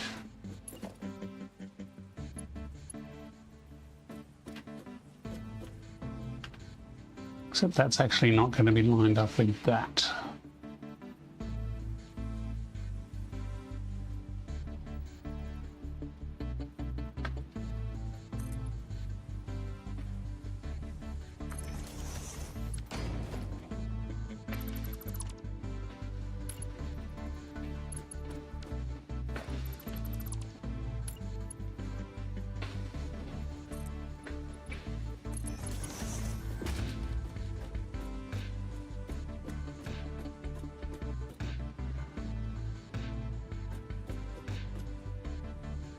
Could actually just make this a little wider. Hang on, why is it frozen? Oh, okay, quest alert.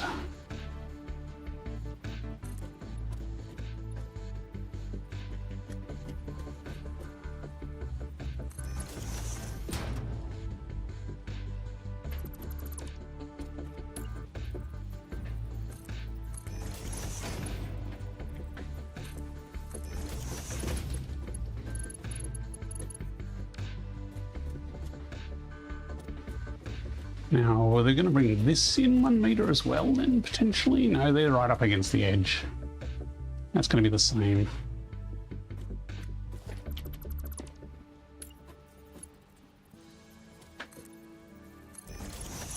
Okay. Height-wise, that's too high. That needs to come down 1 meter.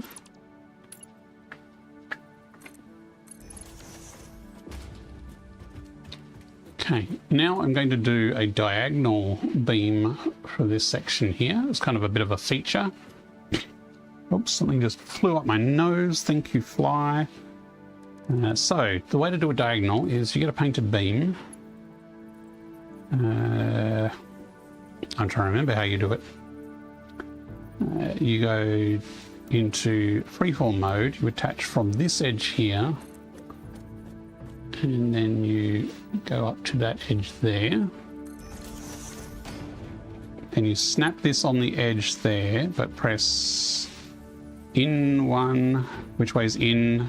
Nudge is telling me, okay, nudge is telling me I can't go that direction.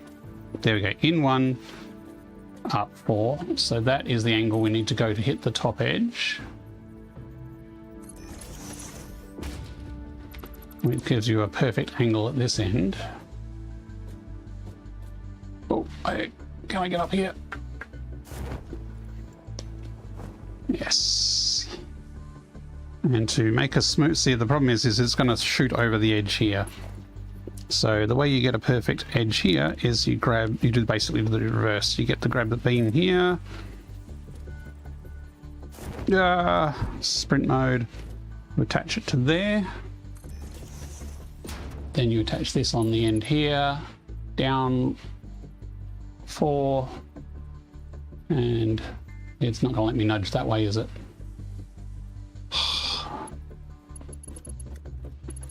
Arbitrary nudge rules. Down. Ah, there we go.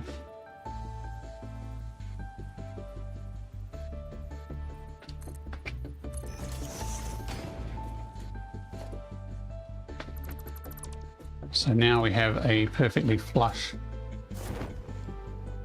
top as well.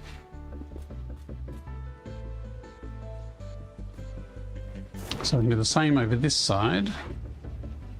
So we can have a symmetrical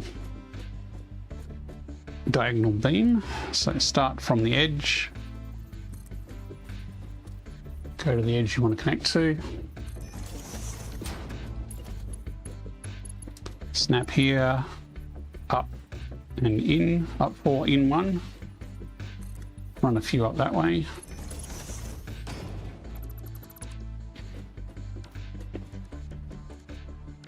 See if I can do it from down here.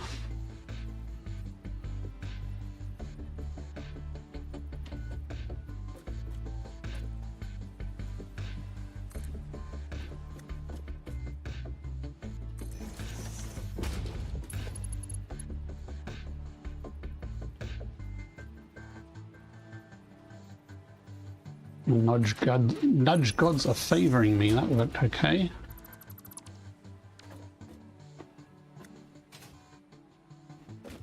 So I need to figure out what the heck we're going to do over this side for support.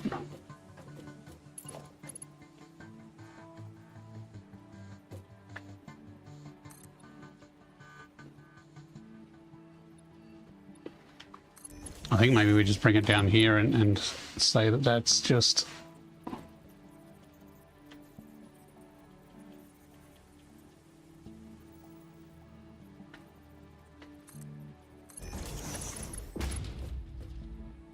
That's not too bad.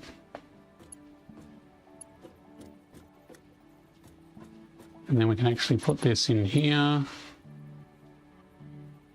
and bring that across all the way.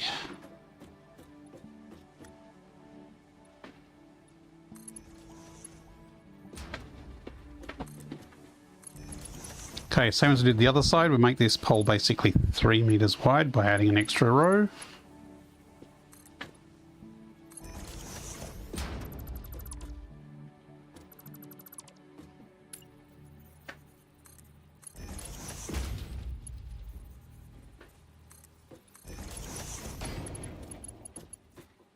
And I think we can do a diagonal here.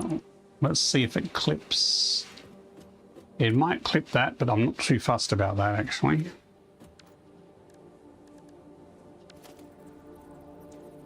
So the painted beam is the ruler or the guiding rope of Satisfactory. I mean, the steel beam works as well. Any beam works.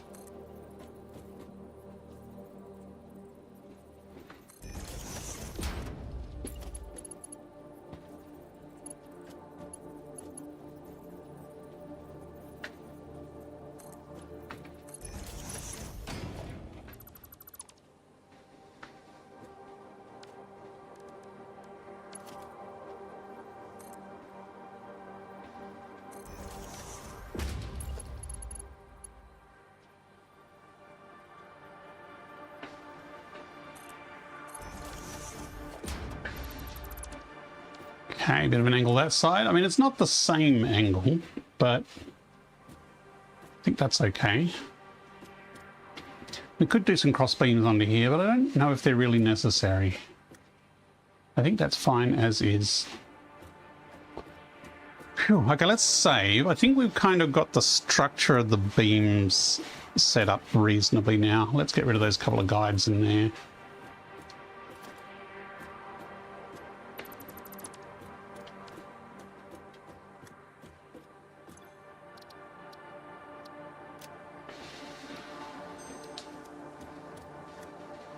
Okay, let me just have a bit of a drink. It was a bit parched.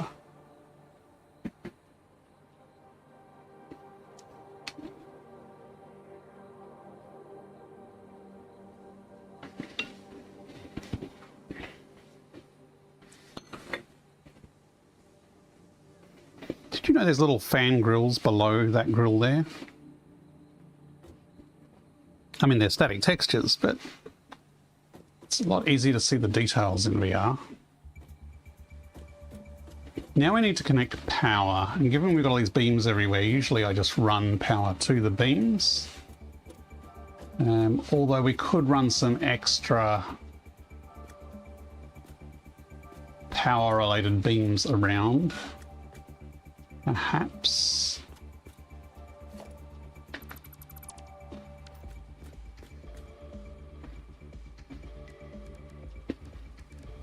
I mean, we've started to use these beams instead of steel beams, so maybe we use those for power.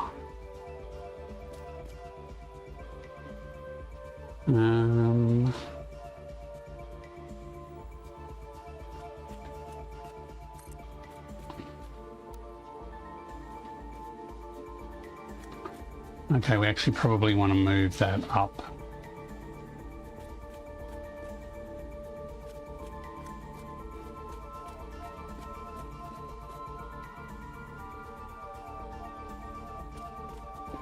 Maybe up. Oops.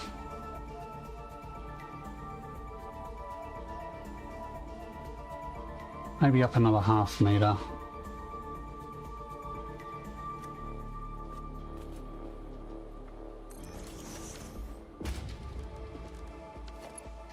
Yeah, it's kind of shimmering there, isn't it? The other thing we could do is we could put it there, but we could rotate it.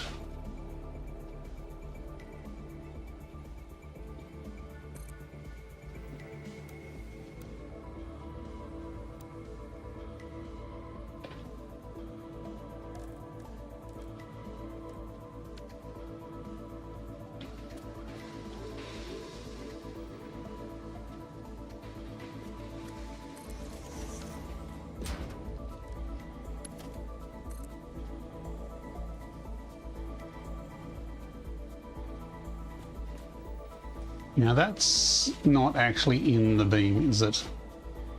Can I nudge that up ½ meter, I wonder? I can.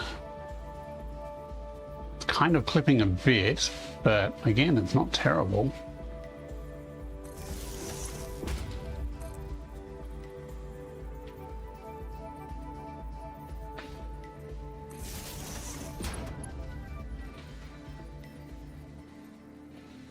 I cannot connect onto them now. Oh, hang on.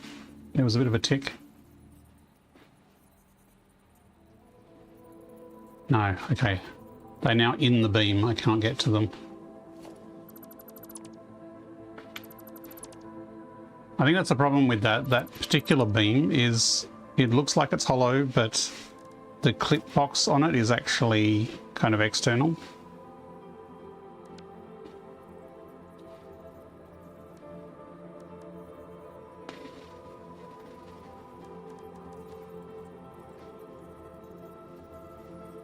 Although if I... How clippy is it with the other way around? Oops. Oh, for goodness sakes. Copy. Rotate.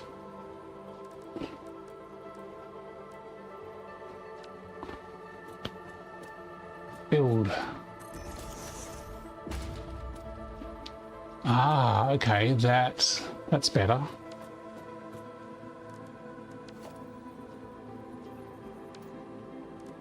Come on, why is that inverting? Here we go.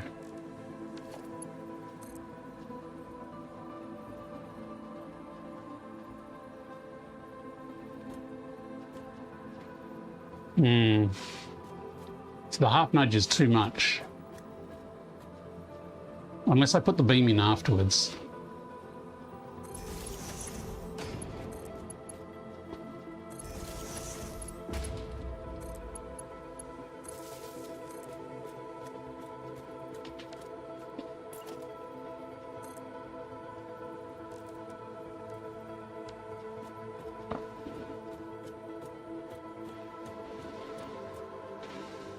That's a bit annoying.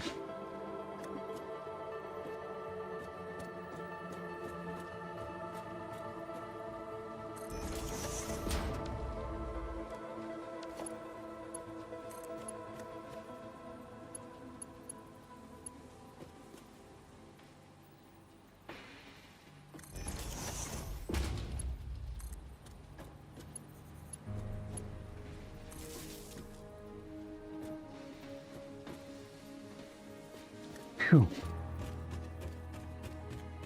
Hey, sunrises.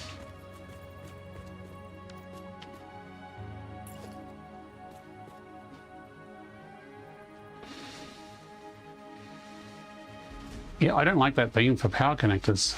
I think I'm just going to go painted beam. Or I could go to the old steel beam, which is old reliable for connecting power connectors to.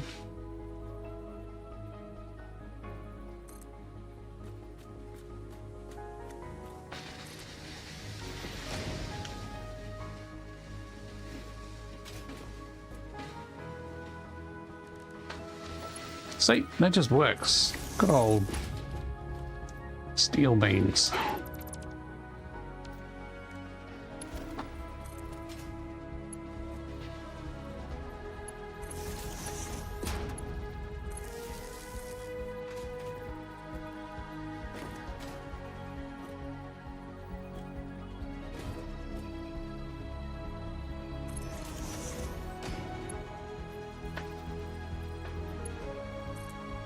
Oh, it's already connected to there.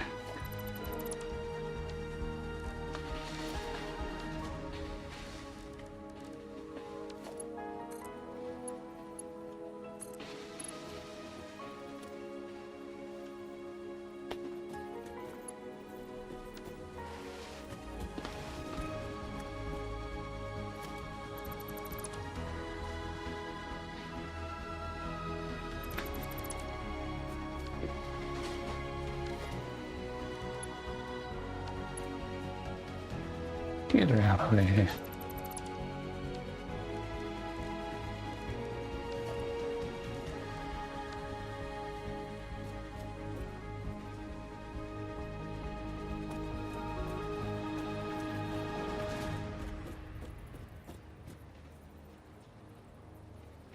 Yeah, if I do that there, it's going to go straight through the splitter. I see we had an extra dimension there.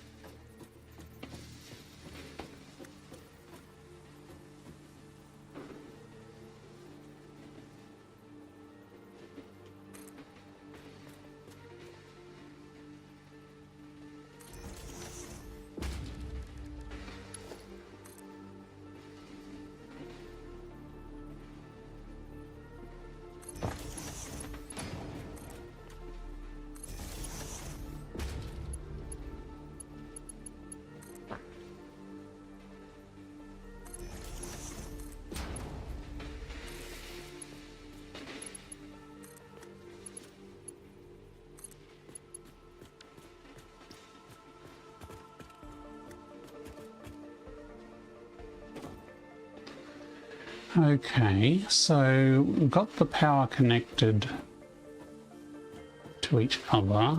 We need to run one down the middle there. Probably down this beam here, actually.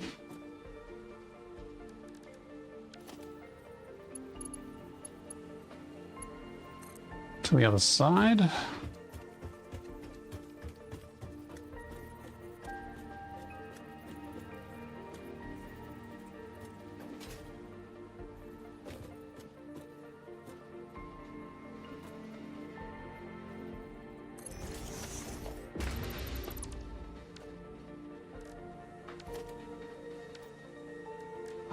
It's interesting how sometimes I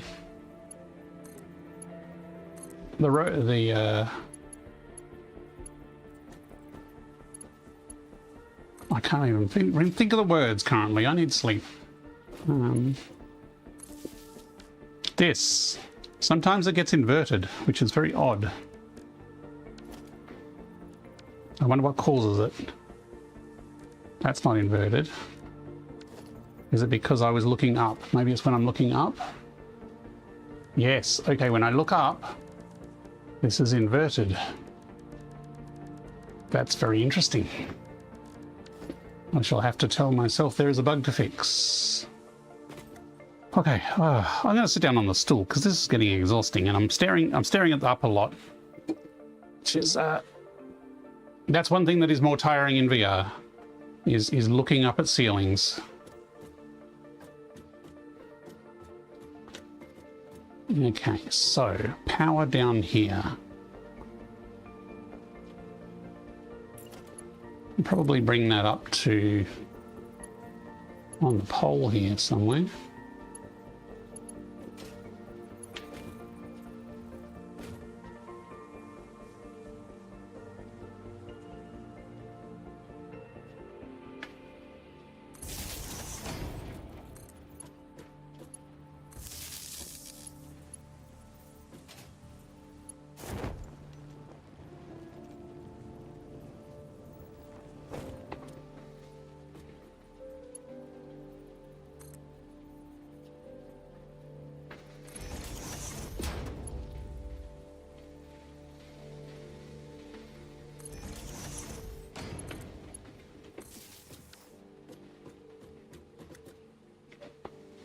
So we still haven't got an output for the motors, so... Incoming propaganda broadcast detected. We got an ad Please break seek incoming. shelter. What is the time? It is probably very late. Okay, it is 10:30. Tell you what, let's take the ad break now, just for 3 minutes, and then I'll just finish up here, maybe another half an hour. I would like to get this wiring at least done, and then I think I will stop there for the night. Thank you very much for watching. I will be back shortly.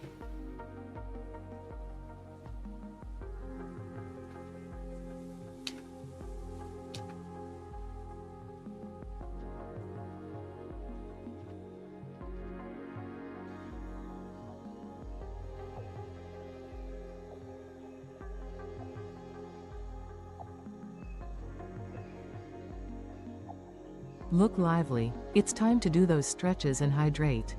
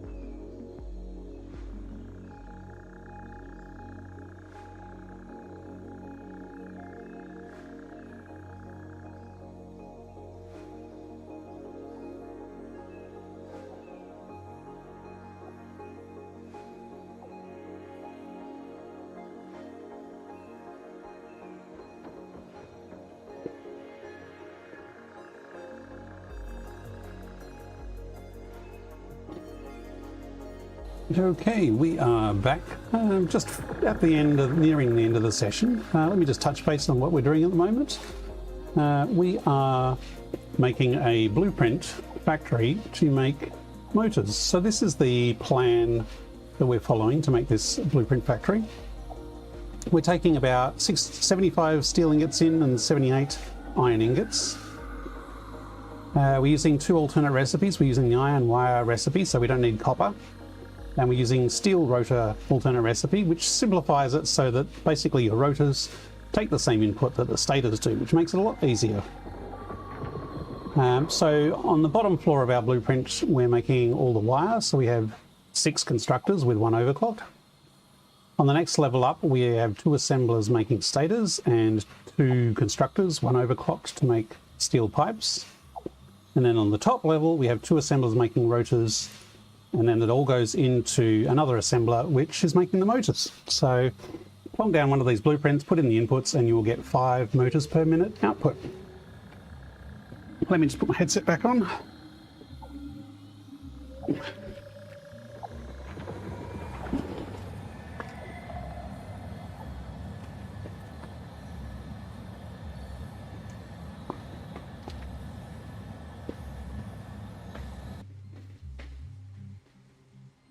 Okay, and we should now be back in VR. Yes, we are playing Satisfactory in VR. Using a mod that I am the mod creator of. Good morning, day, evening, no good Nick. How are you going, Nick? If you are interested in information about the mod, I've added a new command, !VR mod in chat. We'll give you a link to where to get information about the mod. I'm getting a little flickering in the headset. Let me just turn it off and on again quickly.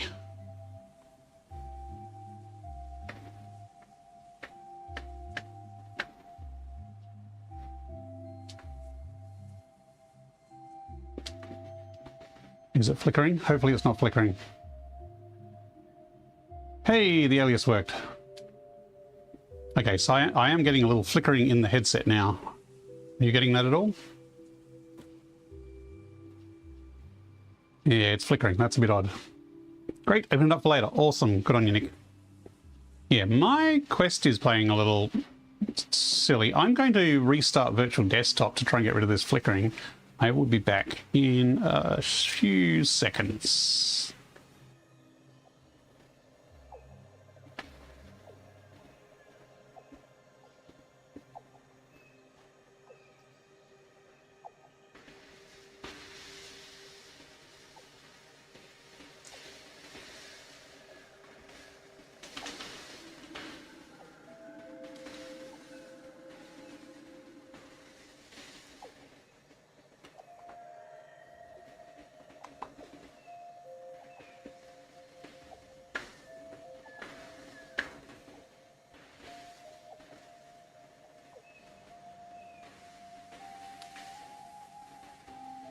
You can see the flickering. Yeah, okay. It's interesting. Big surfaces were not flickering, restarting things to win, hopefully. So you still seem... Let me just check the focus on the other computer. Maybe I should restart the game. I was having problems with the game earlier and I did actually crash, which it doesn't usually do. Okay, testing, looking okay now, no flickering. I think that might have sorted it. There is a little bit of flicker from shadows, but I think that's just normal. I'm not running particularly high graphic settings.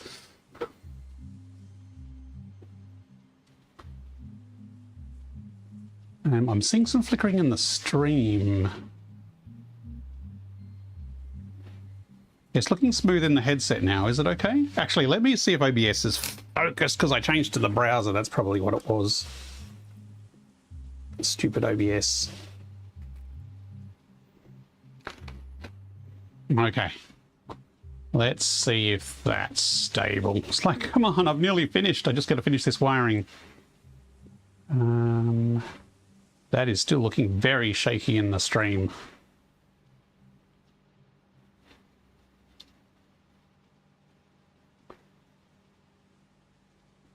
Yeah, the game pause does flicker. Okay, so you think it's looking okay? Right, maybe it's just my view. So in headset, it's looking okay to me at the moment. So let's carry on. Let me know if it gets particularly bad.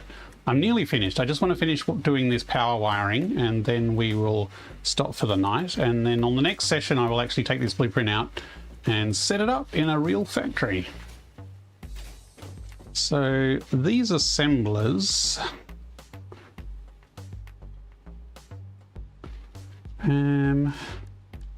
I might stick to the idea of using like a steel beam as the power conduit.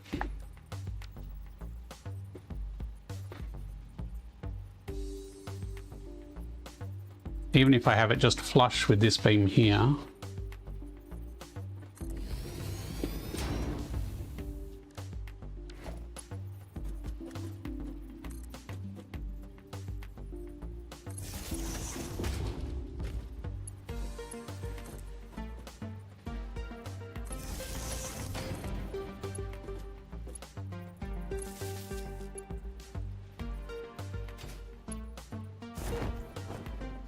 I could probably actually use the beam connector on the end there instead of an end point.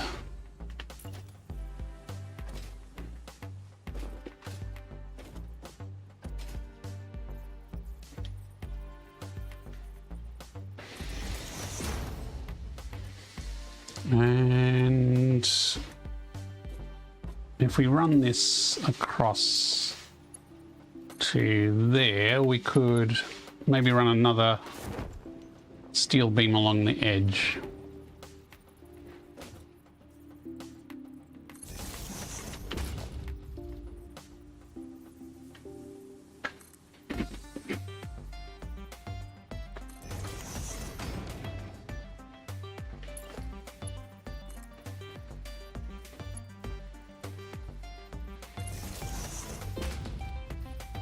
I just get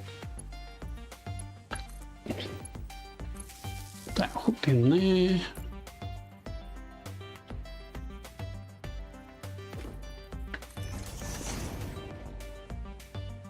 Actually, maybe I should make that go across that width so it's up to the edge of the barrier there. And this one, I think, can I attach it to the beam on the other side? Or is it going to clip through the conveyor? It's going to clip through the conveyor.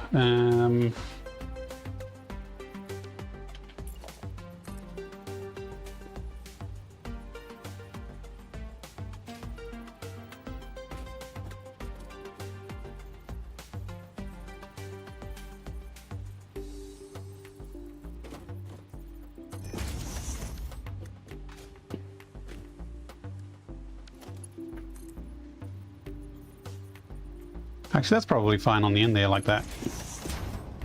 How much FOV is set on monitor? I usually set at maximum. It seems zoomed in compared. The FOV on the headset is, I think, around 100. And it's kind of odd because on the monitor it looks like there's more FOV on the screen. But because it's in your periphery, it's still much easier to see in the headset.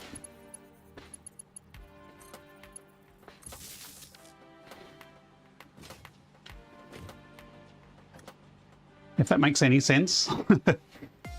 I actually have more vertical FOV than you're seeing in the screen though. So when I look up, it's possible that I'm not looking up enough for you to see what I'm looking at, because I can see that power connector above that I'm pointing at there, but I suspect you can't see that on screen. So I think I have more vertical FOV than you're seeing, but the stream may have more horizontal FOV. Maybe a little. Okay, so that's all wired up, and because that's wired up down there, it's all connected, but the top floor is not yet connected. No ability to use Apple Vision Pro with this, is there? Yes, you see more than us. Yep. The Apple Vision Pro apparently works with ALVR which is like virtual desktop. So I have not tried it, so I do not know for sure how well it works or if it works. But apparently ALVR works on the Apple Vision Pro. I do not know if UEVR works with ALVR. I have just heard that it works.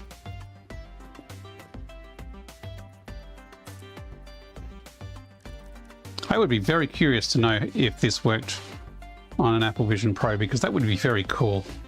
Although you would need one beast of a computer to be able to run it smoothly.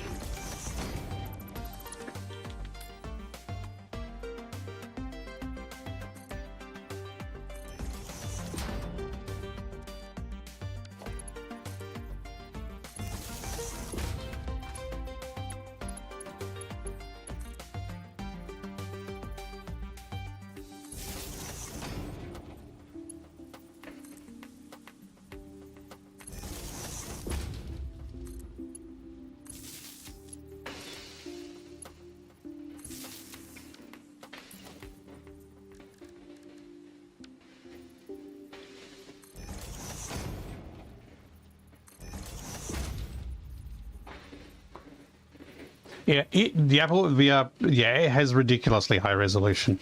I mean, that's not to say you couldn't run it and do upscaling and still have a very good experience with it, but you wouldn't get much benefit out of it over a normal headset. Google is supposed to be about to release a new headset with Samsung that is closer to the Apple Vision Pro. So, you know, high-ish and high-res sort of thing.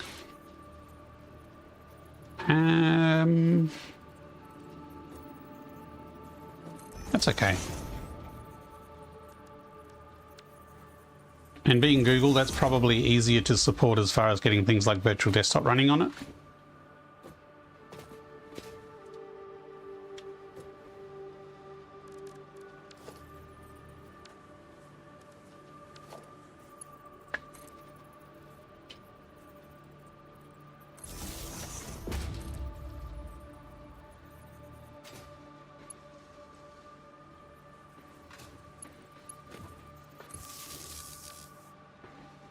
I tried an Apple Vision Pro headset in the Apple Store. Its resolution seemed just adequate. The Apple Vision Pro is like over 3,000 by vertical high. Like the Quest 3, I think it's even higher. Is it higher than 4,000? It is something ridiculously high res. But that doesn't mean that the software running on it necessarily made the best use of that resolution. Okay, so I think we have wired up everything. We've wired up the 3 assemblers here. We've dropped power down to there. It's not the most elegantly wired solution, but it is wired. That constructor is powered. I think everything is powered. This should be it. I think we have now completed all the wiring, and we have reasonably looking visuals or aesthetic construction, I think. Where's the ladder? I don't know if I have the ladder on my quick bar. I'm just wondering if we can have a ladder that's lined up with this ladder on this assembler.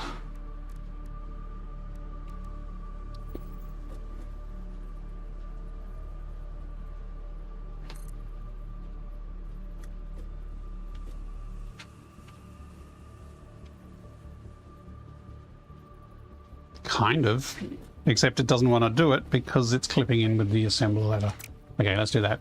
MetaQuest 3 is resolution for 2064 by 2208 pixels per eye. That sounds correct, yes.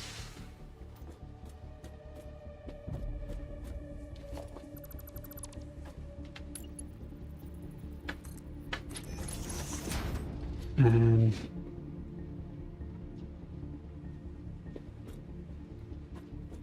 which, like, I'm running lower resolution than that and I'm upscaling and it still looks decent. I can run higher res. I've only got a 3080, so I am a bit limited in processor power.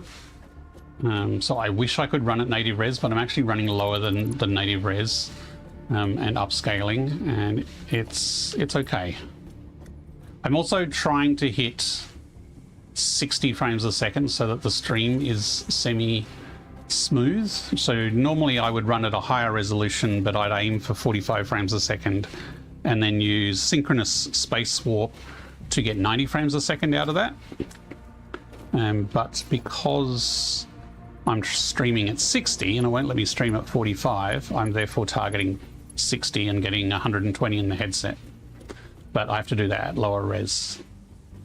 Okay, so I'd really like beams under there, but it's not. Okay, it will let me put that in the blueprint, but that would be bad. Simply more sensitive to resolution, some are less sensitive to. Yeah, and some people are more sensitive to frame rate issues and some less. I'm not too bad with frame rate drops. Some people are quite sensitive to them in headset. It's like some people hate any frame gen whatsoever, so I'm using virtual desktop synchronous space warp, and it's okay. Like, you see some blurriness now and again, but for most of the stuff you're standing still looking around, you don't see it. It's only when you have like interfaces moving quickly and things like that. Okay, I think we're done. I did hit save, didn't I? I'm paranoid now. And hit save again. Hang on, why is it saying 1 overclock crystal? This should be overclocked. Oh, I rebuilt the pipes, didn't I? Because I moved the constructors. So I need to overclock one of these because we need 2.5. Oh, I didn't even have the right recipe. That would help if we had the recipe in here, wouldn't it? I mean, these were the only 2 things we rebuilt, so I shouldn't need to check anything else. I should have kept piles of steel and iron on me so I could test it here. Okay, now 2 shards, excellent. Save. I mean, I could probably do a couple more spotlights like I have with the constructor around the place, but I think that's probably a good place to leave it construction-wise. I'll do a quick test before wrapping up. Now we need to head out to where we actually have steel.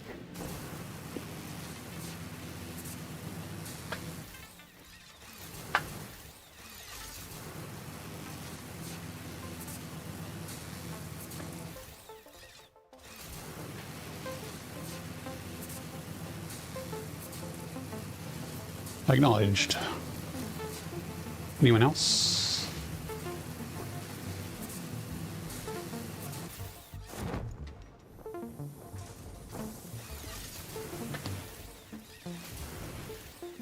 So that was our steel factory that we passed just back there, but the actual steel and iron is processed back here.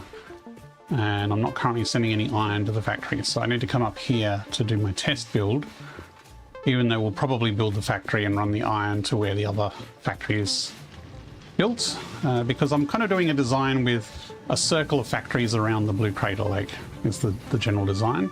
And this edge we've all got the coal power supplies. So put that away.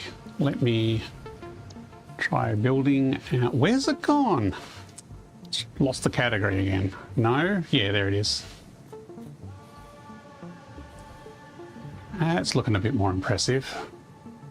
That's the wrong way around though.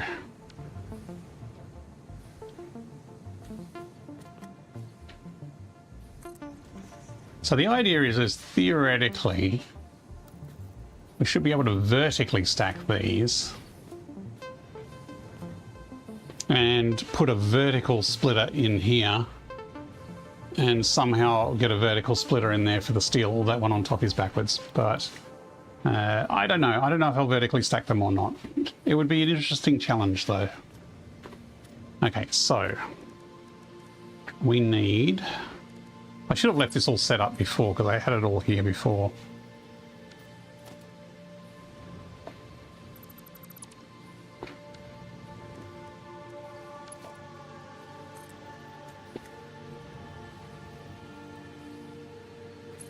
Need to steal some iron in that one and steel in this one.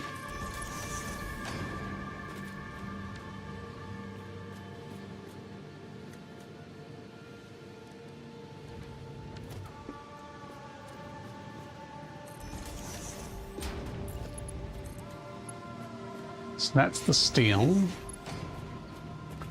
And the iron comes out here. I stole it all before rather than just splitting some off, and that was a bit of a mistake because it choked the whole production line and I ran out of steel.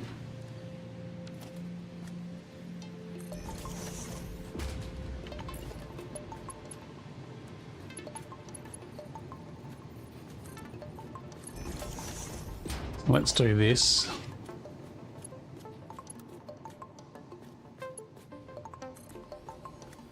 Never plugged the right one into the right one. Why aren't you using fly mode? Because I'm playing in VR and I don't like fly mode. I like the challenge of doing it from the ground. I will get hover pack later on. I like the challenge of the constraints that the base game gives me. I know some people who don't make it out of onboarding without fly mode, but I prefer playing within the restraints that the game gives me. Otherwise, I might as well just play Factorio. You know, this is VR. It's about immersion, and it's not very immersive if you're just a hovering thing in the sky. But that's personal preference. You know, there's nothing to stop someone using the VR mod, turning on fly mode, and going for it.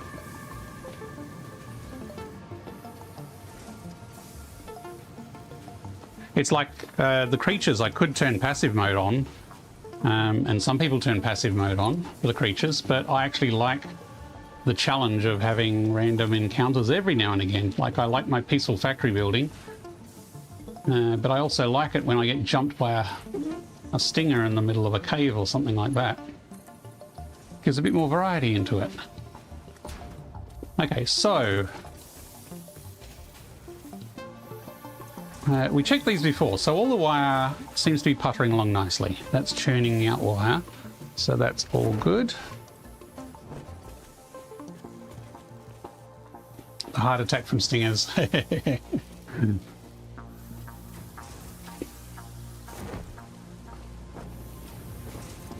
that is churning out steel pipes, as is the other one, and that is overclocked. This is got the inputs for stators and it's not blocking the outputs. And the spinning arm is not clipping into any of the foundations or anything.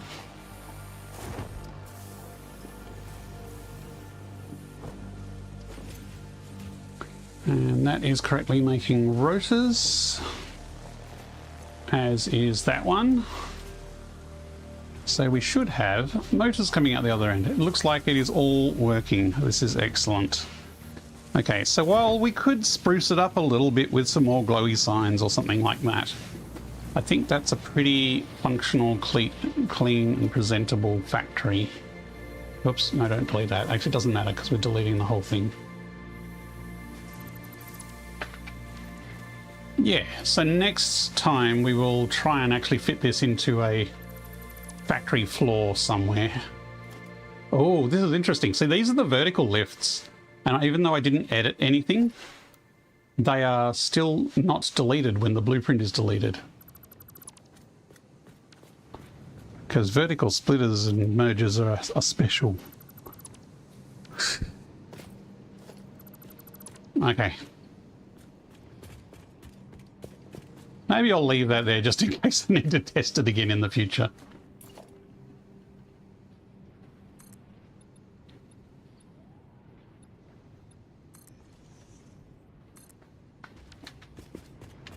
Okay.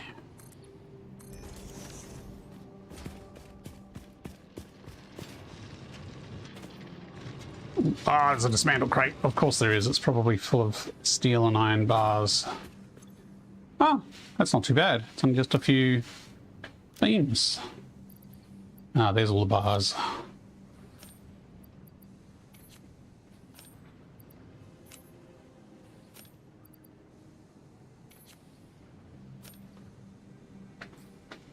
Yeah, for me, Satisfactory VR is being in the world. limitations and all. You know, it's cheesy enough how fast I can sprint and glide and run. Although, you know, it's a planet with lower gravity, so that's acceptable within the rules of the particular environment. I need to finish this area too. I need to come through and actually put some cosmetic walls and things around my coal power generators and get rid of these support walls and kind of tidy this up. So still some presentation work to do. This was just a very quick thrown together steel factory making the basic stuff. See, it's not even fully online. Yeah. Okay, we need a zip line.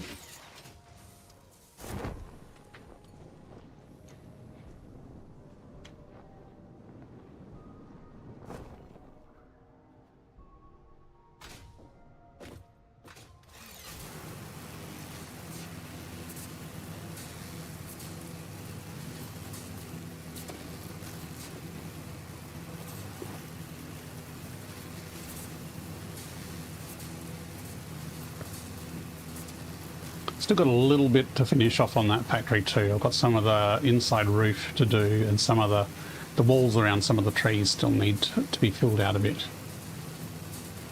Can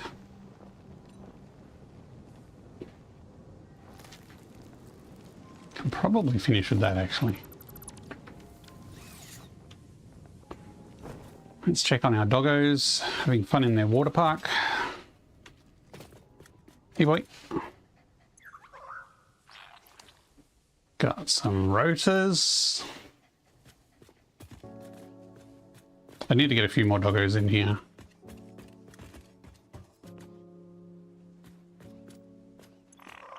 Timmy. Ooh. Timmy's brought me a nuke. I think that's the third nuke I've had them bring me. And George, a little bit of Sam. That's not useful, George. Thanks very much.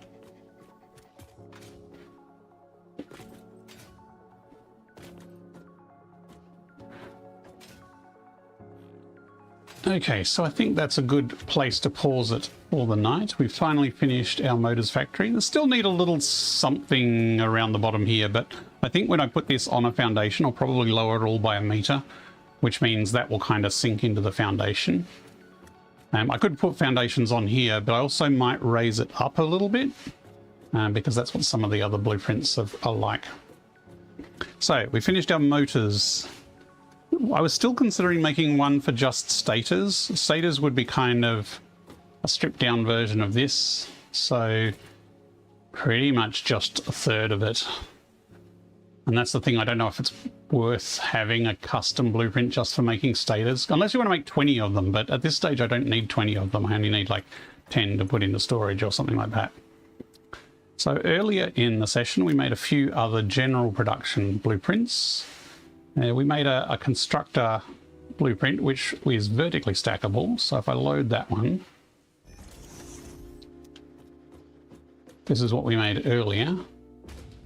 We were having a lot of bugs with vertical splitters and mergers, and they won't connect. Once you've got vertical splitters and mergers, you can't connect them up after the fact. So we've got them lined up here, but you still need to manually go through and put a lift in. So to do this, you just basically you know, start at the top, go down like this to wherever your input is, and then this is the output. So this is the input, so this will be splitters.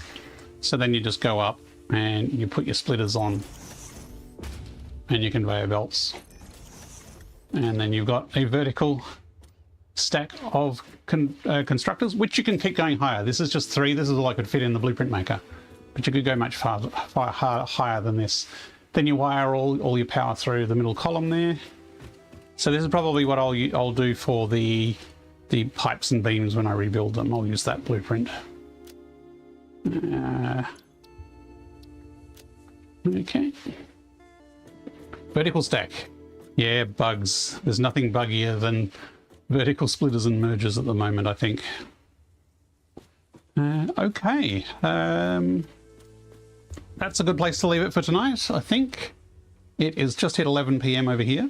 Thank you very much, everyone, for watching. I hope you enjoyed. And again, if you're interested in Satisfactory and VR, if you use the command !VR mod in chat, it will give you a link to the mod page, which includes instructions, and there's a video on how to install the mod on there as well.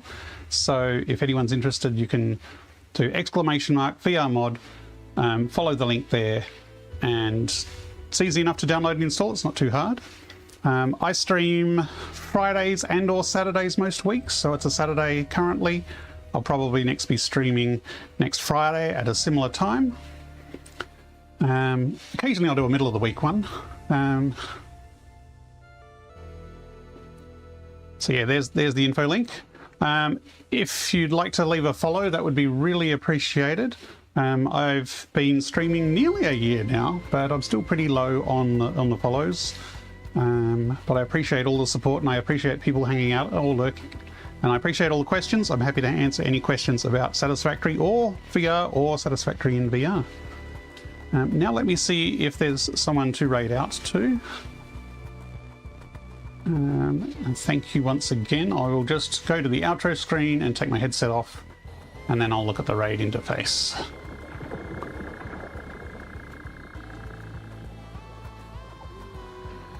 No problems, Nick. Thanks for dropping by.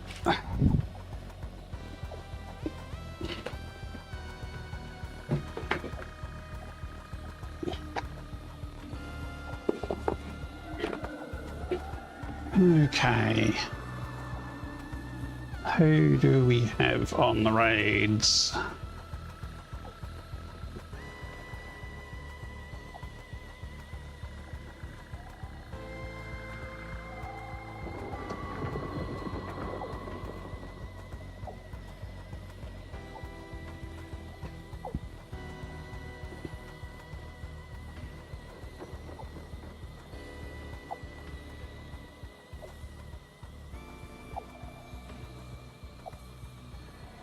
Okay, got a few non-Satisfactory. We've got Bits playing Satisfactory. I'm sure you all know Bits already though. You know what? I am tempted to raid Father Bill. I've never raided Father Bill, I don't think. He's a Catholic priest who plays Elite Dangerous, so he is playing in VR. I've seen him play now and again. It's quite interesting watching him play. He's got a big screen beyond headset, so it's pretty fancy. So I think we're going to raid him just for something different.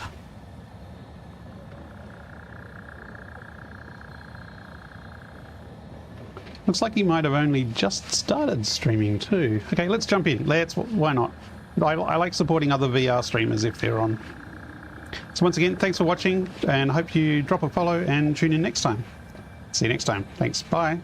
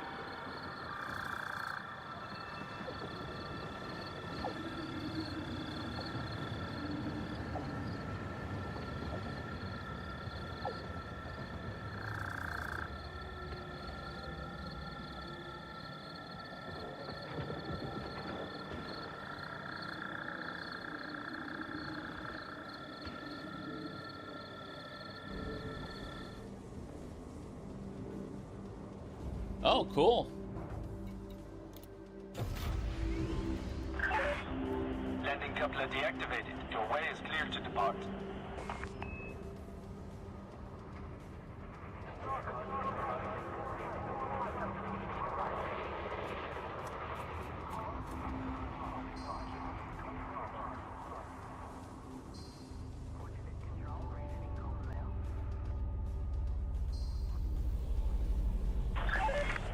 Moderate traffic in the area.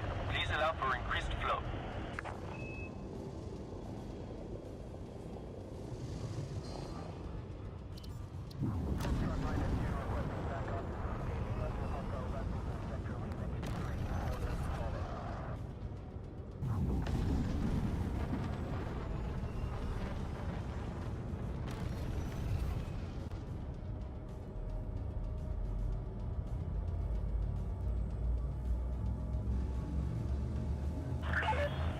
Folks on Twitch, first ad's about to drop. Watch your volumes, an ad is about to drop.